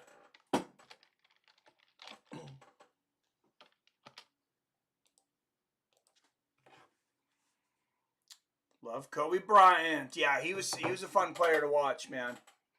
I liked watching him play too. Played his entire game with the his entire career with the Lakers, right? I don't believe he ever left.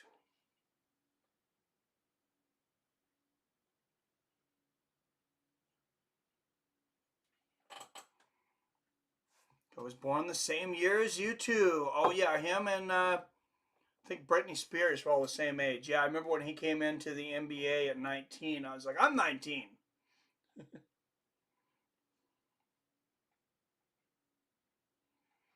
Still like to play a little bit of b-ball, but the feet and ankles, I could definitely use some of that blood spinning that Kobe got over there in Europe.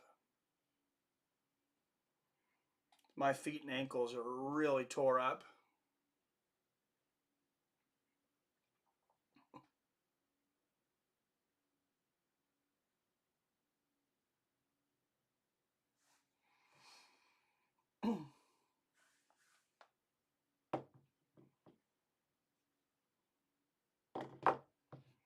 Anybody else got a favorite NBA team? No, I never left the Lakers. He was trade talks. So I remember the trade talks coming up, and I remember them talking like it was unstoppable. Like he was definitely going to leave the Lakers, and then I don't know what happened, but they decided to keep him, I guess. Kobe almost got traded to the Bulls with Jordan, I heard.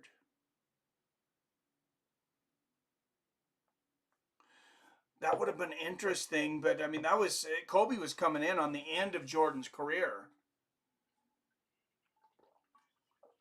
I know they enjoyed playing against each other. That was one thing. I think it was Michael Jordan that had said that. He was talking about today's super teams. He's like, I never wanted to join, a Isaiah Thomas. I wanted to beat him. And Isaiah Thomas, that's another great player from back in the day. I would consider one of the top all-time point guards. All right, Lakers with the ball down by 1 to start the fourth quarter. Anthony Davis goes to the rack and fouled. 92-91. Anthony Davis is like an immovable object in the paint. Bulls were the front runner to land Kobe back in the day too. Nice. Timberwolves 22-8 run from 7:49 to the end of the quarter. And Anthony Davis hits the first free throw. We got a tie ball game. LeBron looks nervous. 11:45 left here in the fourth. He's probably like, man, I've been in so many close games lately, and we're not even to the playoffs. Dude's, 39, 40 years old, and Davis misses the second. Here come the Timberwolves, tie game. What's up, Josiah Rivers? Going on? Didn't even realize you were live. Yeah, we're doing some NCAA basketball, and that was not competitive, and we did a poll. Last game wasn't competitive, and decided to go with some NBA. Hook shot inside, misses. Another miss for the Timberwolves, and Anthony Davis with another rebound. Like, is he like the Dennis Rodman, a new Dennis Rodman of the NBA that can score? Oh, and a little finger roll shot there. Lakers go back up by 2, 94-92. 10, 58, 57, 56, 55 left in the game. Long three misses there for the Timberwolves. And ball knocked out of bounds will go back to the Lakers. And LeBron with the screen here for number one. Puts up the jumper. Misses it. Timberwolves with the rebound. Minnesota with a chance to tie it here again. And cuts to the hoop. Passes up to the three-point line. Wow, and there's a steal for the Lakers.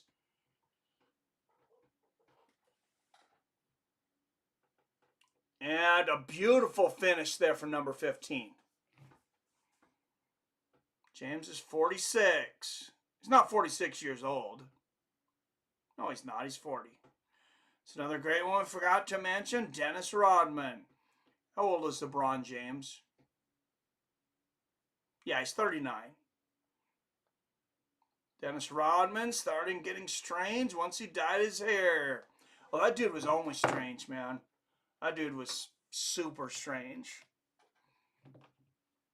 What's up, Bulldog? Fishmaster. Karl Malone was a beast too back then. Yeah, he was. Minnesota at the line hits the first of two. 96-93. 10-10 left in the fourth quarter. And it is a one-possession game. 3-point game. Can Minnesota come within two here? A lot of people don't know Dennis Rodman started his career off the Pistons. Yep. Played with them for a long time, too, I believe. 96-94. Back with the Bad Boys in Detroit with Bill Laimbeer, Isaiah Thomas, and Dennis Rodman. All right, LeBron with the ball. 9:57, 56, 55. 8 seconds left on the shot clock. Passes to the outside. In and out. Look at who's there for the rebound. One more time. Anthony Davis catches it and puts it back in to put the Lakers up by 4. Talk about MVP of a team. Anthony Davis, 22.16 rebounds. And Minnesota misses again. Here come the Lakers. And they're on another run. This game has really been a game of runs. 194. Scottie Pippen was good too. Yeah, he was. A lot of people don't. Yeah, Scottie Pippen was a stud. Almost ended up in Seattle. And Minnesota misses. Here comes Anthony Davis and the Lakers. LeBron with the ball down the middle, lays it in, making it look easy. 102-94. Minnesota is going to want to talk about it.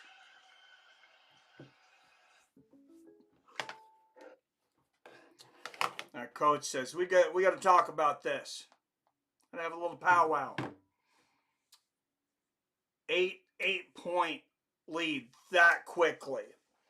And both teams, of course, had long runs, though, in the third quarter. So I don't count the Timberwolves out either. But remember just a moment ago, odds were almost even. Lakers now a minus 950 on the live odds. Underdog money, you can get plus 575 on the Timberwolves. 7.5 points is the point spread. Did he? I didn't know Pitt was almost traded to Seattle. No, they almost drafted him. He's drafted same year as Peyton, I think. Or maybe they almost traded the draft pick. Let me look up the specifics of that.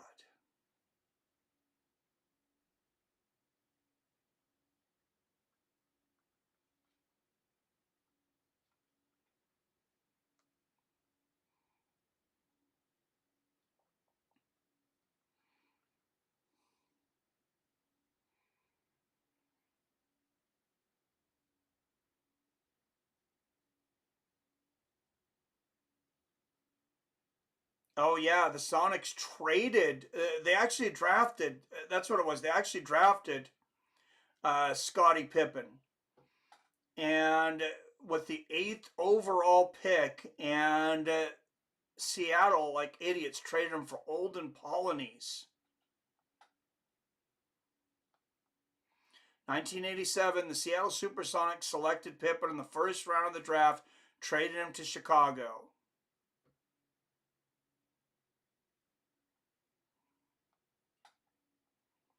Minnesota is missing Cat and Ruby Gorbett. AD is making them pay. Yeah, he is, Josiah. Man, Davis, dude is a stud. Jason Kidd is another great player that never gets mentioned. Oh, yeah, Jason Kidd.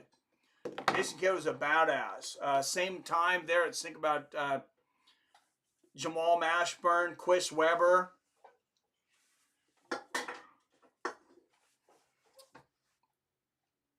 Of course, former college basketball greats. Same thing with Jason Kidd. He was great in college and then went on and had a great NBA career.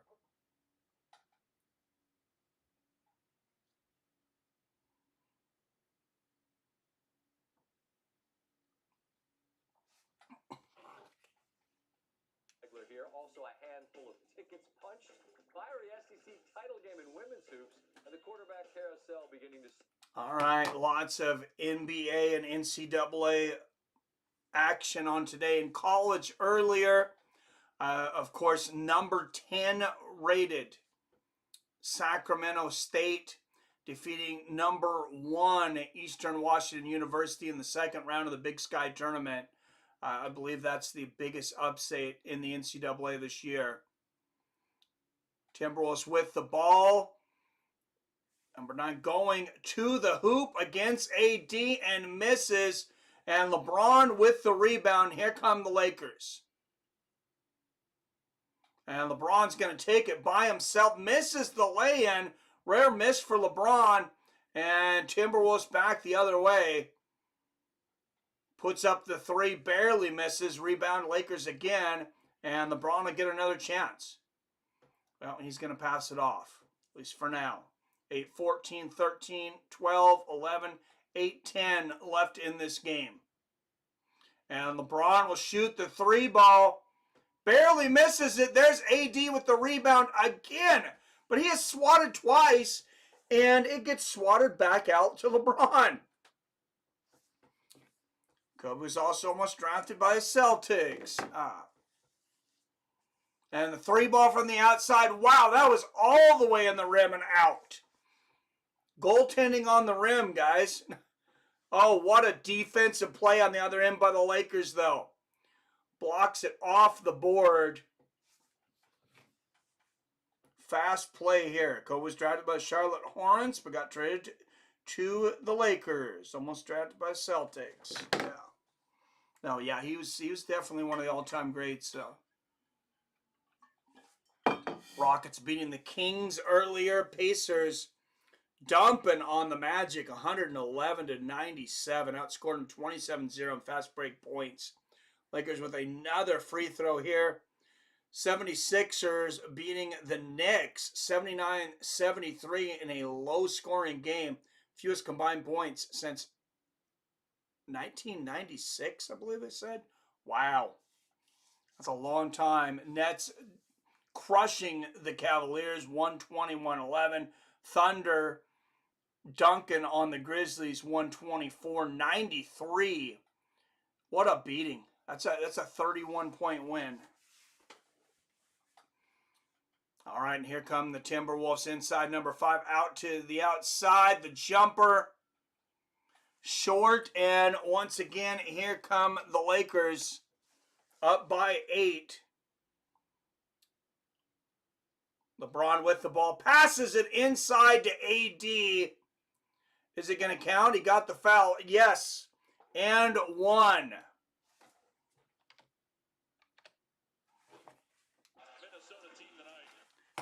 Two big differences I noticed between college and NBA. NBA almost never calls traveling. NCAA does. The other one, the amount of time on the end one that you allowed to get the basket after the foul. College, the ball has to be up before any contact. And AD misses.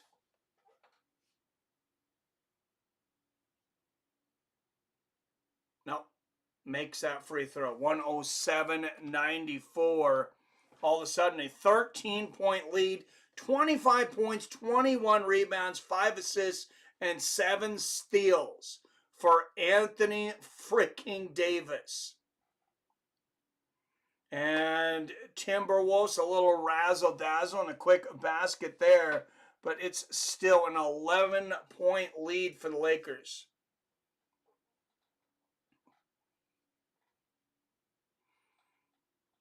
And here come the Lakers one more time. Pass to AD, three-pointer out of the corner. Anthony Davis with the rebound. What a block! And they're going to call a foul. Oh, they're going to call a goaltend. He has been a beast on the offensive glass. On McDaniels. Let's see this. Yeah, the ball was... With that energy. I don't know. That ball looked like it was on the way up. 27 points, 22 rebounds now for AD. Offensive rebounds for Anthony Davis in the game. I thought the ball had to be on the way down there. Like I was saying earlier, Mike, the NBA is very interesting during the playoffs. Lakers wouldn't be in the play-in tournament if Davis would play like consistently. Yeah, they would probably be a number 4 or 5 seed. And we were talking earlier, there's only 9 games between 9th and 2nd. I know that's a lot of games, but between 9th and 2nd, that's a big difference. All right, Minnesota with the ball, currently the number 2 seed. Oh, baby hook on the inside, misses. AD with the rebound, passes it to LeBron. Oh wow, AD wasn't paying attention there, but LeBron passing it to the outside for the 3, and it hits. 112-96. The Lakers going on a huge run here. Wow. They're looking to put the nail in the coffin here. 16-point lead.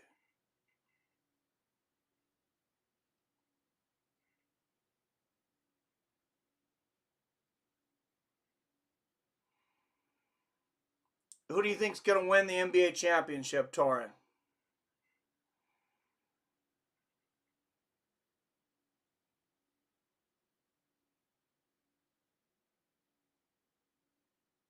I'm curious. I've heard the Nuggets. And I know Billy was saying that too. I've heard a lot of people say the Denver Nuggets. Oklahoma City, they're very good. I know they lost that game to the Spurs, which was very disappointing in San Antonio because I lost a shit ton of money. Spurs only had 9 wins all season. I'm an idiot, Torrin. I lost $700 on that game. I kept thinking there's no way OKC is going to lose this game. So when they would go become a bigger underdog, I just keep putting more money down. I'm like, they're going to come back. And I've done this with them before. I like taking a big favorite, wait until the other team goes on streaks, and then lay money down on them when I get better odds. But yeah, it really backfired that time.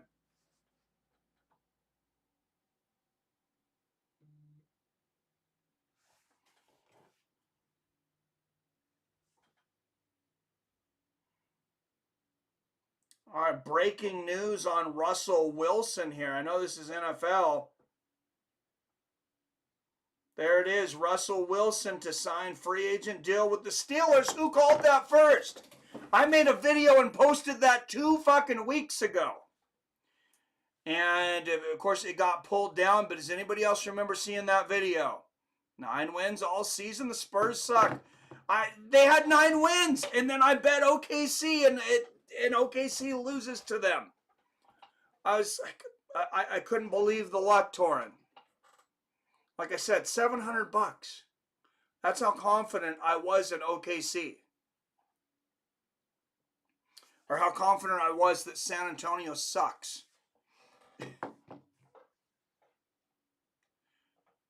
I don't know how many. I don't know if they've won since then, but yeah, at that point they'd only had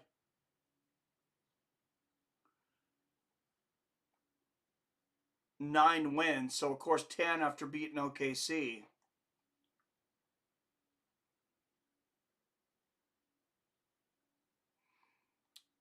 I'm trying to see what their record is now.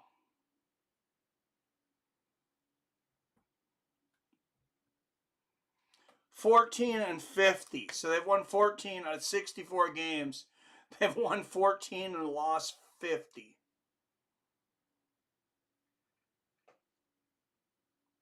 That's crazy. Remember you calling it, Josiah. Nuggets might win the championship again. Yeah, I think that's very possible. All right, Minnesota with the ball, 46, 45, 44. I think this one's just about ready to put a cap in it, but Minnesota did have a run that would have run them back and given them the lead in the third quarter. So 27 points, 23 rebounds now for AD. 5 assists, 3 blocks, 7 steals. What a game for him. And Minnesota cutting to the basket, misses that one. I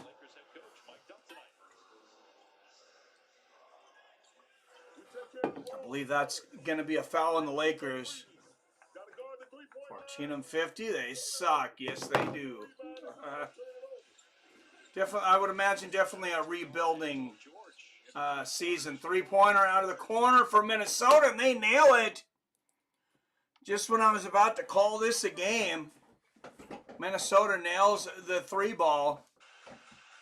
5:22-21, 5:20 left in this game. LeBron with the ball, 15 seconds left on the shot clock. And there's a 3-pointer for the Lakers, misses. And Timberwolves have been on a drought this quarter, but if they could catch fire again, there's another 3-ball. And just like that, it's a 10-point game. It was just a 17-point game. 112-102 Lakers. Anthony Edwards, 23 points for the Timberwolves. Nice screen there from AD. Oh, but they miss it. Here come the Timberwolves. Have a chance to get it back to single digits. Miss the 3-pointer. They're going to shoot another one out of the corner, though. Misses again. LeBron with the rebound. And he's going to look to shave some time off the clock, I believe. I wouldn't be in any hurry to score right now with a 10-point lead. 10 on the shot clock, and now he takes baseline and throws it down. 114-112 Lakers. 3-point shot from the outside for the Timberwolves. And AD there with the rebound again. Detroit Pistons suck too, Mike. Have you seen their record? Yeah, it's pretty similar to the Spurs. Pop knew we would suck. Wemby is outstanding, but the team itself is bad. All right, 3:41 left in this game. Lakers up by 12.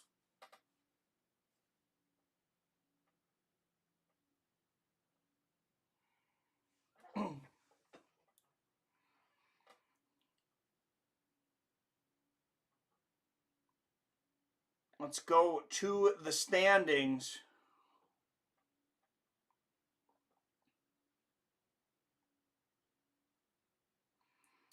All right, standings in the NBA. Let's look at the Western Conference. Los Angeles Lakers 1 game behind the Dallas Mavericks and the Sacramento Kings. Lakers have 35 wins. Dallas and Sacramento both at 36. Phoenix 37 and 27.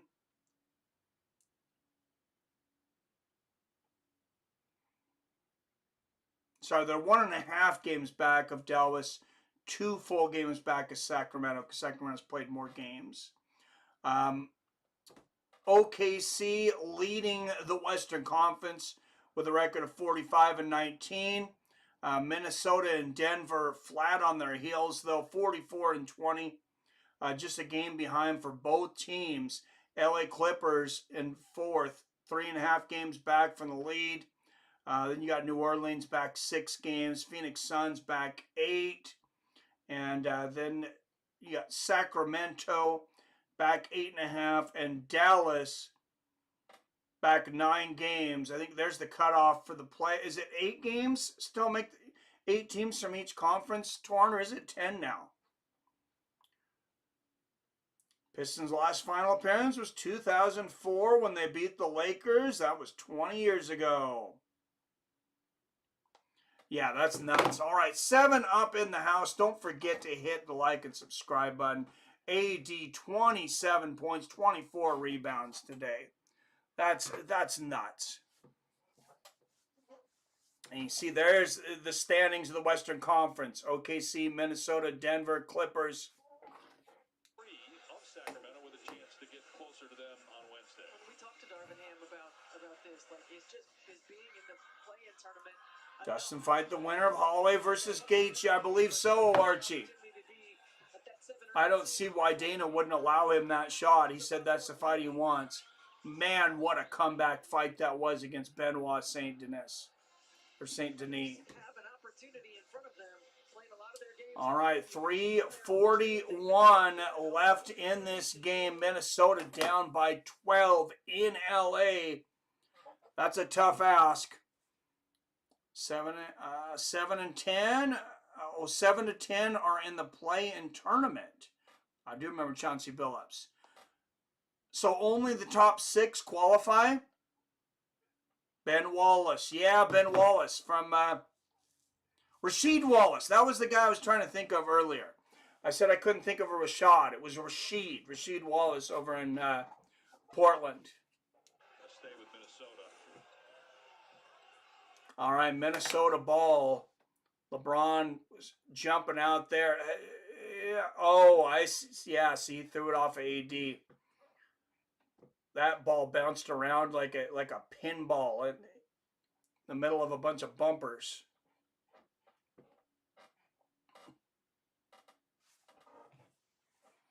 It's funny, people actually picked BSD to beat Dustin. Not sure what they were seeing in BSD. Well, I bet Dustin, I got him at almost 2-to-1 odds. I'm looking forward to going back to the casino to collect. Oh, and to the basket, Minnesota 10-point game. I think if they're going to rally, though, they need to do it now. 3:12, 11, 3:10 left in this game. LeBron with the ball. 10 seconds left on the shot clock. See if Minnesota can force a bad shot. 5, 4, 3. And LeBron lays it in with 3 seconds left on the shot clock. Back to a 12-point lead for the Lakers. Oh, and Minnesota misses that lay-in. That may be it. LeBron running the floor. Misses the lay-in, but he's fouled. BSD is good, to be honest, and he was on DP's ass. Oh, he won the first round. Yeah, I was getting a little nervous there for a minute. All right, LeBron to the line with 2:41 left here in the fourth. LeBron hits the first. And he's up to 26 points now in the night. And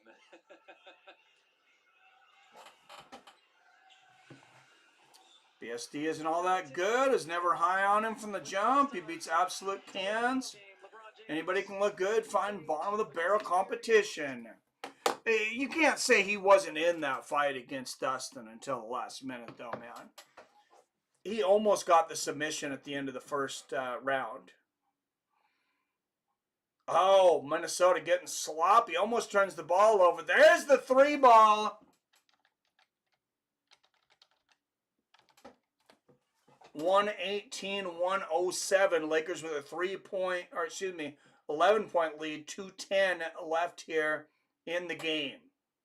And you can bet they're going to try to run the shot clock down to single digits on every possession now.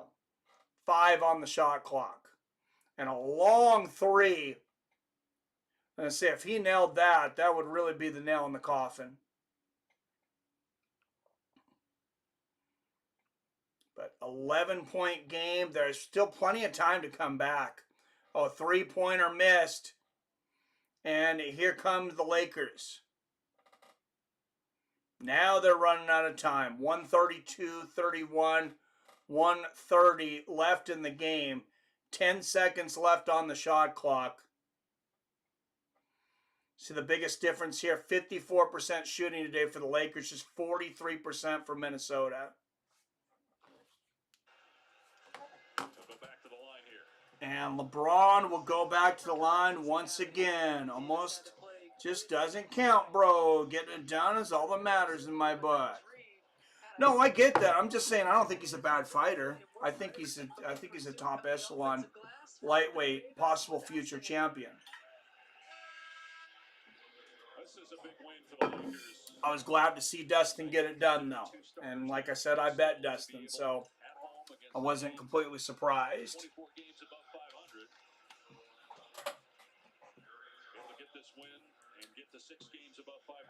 All right, 12-point game here. Last game going on today in the NBA. LeBron just 8 points in the first half at 20. Make that 21 here in the second half.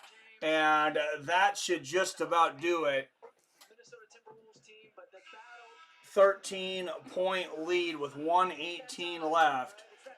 I don't look him as a future champ. I mean, who knows? Who knows what the future holds? I'll be back. Oh, he'll be back. But DP got the job done. Absolutely. BSD will be a good action fighter at best. Yeah, fun guy to watch, like a Justin Gaethje or Korean Zombie. All right, and I'm going to call it a game, guys, with 1 minute left. But we are going to do some NCAA tomorrow. So let me get the start of that. March Madness is here. Selection Sunday is a week from today, and all the big tournaments are going on right now. Let's see where we're starting tomorrow.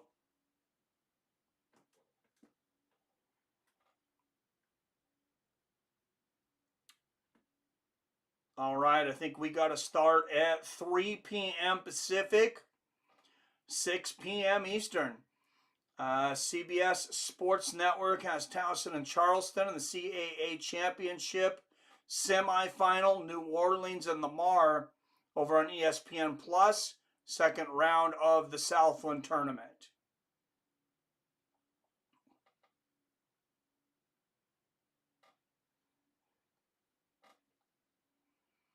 I can see Armin being a champion. Oh, Soryukin? Yeah, that dude's a stud. He's definitely a stud. What do you think about Montus Gamrot? I think he's another guy that's got a good shot too. Lightweight division really becoming great again. As a lot of these fighters have aged, they're being replaced by new stars.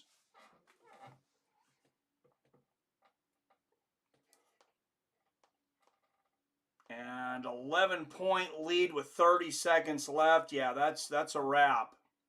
All right, 3 p.m. Pacific, 6 p.m. Eastern. We'll be back here for some NCAA March Madness action. As always, I love you. I respect you. And I'll see you fine asses next time.